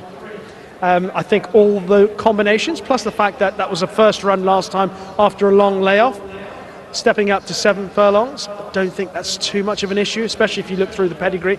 And on the dam side, there's quite a lot of speed there, but I think there's enough in the way Warsong travels through the race and had a lot of them beaten last time until was worn down by Hassim.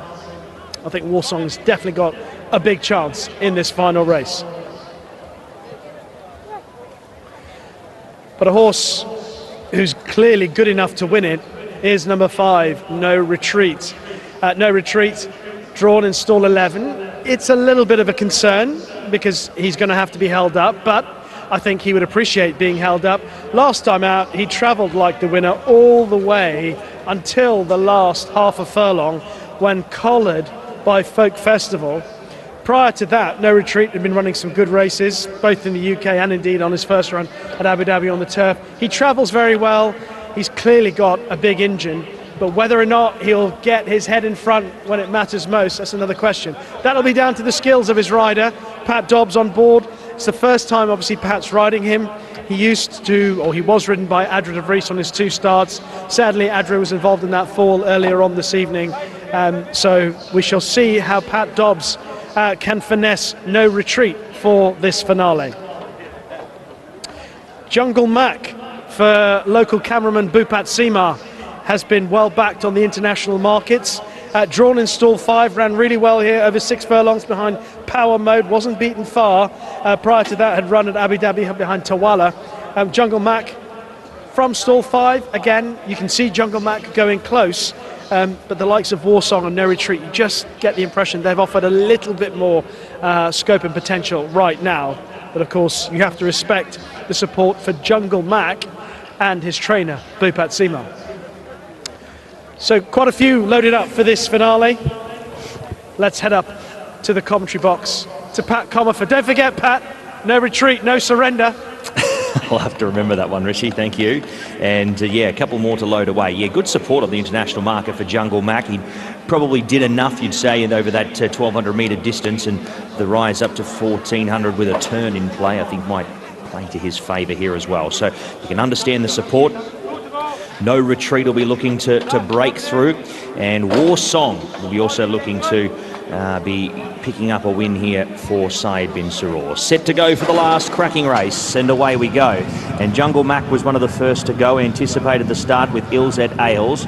Deeper out Lafferty from Story of Light, and Warsong's going to be handy. Then came Al Abed, Force and Valor deeper out, caught on a limb from next in running on the inside, Falcon of Arabia, Silent Speech, Deep Hope the fence. It's a 10 from Len's going to get a card up here, deeper out from Force and Valor. Then came No Retreat from Mustajab. Then came Olympic Candle, Spirit of Leros, and Tambarada the top. He's out to the end. So it is Ilzet Ailes and Force and Valor who's going to inject more tempo here. And Force and Valor's been crucial to this race. He's allowed a few of these to card up with cover. Then came Lafferty, who's got the 1-1. Warsong's found a beautiful spot in behind, got the run of the race for Dylan McMonigal.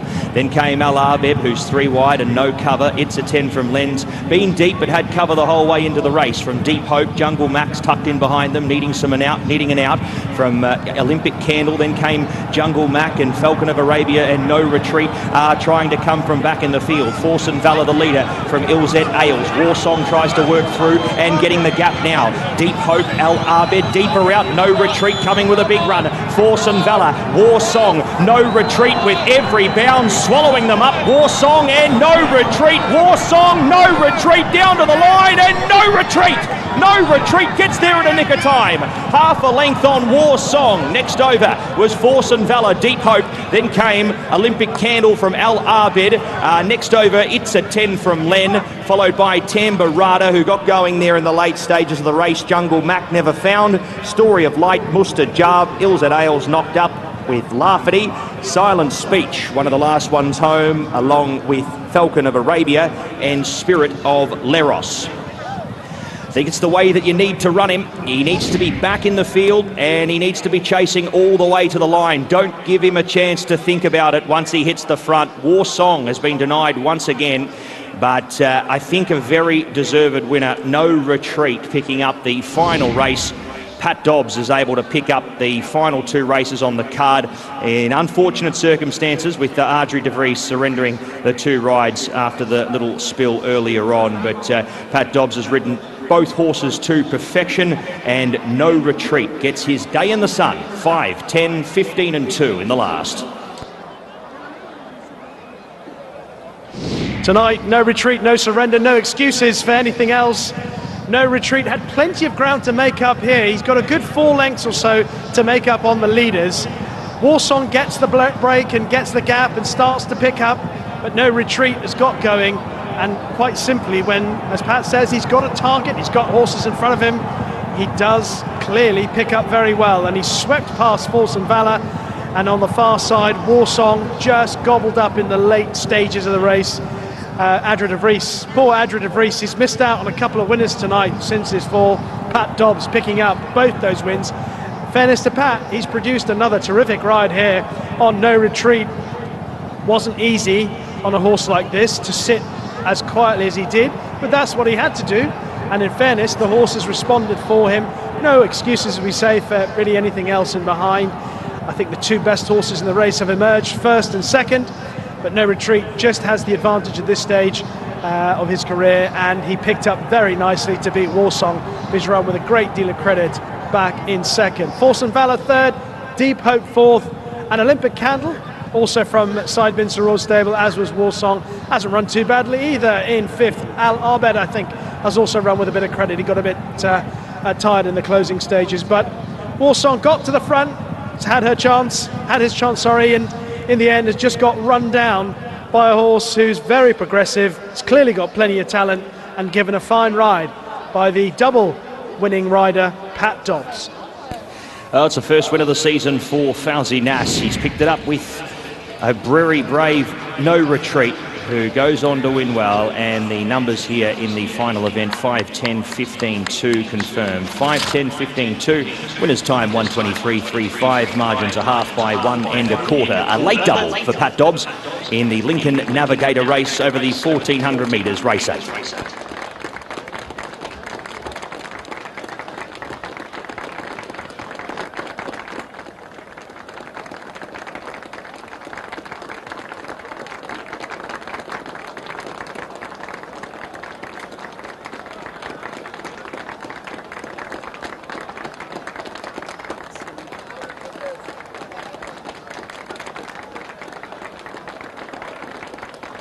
Time to welcome back the winner of our final race, the Lincoln Navigator race. 4-year-old bay colt by Siunia Isabel d'Urbina, owned by Victorious, trained by Fauzi Nass, ridden by Pat Dobbs.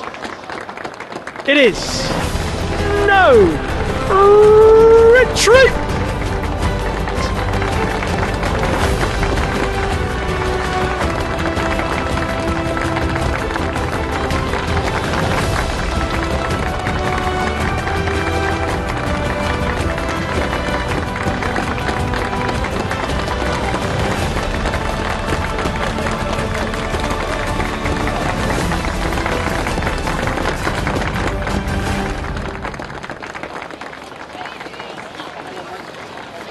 Well done.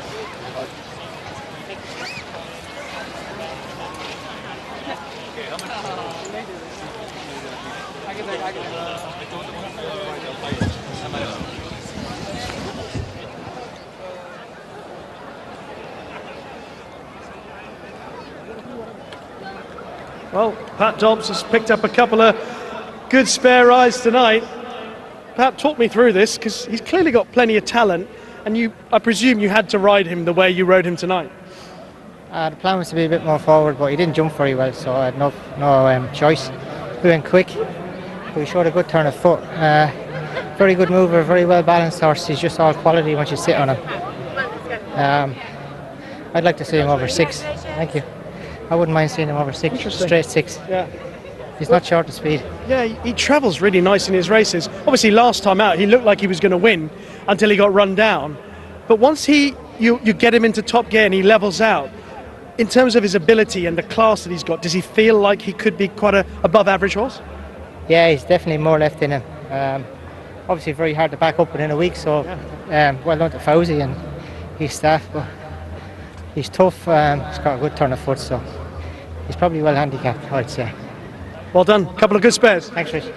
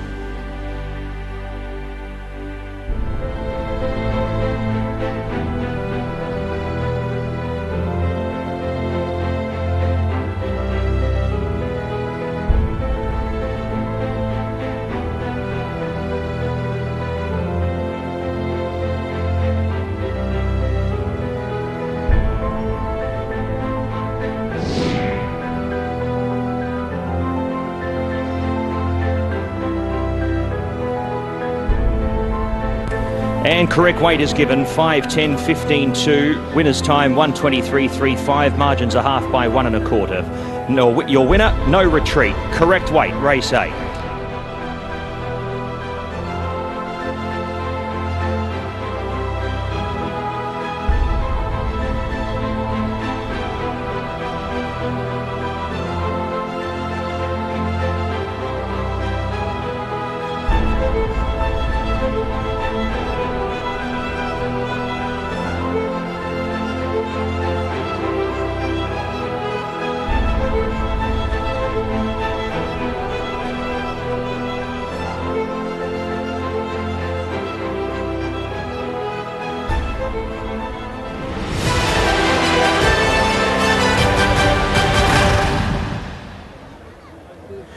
And now we come to the final presentation of the night, a card sponsored by Altair Motors, and we thank them for the support and their continued support here at Meydan and for the Dubai Racing Club. We'd like to welcome up onto the stage for the presentation of our final race, the Lincoln Navigator race, Paul Moore, Senior Vice President, Finance. And a brilliant race won by No Retreat, getting the better of Warsong in the final furlong. It might be a name that we'll hear a lot more of in the coming months. No Retreat, very impressive, winning for owners Victorious, trained by Fawzi Nas and ridden by Pat Dobbs. Let's have a round of applause representing the winning connections, Yusuf Al Isa.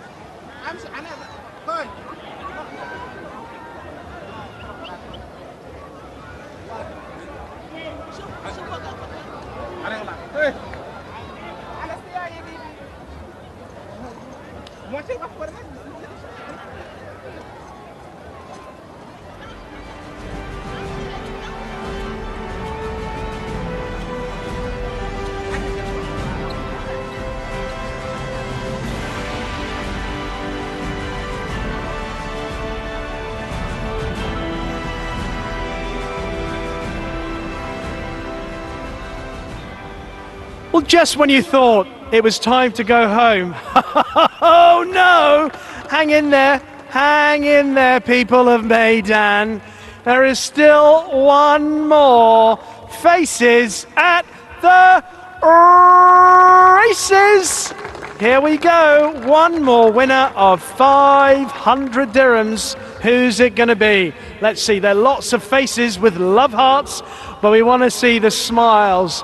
The best, beautiful, biggest smile that Meydan can offer tonight. Like I say, if you smile with warmth on the inside, we will see it on the outside. Let's see what you've got. Who's going to win it?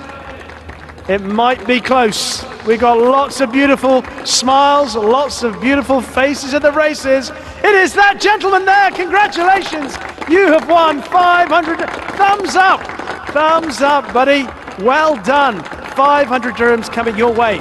You've got to battle your way, though, through to Gate C to pick up your prize of 500 dirhams. Congratulations. And that brings to a close tonight's Faces at the Races.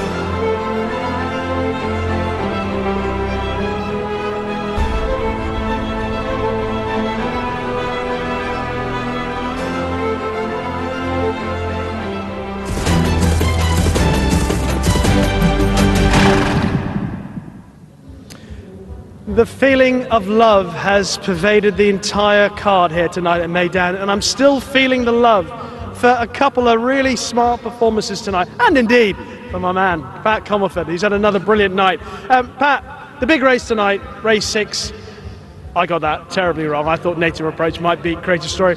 But Creative Story is establishing himself as a really talented individual who might go on to much bigger and better things than Handicap Company. Yeah, look, I think as we mentioned in the preview, I think he's got the luxury of having early in his career here, being only that one-time winner before tonight, a few rating points up his sleeve. I mean, off that performance, he's 110 rater through and through. He's a horse that's going to be, I think, getting some points after tonight's performance. He seemed to have quite a few in hand, and it was a good stepping stone for him. I think he's a horse that we're going to see doing plenty more. But like, so much to dissect out of that race. I mean, what a thrill for Musaber Al Mahiri to see Al Nassib take to the grass so well and savage the line with Creative Story. You saw that when Creative Story went past him, he went again. Al Salt, great to see him come back to some of his old brilliance, and even Salim as well. I mean, there's that race on Super Saturday sets up for him perfectly, and I mean, I think Michael Costa's seen everything there probably tonight that he wants to see of a horse that they've slowly got back to his best, and he's had a very interrupted couple of years, and great to see him back as well. Michael Costa was smiling about having Salim back on track, and he'd be smiling even more after that comeback run tonight. The final race of the night, I think the other big horse that we'll be talking about for a bit is No Retreat. And it was interesting hearing what Pat Dobbs had to say. And by the way, Adrian de Vries was taken to hospital after his fall. We understand he suffered a cut on his head. We're hoping he's okay. He did get up after the fall, but that's the latest news that we have. Pat Dobbs picked up 2 very good spare rides on Mashcore, but No Retreat. How good a horse do you think he might be? Especially Pat mentioned going back in distance. He'd like to see him. Yeah, look, I mean, it's a learning experience for him as well. I mean, I think what we've seen tonight, again, we mentioned in the preview, it's probably one of those horses. He's probably one of those horses, if they do decide to turn a corner with him over these longer distances, they need to give him something to chase. And that's what he got here tonight with War Song, and even his ownership compatriot in Force and Valor, who ran a very nice race again under Callum Shepherd. I think he would have learned a lot more tonight. He's probably take a lot more as maturing as a horse from how he performed there in that victory. So I think we're going to see a much better horse, and I agree. I think over 6 it takes bad luck out of the equation in regards to allowing him to sort of get back, run on, let him run his own race. I mean, if they've got a nice versatile horse and he's fit, the sky's the limit with him, especially towards the back end of the season. There's some nice races for him. Doubles for Pat Dobbs, doubles for Ahmed Bin Amash, and for Connor Beasley, who continues to have a terrific season here. Next week, the quality goes up a notch again. The Balanchine, the UAE Oaks, the Nadal Sheba Trophy, some quality racing next week. Unfortunately, I won't be here. I'll be getting myself ready for Super Saturday. I cannot wait for that. You've talked about Salim running there. I mean, every time I think about what's coming up, the Super Saturday, it's hard to imagine the World Cup being in April, but we're getting ever closer to it. I think 4 more race nights before Dubai World Cup, is that right? Yeah, it's around about that. So look, it's very exciting that we're going to have some of these great events coming up, and I mean, with Saudi on next week as well, the Saudi Cup meeting, we're going to see those form lines start to come to fruition as well, and it's just going to sort of start building up the anticipation for some of these races as we try and figure out, for starters, who is officially coming, and for secondly, who's the horses to beat. So very exciting few weeks ahead, not only here but across the Middle East, and best of luck to Qatar as well tomorrow. Obviously, unfortunately today their meeting abandoned due to the state of the track, so we'll hear more about that, but big meeting there tomorrow, and hopefully all back on track tomorrow. Yep, 7 days to that very good meeting here at Meydan, and then of course 14 and 3/4 days to Emirates Super Saturday, where the quality is going to go up even further. So I cannot wait for that. That's when I'll be back here. But in the meantime, love is very much in the air. Pat and I are off to go and get a little something to eat, just the 2 of us, quietly here at Meydan. Happy Valentine's, everyone. Night, night.